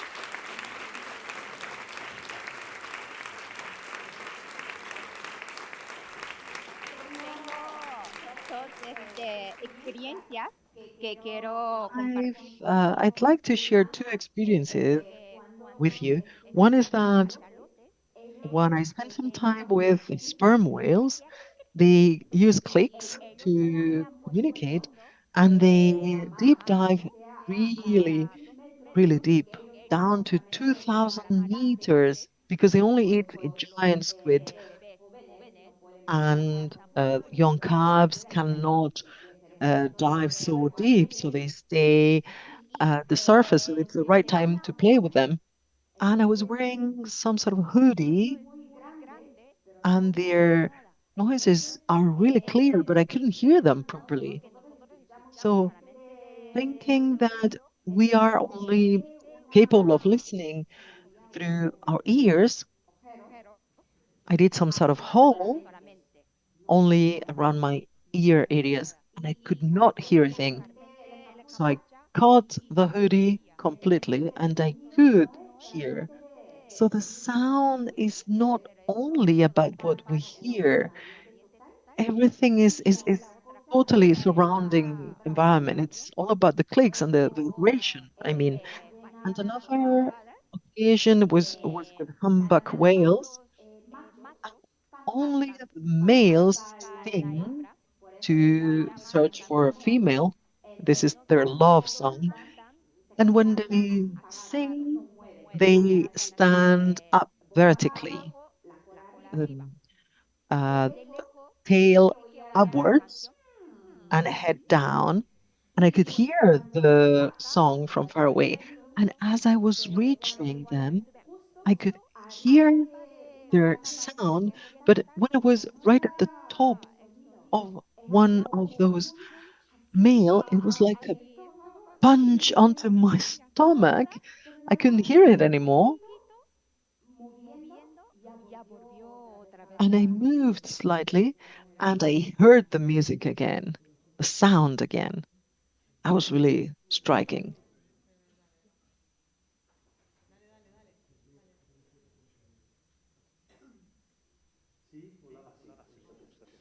No, esas son unas experiencias que son únicas y que únicamente se These descubren experiences are undoubtedly unique.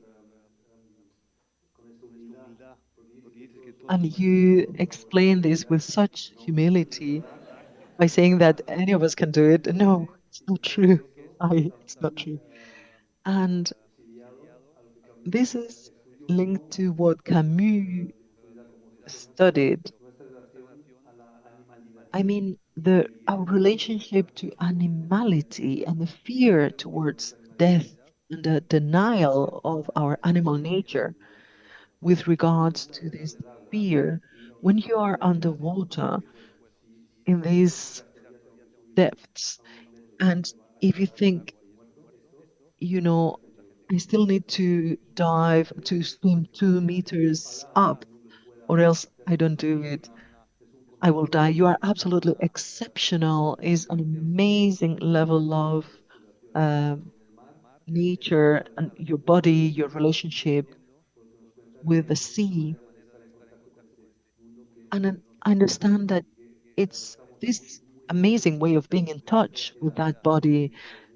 All of us are really detached from it, but some exceptional people like you have established these really close relationships, and it's really striking. And our fear towards death, I think it's an animal feeling, and being aware of being makes us human, and we have not found this awareness. It's not that it doesn't exist, but our negation or lack of capacity to understand that other forms of living that doesn't go through the prism of our understanding impedes us to understand that there is a way of understanding life that is not ours.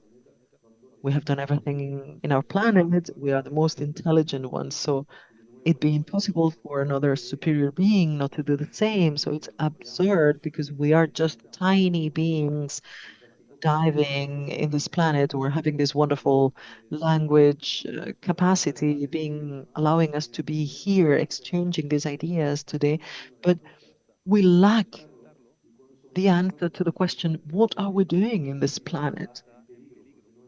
Our life is threatened because we have not understood which is the role we play in this both animal and plant world. Because now we know that plants do communicate. We have done a series of experiments saying that there's a virtuous cycle of sounds making plants grow faster, attracting colonizers or plants to animals to come and feed. And this cycle of plants in the Amazon, there is a relationship between the forest, the jungle, when uh, there's almost 15 when the big Amazon River is the water raises in the marshes or the wetlands. Imagine fruits and the animals, their fish will eat the seeds that birds have left here. It's their digestion that allows those seeds to germinate. So, and the dolphins will eat those fish. They will swim away, and it allows those plants and seeds to grow real far away. So you see the relationship between plants, birds, fish, and dolphins. It's only technology that has allowed us to understand this. So the next time when you're on the water, I encourage you to wear microphones to enhance your experience. The rest of us will use some oxygen bottles, and so you are exceptional because your experience guides us. Thank you. Oh, I forgot something I wanted to share with you. When I am very close to a whale, like a meter's distance, and their eyes, when they look into me, they don't look into me how I am. I cannot hide anything from them. They always look into me, and they always tell me, "You're going to be honest. You're going to follow the truth." And I believe that I always say, "I'm sorry if I believe I need to." I always prefer to be honest.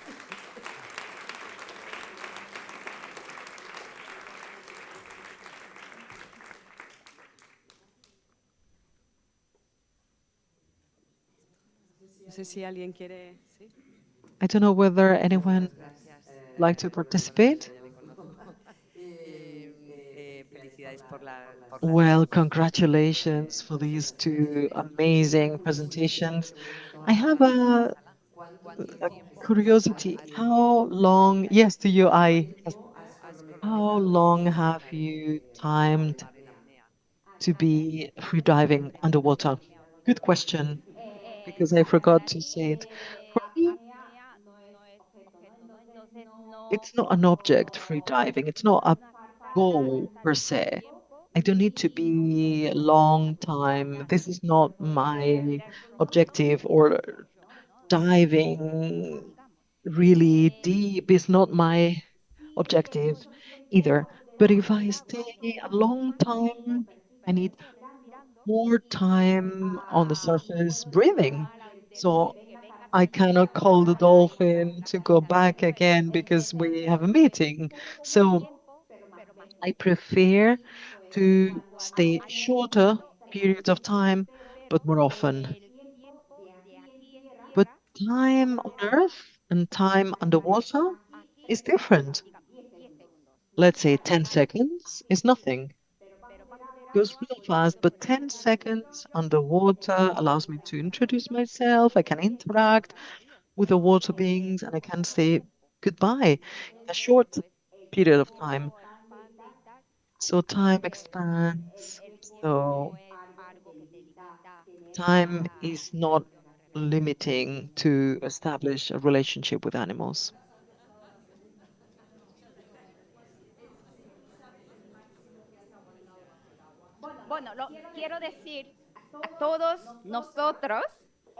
I wanted to say that in 3 days, you can, all of us, in 3 days, we can stop breathing for 3 minutes, knowing to to switch off your brain, let's say, with some breathing training. At the beginning, I did train to obviously do the right breathing technique, and my instructor really put um, he used his elbow, and by looking at the sand, I could do longer apneas. Yeah, yeah, maybe up to 6 minutes. Sometimes it's not necessary. Size is a world Guinness of apnea.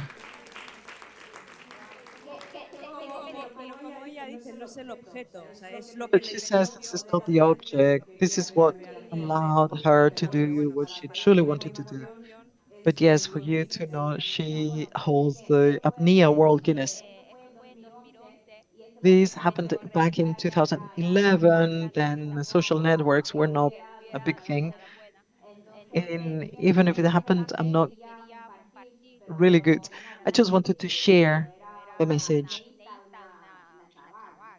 I was a young girl, and of course, everybody knows what the worldliness is, and being the first human being, the first woman, if I managed to do this, I told myself,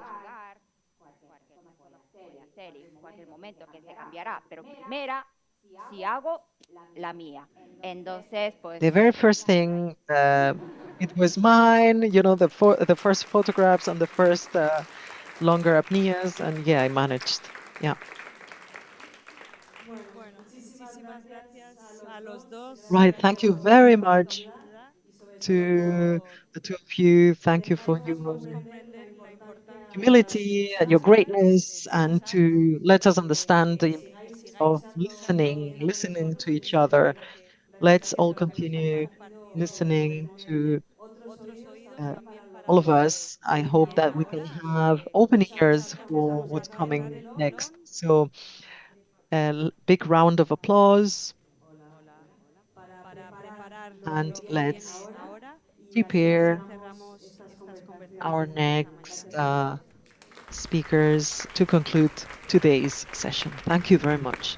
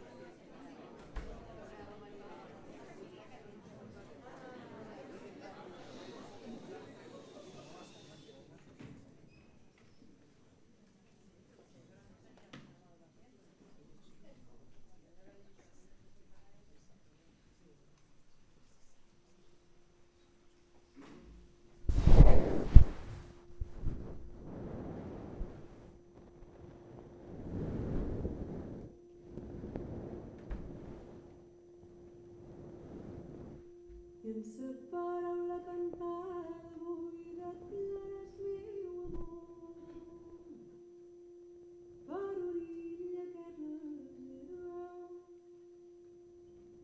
i està en perill d'extinció i la sent com una germana i de sa mateixa matriu no hi ha distància prou llarga que encalli el que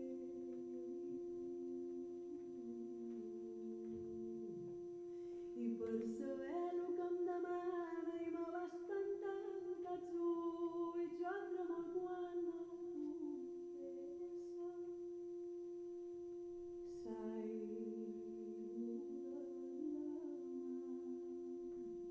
ja que hi ha peixos que ja suren i a s'albufera d'esgrau se li mor sa Posidònia que preserva el litoral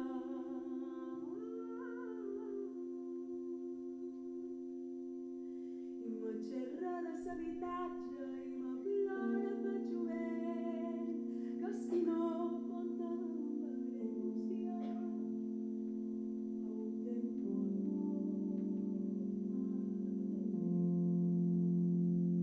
s'aigua dolça no li basta i per a assedegar tothom hi ha jardins i ses piscines són ses noves finestrons i jo li dic que són moltes són moltes són moltes i que hi volem posar remei que és qüestió de fer consciència li guanya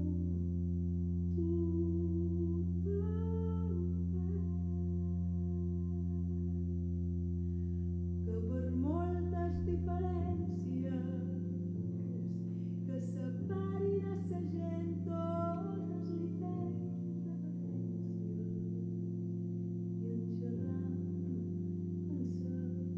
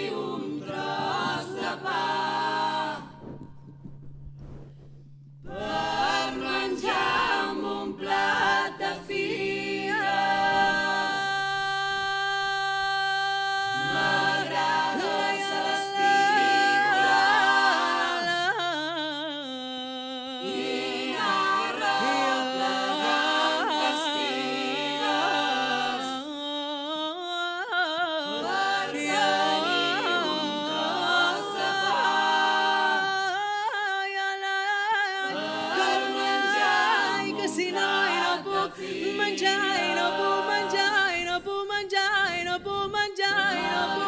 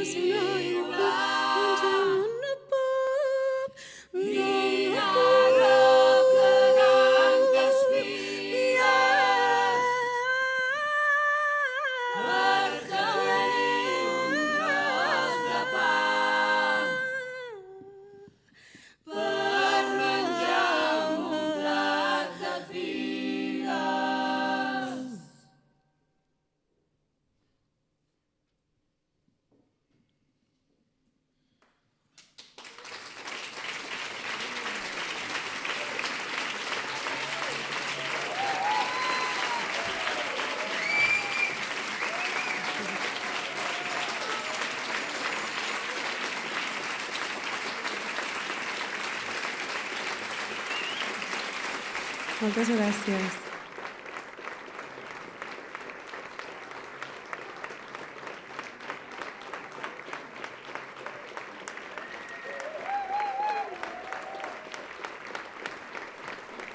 Moltes gràcies. Thank you. Gràcies. Voldria explicar breument. So, if I may, I'd like to explain briefly. Yeah, can I speak Menorcan? Yes, because there's simultaneous translation. I'd like to explain why we decided to compose these songs because, well, I'm not so lucky that I can live with these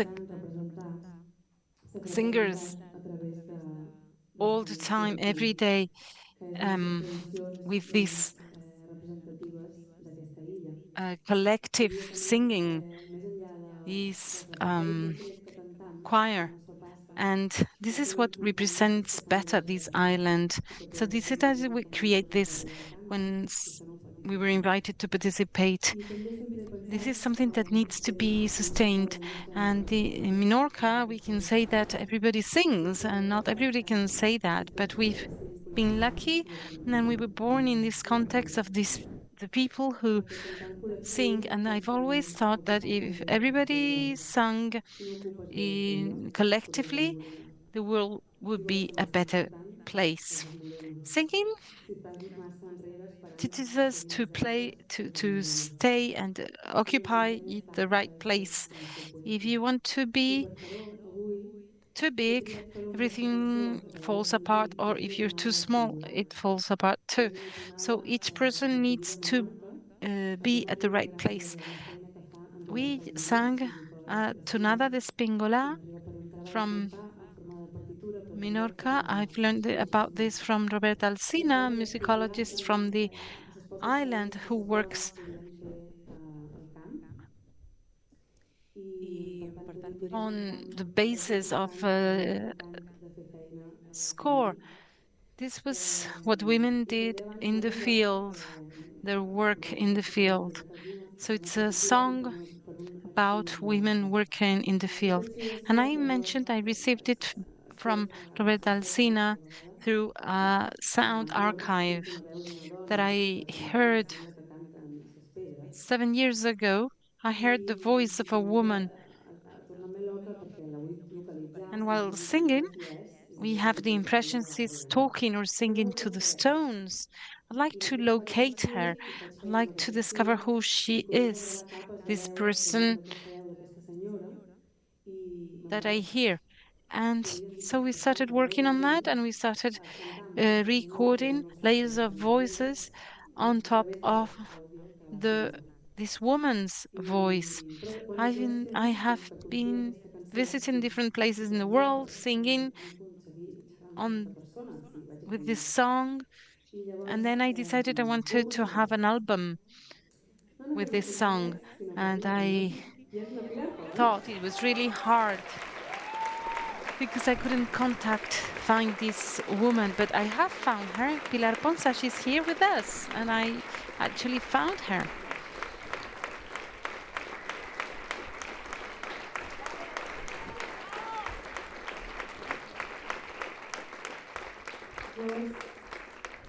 La Pilar Pons va ser la primera glosadora de Menorca. Pilar Ponsa was the first worker in her specialty in Menorca, the first woman. And one of the funny things here is that I found the archives, but I hadn't found her yet. So I imagined an ideal, I'm imaginary of the around surrounding this person, a woman singing to the stones. So I thought that she had learned this song because her family had always been farmers. But when I found her, she told me that this archive was recorded a minute after she learned the song because they were going to a meeting in Manacor, and we have been asked to sing these songs, and this is the one I sang. And then, yeah, we did the recording, but I didn't recognize myself. Well, I found it. There's something I found very interesting in my relationship with traditional music. I've had to demystify my imaginary at the same time that we were valuing and appreciating the traditional music. We had to bring the imaginary down because there was no need to represent it like that. And in order to explain and justify what I'm saying and share my path with you, my trajectory, I want you to know that I grew up in this island with these people who sing. I've also studied music and I've always had an interest for this. And in any case, this music is the one that really attracts me more than any other. And whenever I come back to it, I want to place there a flag from Menorca. And I've realized that there's no, well, this is music that can help us draw the paths of humankind. This is traditional music that helps us to open borders, and it should be used for that and not to close them.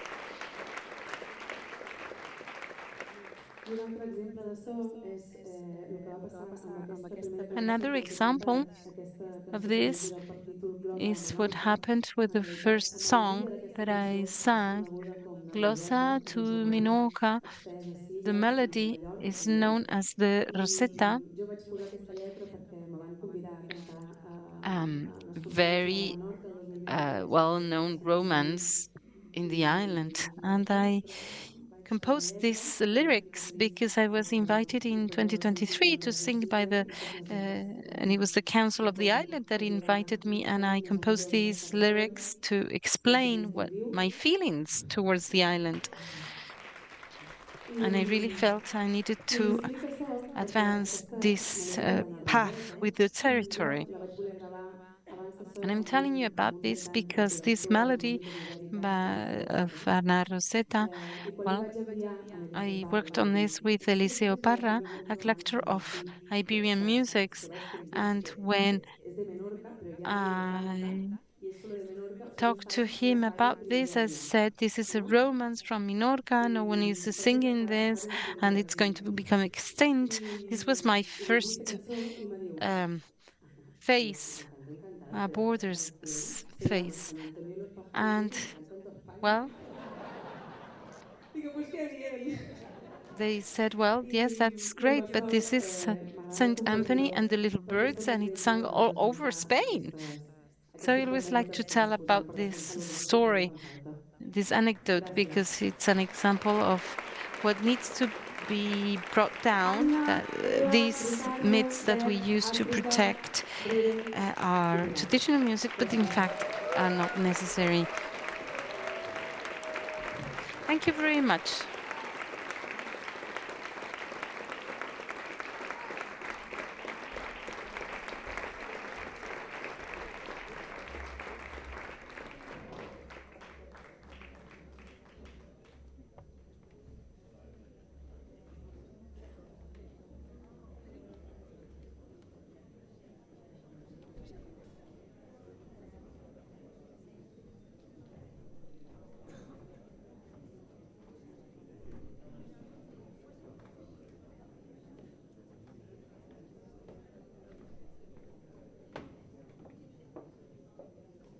Bueno, pues Well, hemos estado antes hablando de comunidad, de we've been rebeldía. talking about community, rebellion, solidarity, fraternity, dignity, listening to each other. And we've heard this voice by Anna, and she's also telling us, she's also been telling us how she collects these popular songs, traditional in this island, and how she reinvents something on the basis of that, and it's taking care of a song and making it pass and going from one generation to another, from one voice to another, just as we offer a hand to the person walking beside us. Camus understood beauty not only as an ornament, but as a vital necessity, a vital need. And then Anna knows this very well. Her music does not merely entertain us, it accompanies us so that we may reach a very special moment for us. In this 10th edition, in 2026, we have something else. For there is one thing that defines this project beyond ideas and discussions, and this is our will to recognize, to name what deserves to be named, to give to those who deserve to receive. So this is why we are now going to talk about our Premis Mediterranis Incipiens that was created 6 years ago with a very clear conviction. Our conviction is that beginnings deserve support, that emerging trajectories, those that lack visibility, those who work without a safety net, well, those moments are where the most interesting things happen. It's an award that recognizes committed photography that engages with Camus' testimony, photography that does not look from the outside but gets involved, is engaged, takes risks, takes a stand with lucidity, not ideology. In previous editions, Abdel Shanan was one of the awardees, the first one, Rihab El Dalil, and then Mohamed Mahdi, the last one. Three perspectives that are already part of our project now, three different gazes. And in this fourth edition, we have the support of GISER, and I'd like to invite our colleagues from GISER to join us, Xavier and Huari. So we've joined this fantastic project of GISER because we wanted to further support our award winners, and this is why this fourth edition has had the support of an incredible jury, Ana Planas, Bella Otmani, Irene de Mendoza, who have chosen the winners with the rigor and generosity that this award deserves. So I'll give the floor to Xavier and Juari so that they present this edition, and then also Anna will take the floor to announce the winner, this year's winner.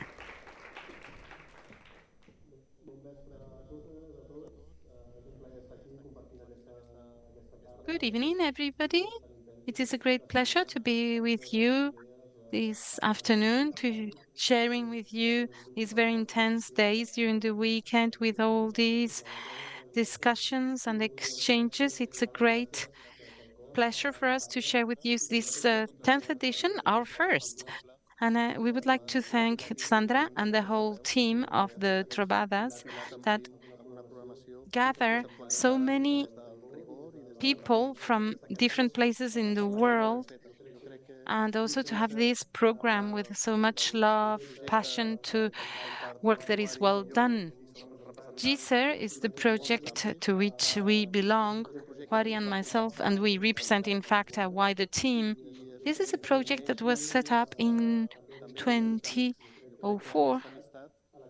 It was set up in Tunisia and on the basis of a group of friends.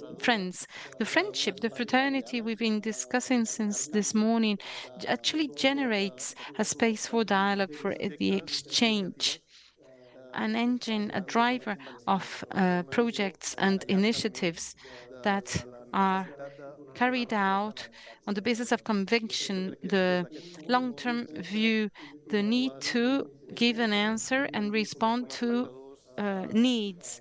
And this is where Jesus and Trovadas get together. We've been following the trajectories of the three previous awardees, and they were close to us in Barcelona. And this year, we are very happy to be here and to have participated in the selection of the fourth Premis Mediterranis incipients. I would like to thank everybody. And I'd like you to know that there were over 50 photographers that had been selected by 30 experts from the photography world.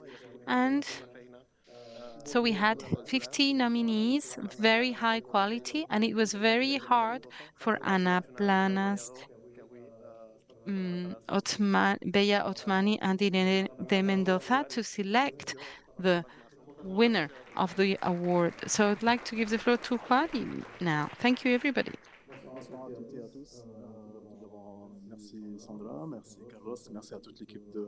I'd like to thank everybody. Thank you so much for having incorporated us in your Trobades. I hope this will help connect even further people and territories. So with Xavier, we were thinking about what to propose as a quote. Fatih Bouhaha has a quote that says, "Fraternity is like the sea, like the hand. Each finger is different, but the beauty is that they all belong to this same platform and that the bonds, the links are there, but they're all different too." So this non-alignment that we see on the hand is the non-alignment of the narratives of people and the people who also offer those narratives on written text. So we have the privilege of belonging of a platform, cultural and artistical platform, where we can give the visibility to stories and stories of life of people.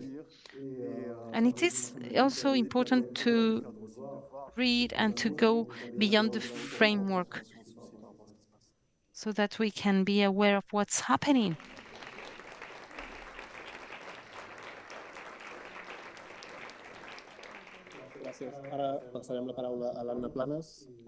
Now I'd like to give the floor to Ana Planas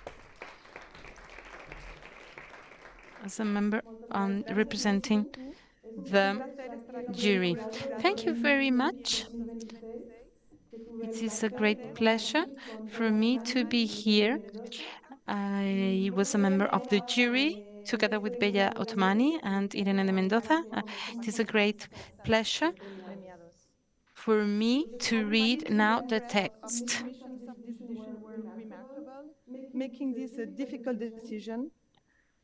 And unanimously, we were struck by Mahmoud Al-Haj Lavender, which is the Premis 2026. So congratulations, Mahmoud. Mahmoud will be with us in a minute. Just a few words from the jury about the project. So Lavender is a project of strong conceptual depth, shaped by the urgency of his lived experience of the Palestinian genocide in Gaza, which he escaped in 2024. The proposal rethinks the photographic book by dismantling a linear narrative and reworking the family album into a fragmented, non-linear structure that mirrors displacement and rupture.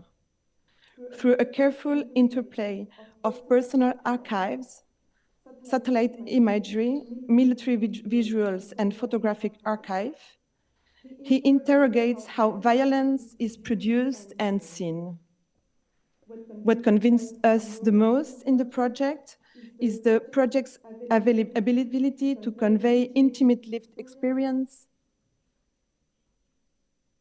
while also mapping the structures of genocidal violence and colonialism, transforming personal memory into a compelling and critically engaged form of testimony. Congratulations. We have also two finalists for the prize.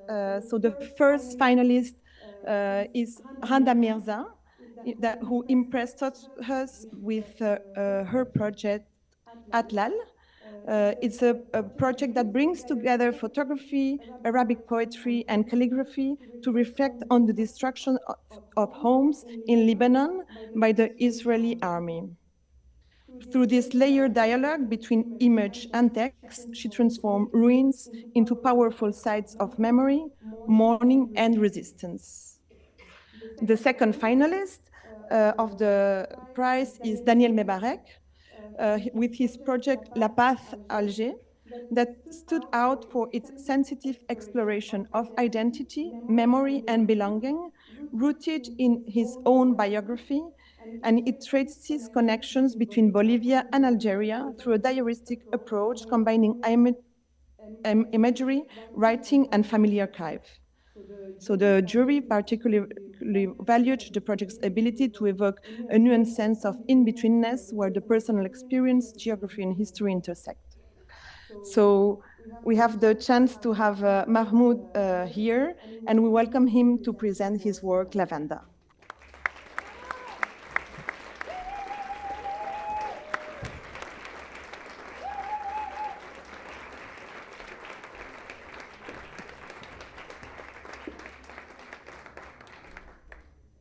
Thank you, Sandra, Anna. Thank you, Trobades, Camus, and Gisser for this invitation and this recognition. It means a lot for me. I'm receiving this prize with high or deep gratitude and a strong sense of responsibility. And please allow me to dedicate this prize for the memory of my friends who got killed by the IDF in Gaza during the genocide. فتحي غبن، حليمة الكحلوت، هبة زقوت، محمد القريقة، درغام القريقة، إسماعيل أبو حطب، فاطمة حسونة، رشد السراج، آمنة السالمي. And the list we could continue saying the names until tomorrow, and it will not finish since the genocide still still going. I would like also to dedicate this prize for my friends who are still alive in Gaza and struggling to find a moment to live and to find the light during these dark moments. To my friend Nicolas Comparo, who supported me for years, for my little flowers, Marcel, Muhammad, and Hayat. And now we will watch a short video for part of the project.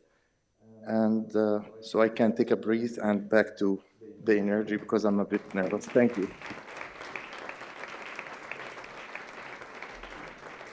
Let me see what is left that I know. Can it be that the old home is gone? And the friends of my childhood indeed must be few. I'm left and all alone. Take me home, take me home. أنا أحدثكم من المستقبل.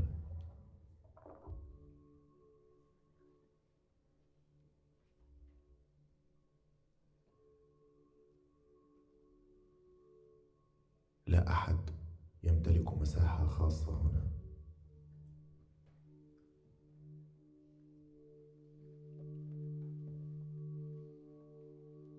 لا أحد يمتلك صوتا سريا أو فكرة يمكن أن تبقى حبيسة عقله دون أن تتسرب وتذوب في الهواء المشبع بأنفاس النازحين المتداخلة. كما لو أن كل فكرة تنتمي للجميع.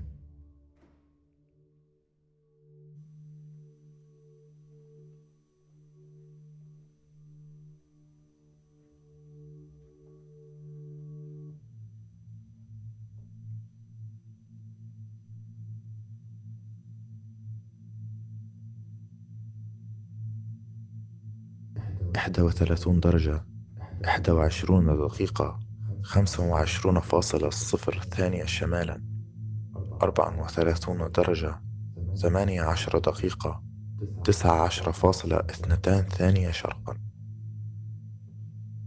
المربع 43.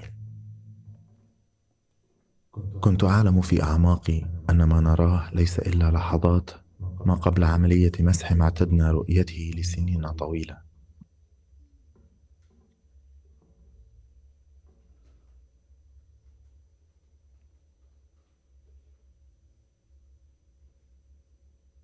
كان كل شيء في غير مكانه عدا شيء واحد لا يتطابق مع كل ما نراه.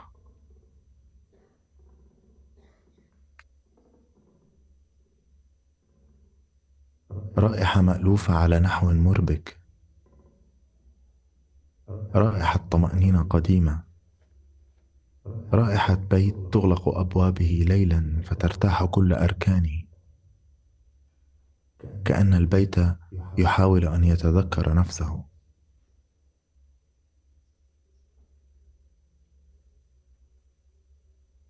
كانت زجاجة عطر قد انكسرت.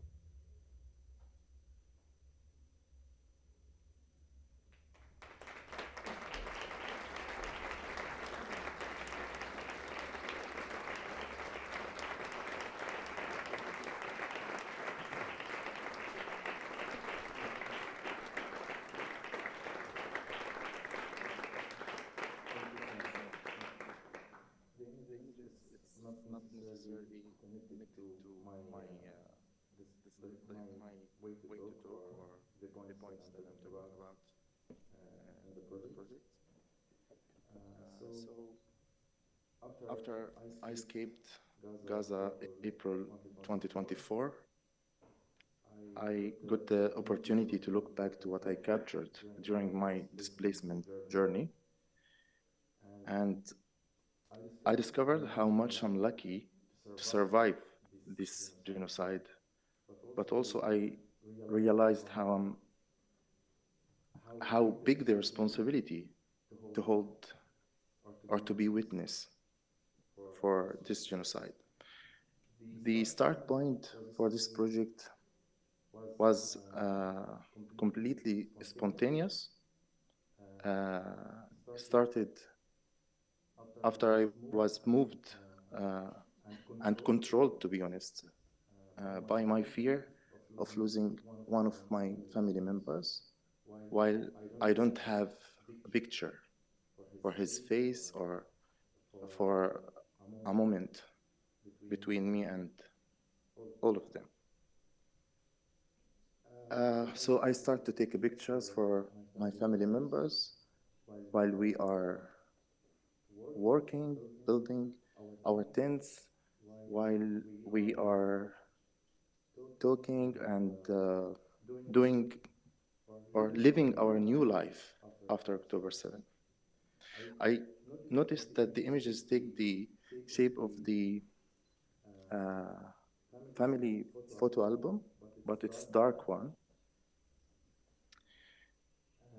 So I start writing. Lavender as a project, it includes different series. The family album is part, but also there's part connected to the moment that I was not able to take a picture. So the Israeli army used to throw leaflets from the sky, so I collected these leaflets, first to make fire and to cook.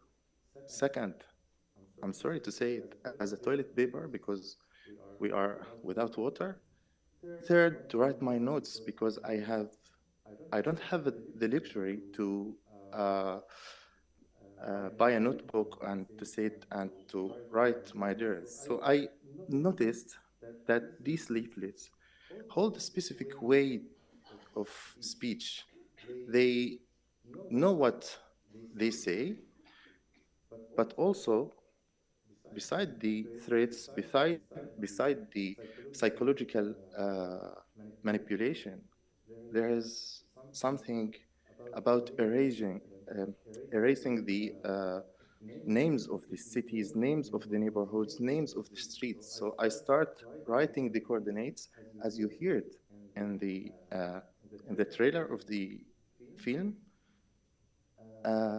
To preserve my memories and to connect my memories and the current moment to my grandfather, for example, who I discovered that I built my tent in the same place that he built his tent in the 60s during the Six-Day War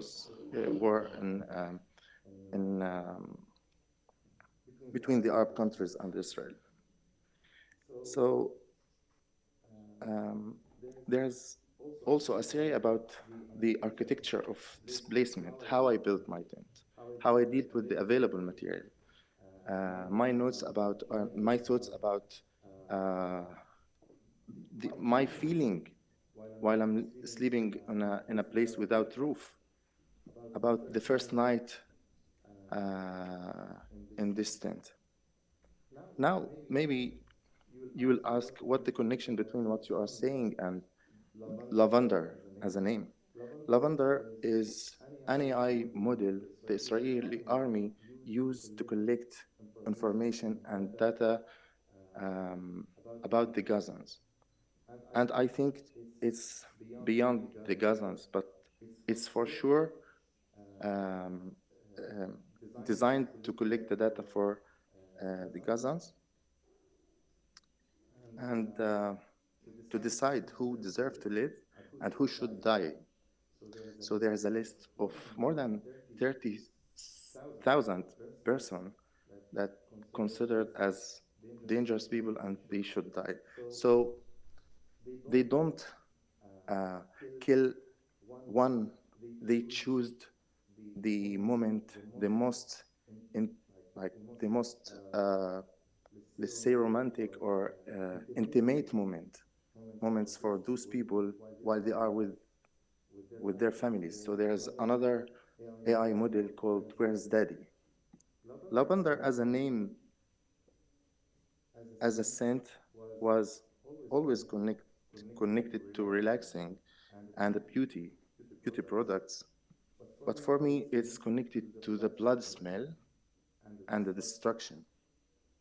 I'm playing on this contrast to show the mentality behind these models, this technology, this army, to tell about who's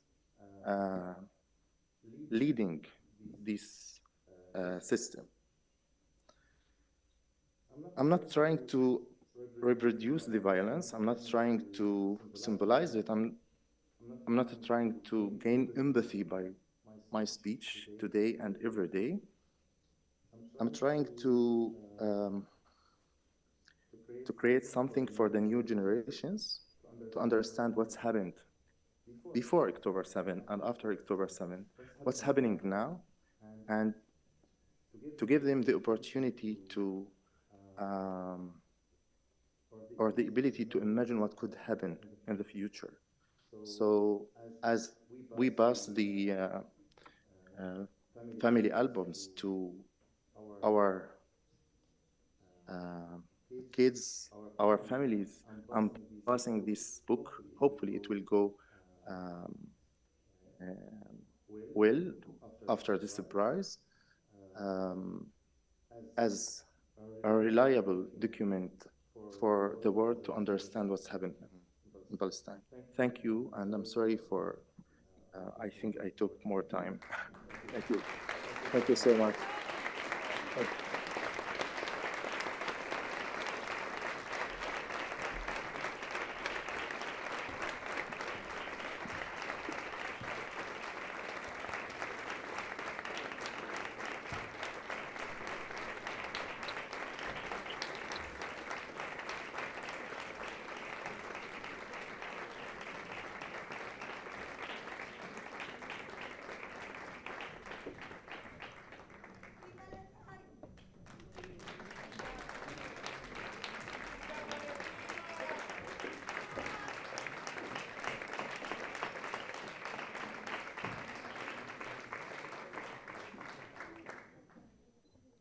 Bueno, pues seguimos con la emoción en el cuerpo. Gracias, Mahmoud. Right, let's continue with the emotions in our body. Thank you, Mahmoud, for your humble honesty to share this amazing work you've done, and thank you for sharing it with you. And now let's continue with the Mediterranean Prize of Albert Camus, to being born to homage somebody whose work, whose trajectory incarnates what Camus was asking for, being witness and actor of his own body, not fleeing reality, but submerging it. Our previous awarded artists have been Mona Hatoum, Edgar Morin, Mathieu Hénard, Alfredo Jarre, embodying each of them a different form of answering to the same demand that art and thought are not away from the world. So in this fifth edition, I have the honor and great emotion to hand the fifth award to Cristina Fernandez Cubas for a work inhabiting the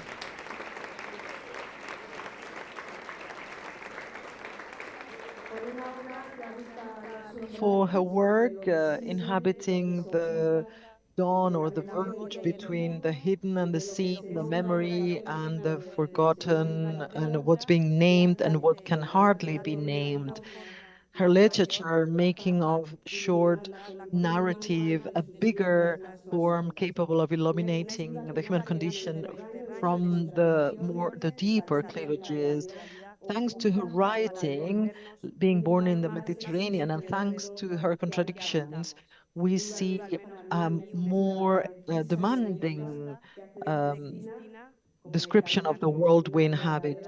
This precise writing and this honesty makes of Christina, like Camus, a true artist, and like him, her work is an act of resistance in front of indifference. You have the floor, dear Christina.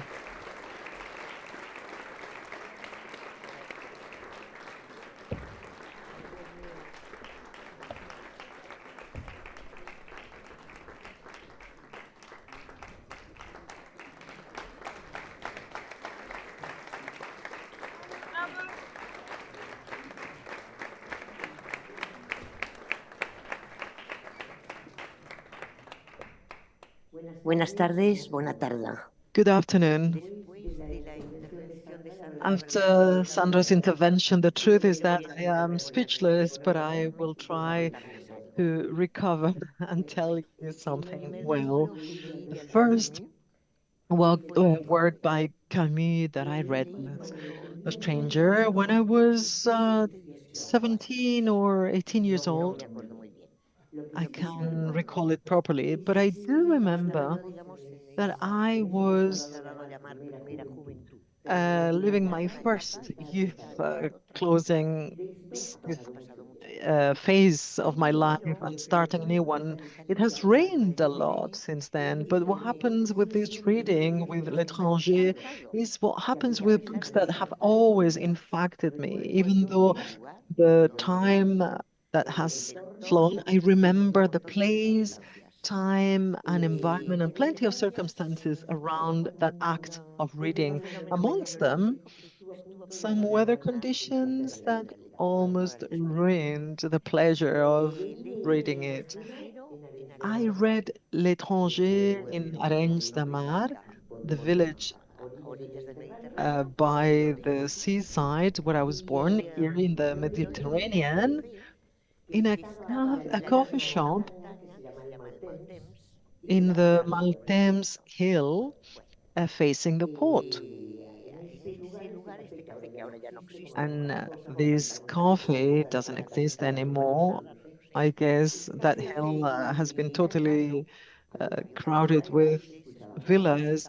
And in that coffee, in summertime, you would listen to music and dance. But in September, when I finished my work, it was a very peaceful place where you could enjoy the views, enjoy a glass of wine, talk with someone, and have some great reading time.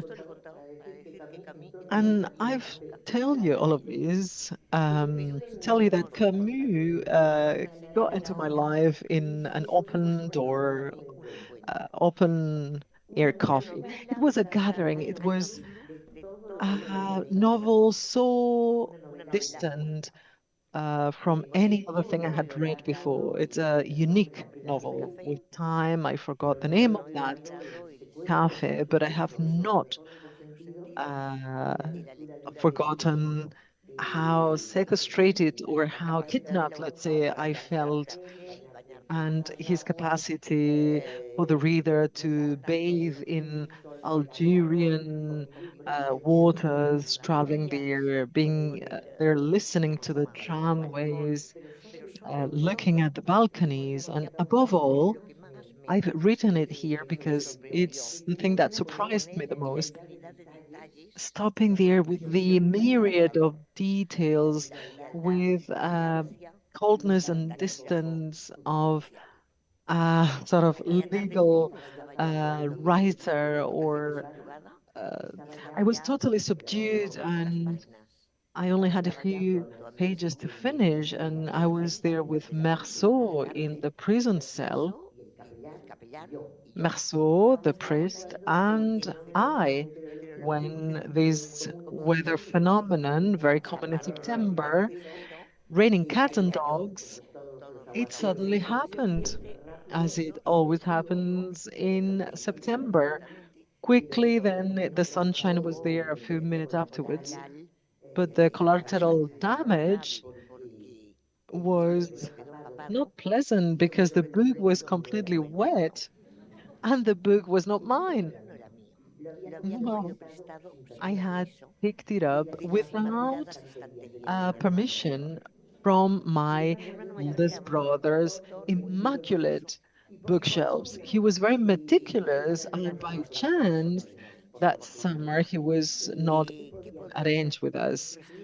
What could I do? It was going to be hard to change it because it was in French. It was when I started to be capable of. I just checked the dictionary a couple of times. So I could not find an étranger immediately. And secondly, because it was full of handwritten notes, obviously I couldn't falsify them. So I remember this because I went back home. I did some A&E rescue treatment. I added some drying paper in the last wet pages, some cold air from a blow dryer. I hanged it under outdoors to the sun. And then silently, I tiptoed and put it back onto my brother's shelves and just praying and hoping for good luck. We all know that humidity gets everywhere, right? In seaside villages. And surely you know the first goal, as we know, humidity gets sold everywhere. And there's always an issue with books, right? I don't know whether there was any drama or maybe the fact that one book was more damaged than the other. No, I don't think there was any drama. So the whole adventure ended up happily.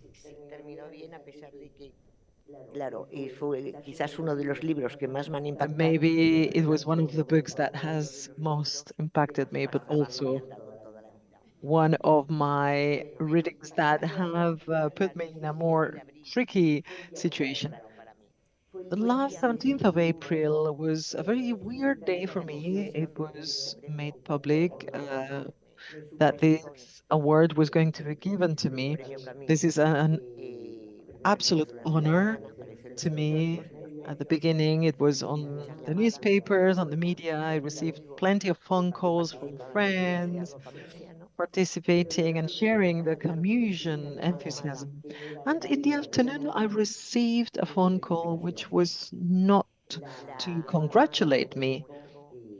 I was told that Beatriz de Moura, my publisher, had just passed away. Miss de Moura was a Camusian enthusiast, and she was a close friend of Catherine and Camus' daughter and grandson.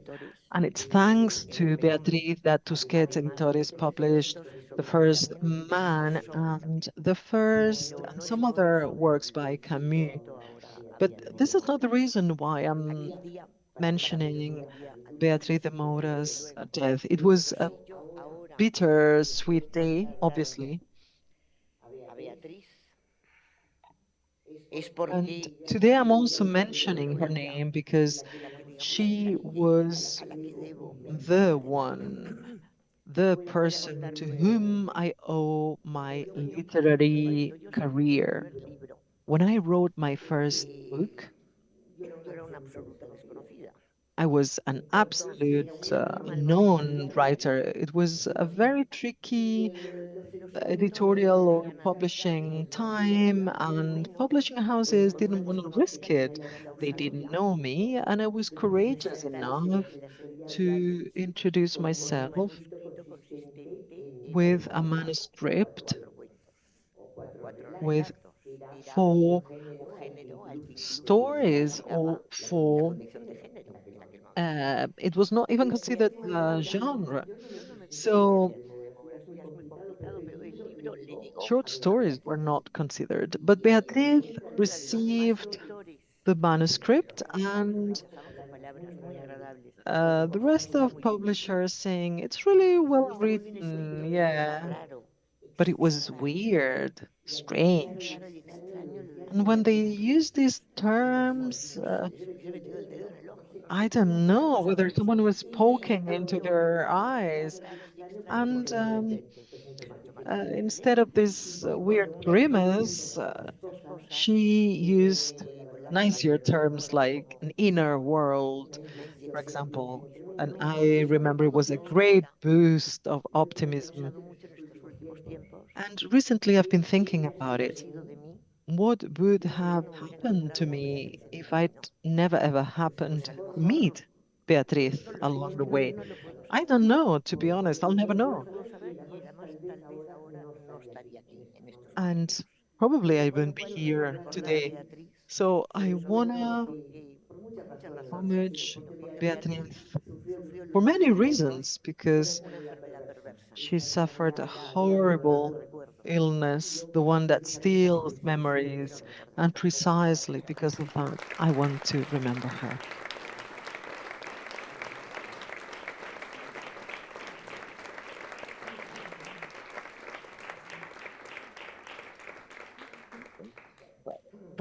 He hablado antes de cuentos.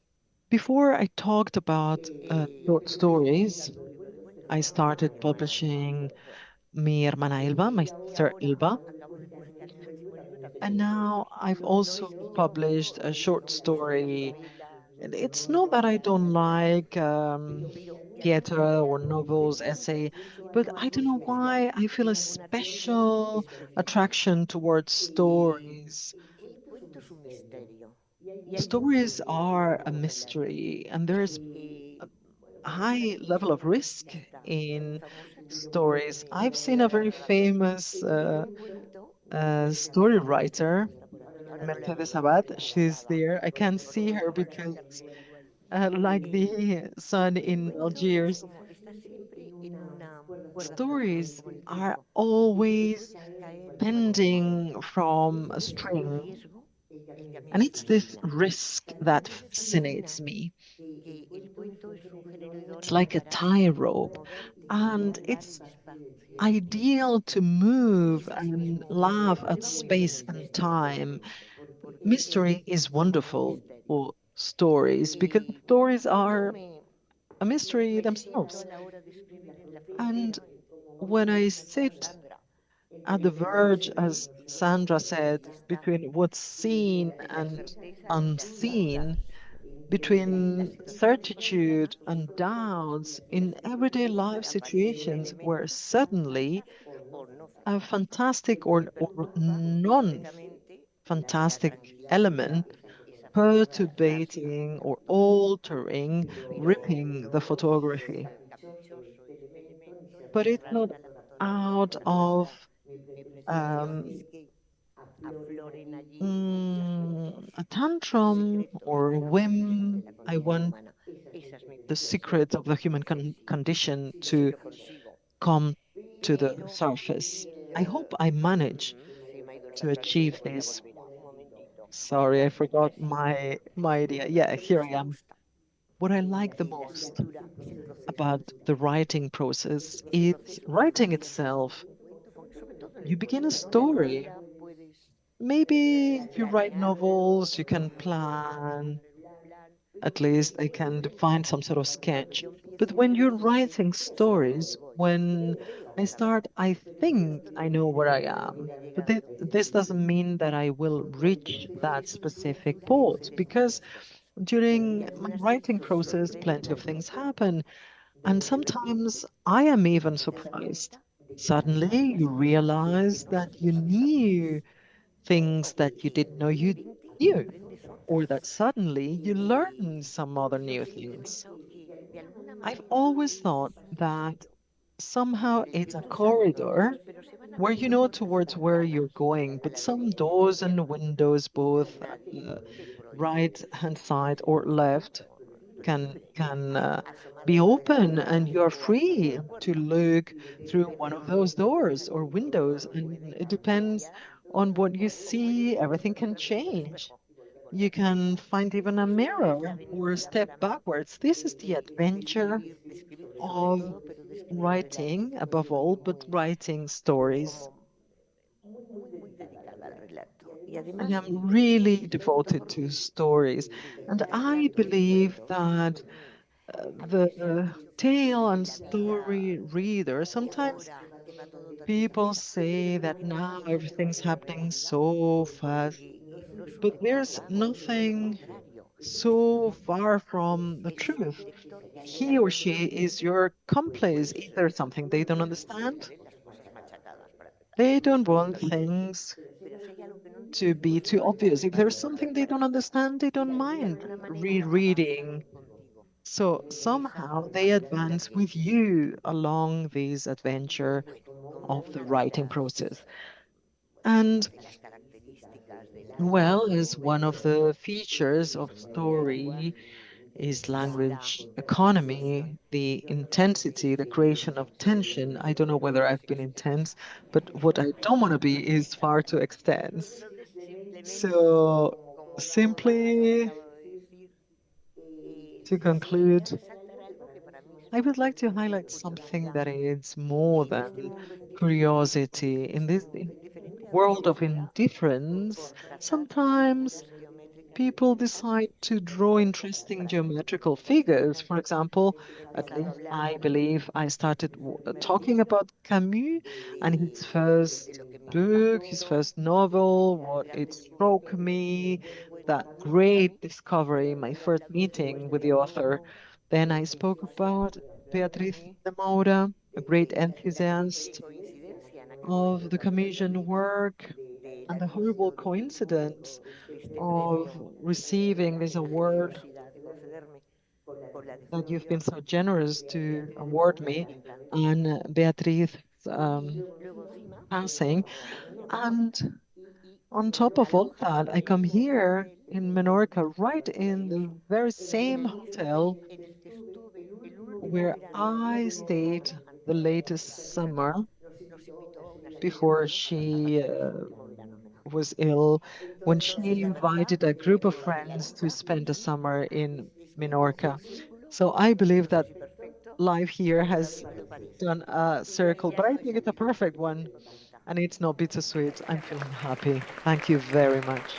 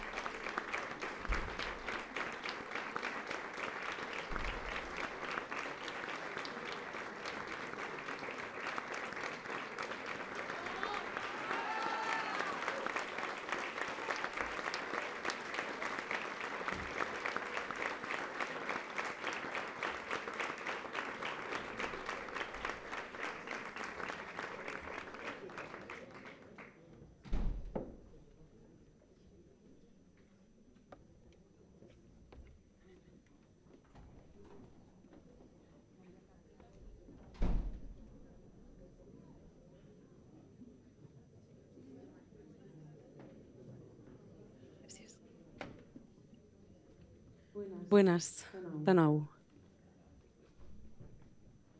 Hello. Abans he xerrat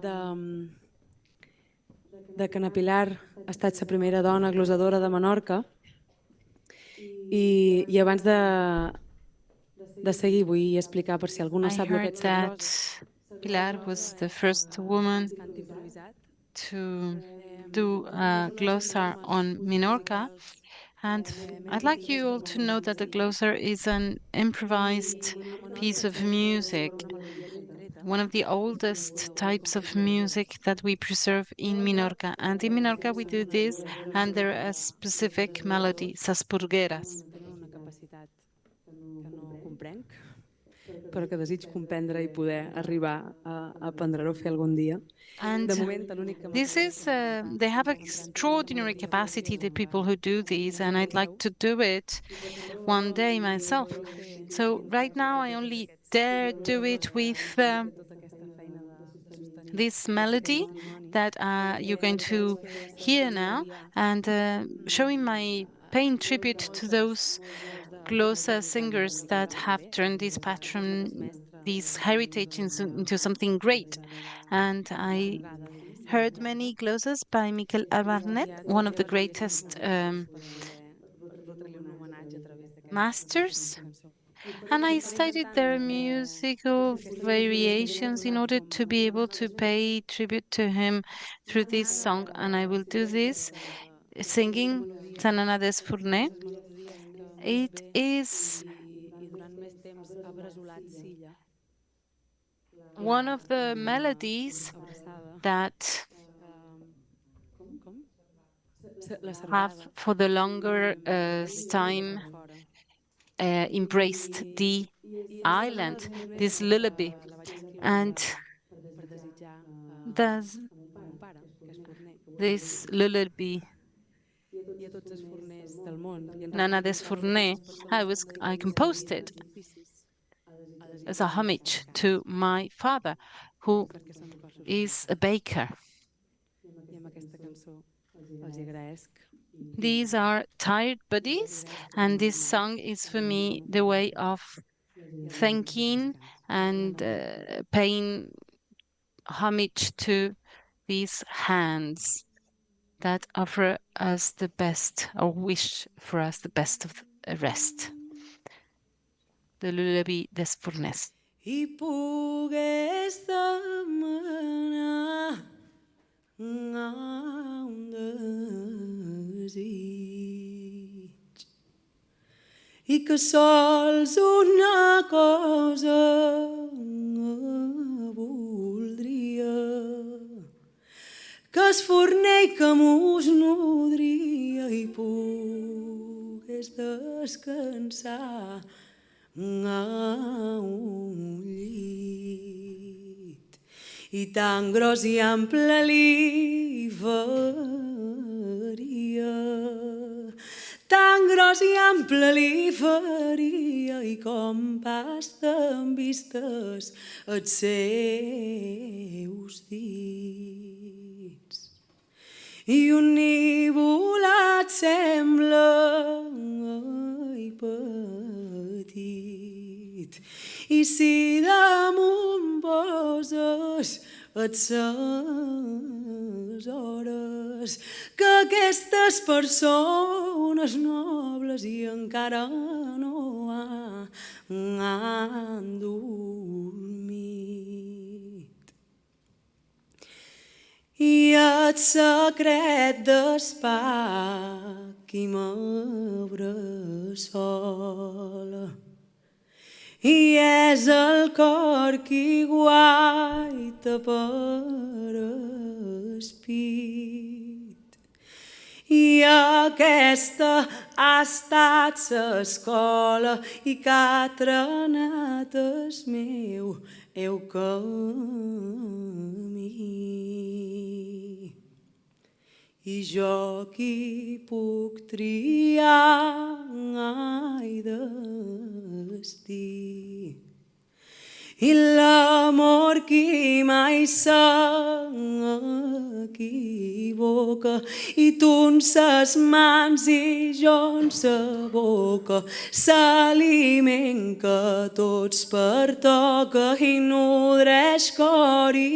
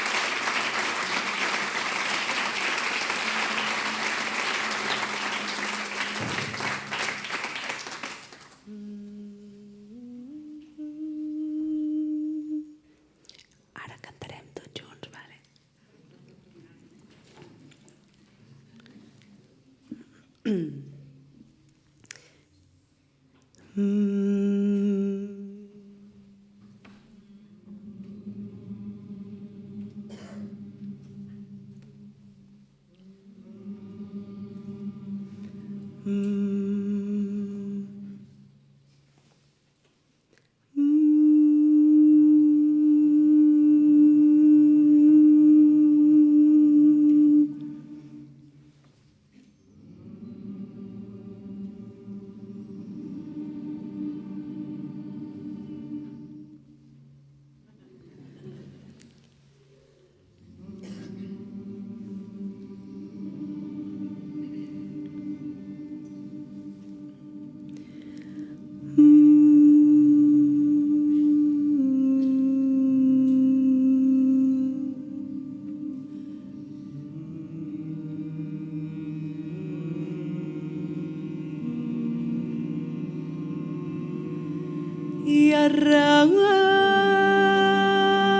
rellotge d'un pagès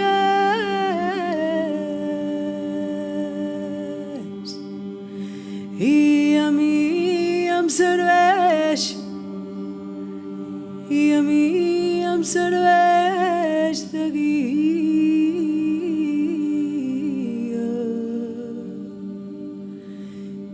i de la una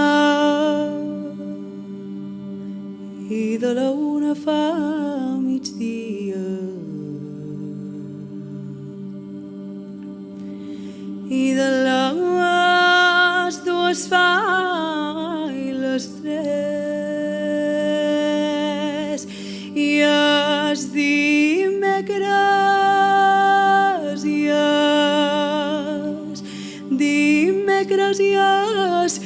els dijous i són dies de festejar i jo m'atenc de consolar i amb una arada i dos bous.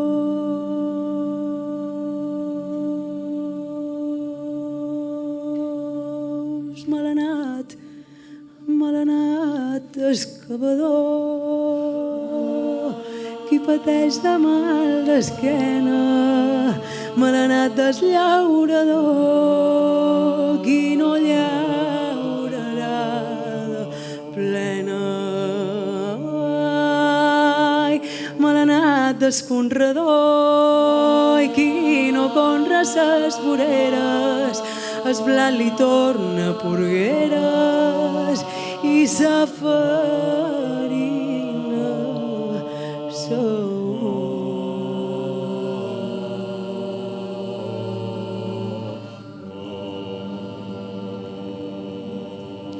i jo no cant i jo no cant per veu que tenc i jo no cant per veu i ni per degustar ningú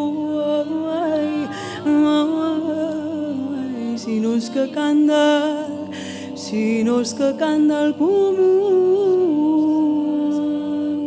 i fins que el meu estimat vengui.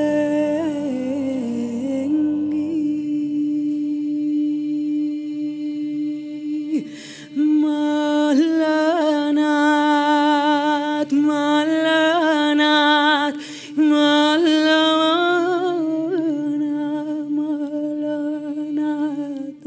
excavador, qui pateix de mal d'esquena, malanat desllaurador, qui no llaurarà de plena, malanat desconrador, i qui no conra ses voreres, el blat li torna porgueres i sa farina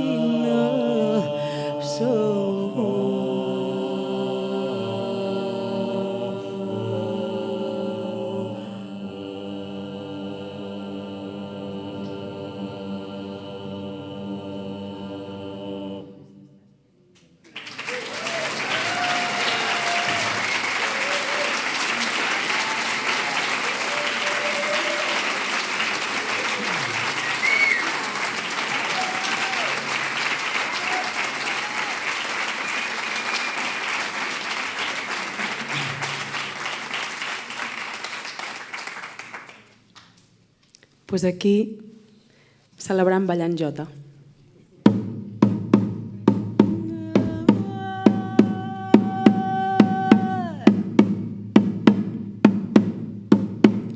Viu de sou i no us casau i no teniu sabidoria perquè jo me casaria i viu d'en vos que m'agradau, viu d'en vos que m'agradau, viu de sou i no us casau.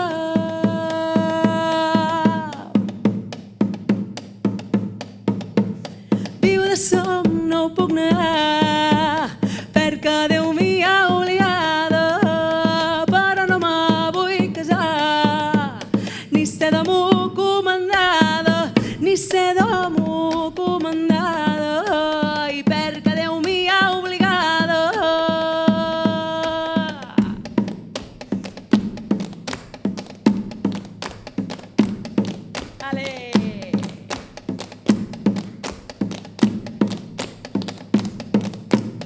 Esperança n'és sembrada i esperança dins un or. L'és sembrada petiteta i perquè m'arribi l'amor, perquè m'arribi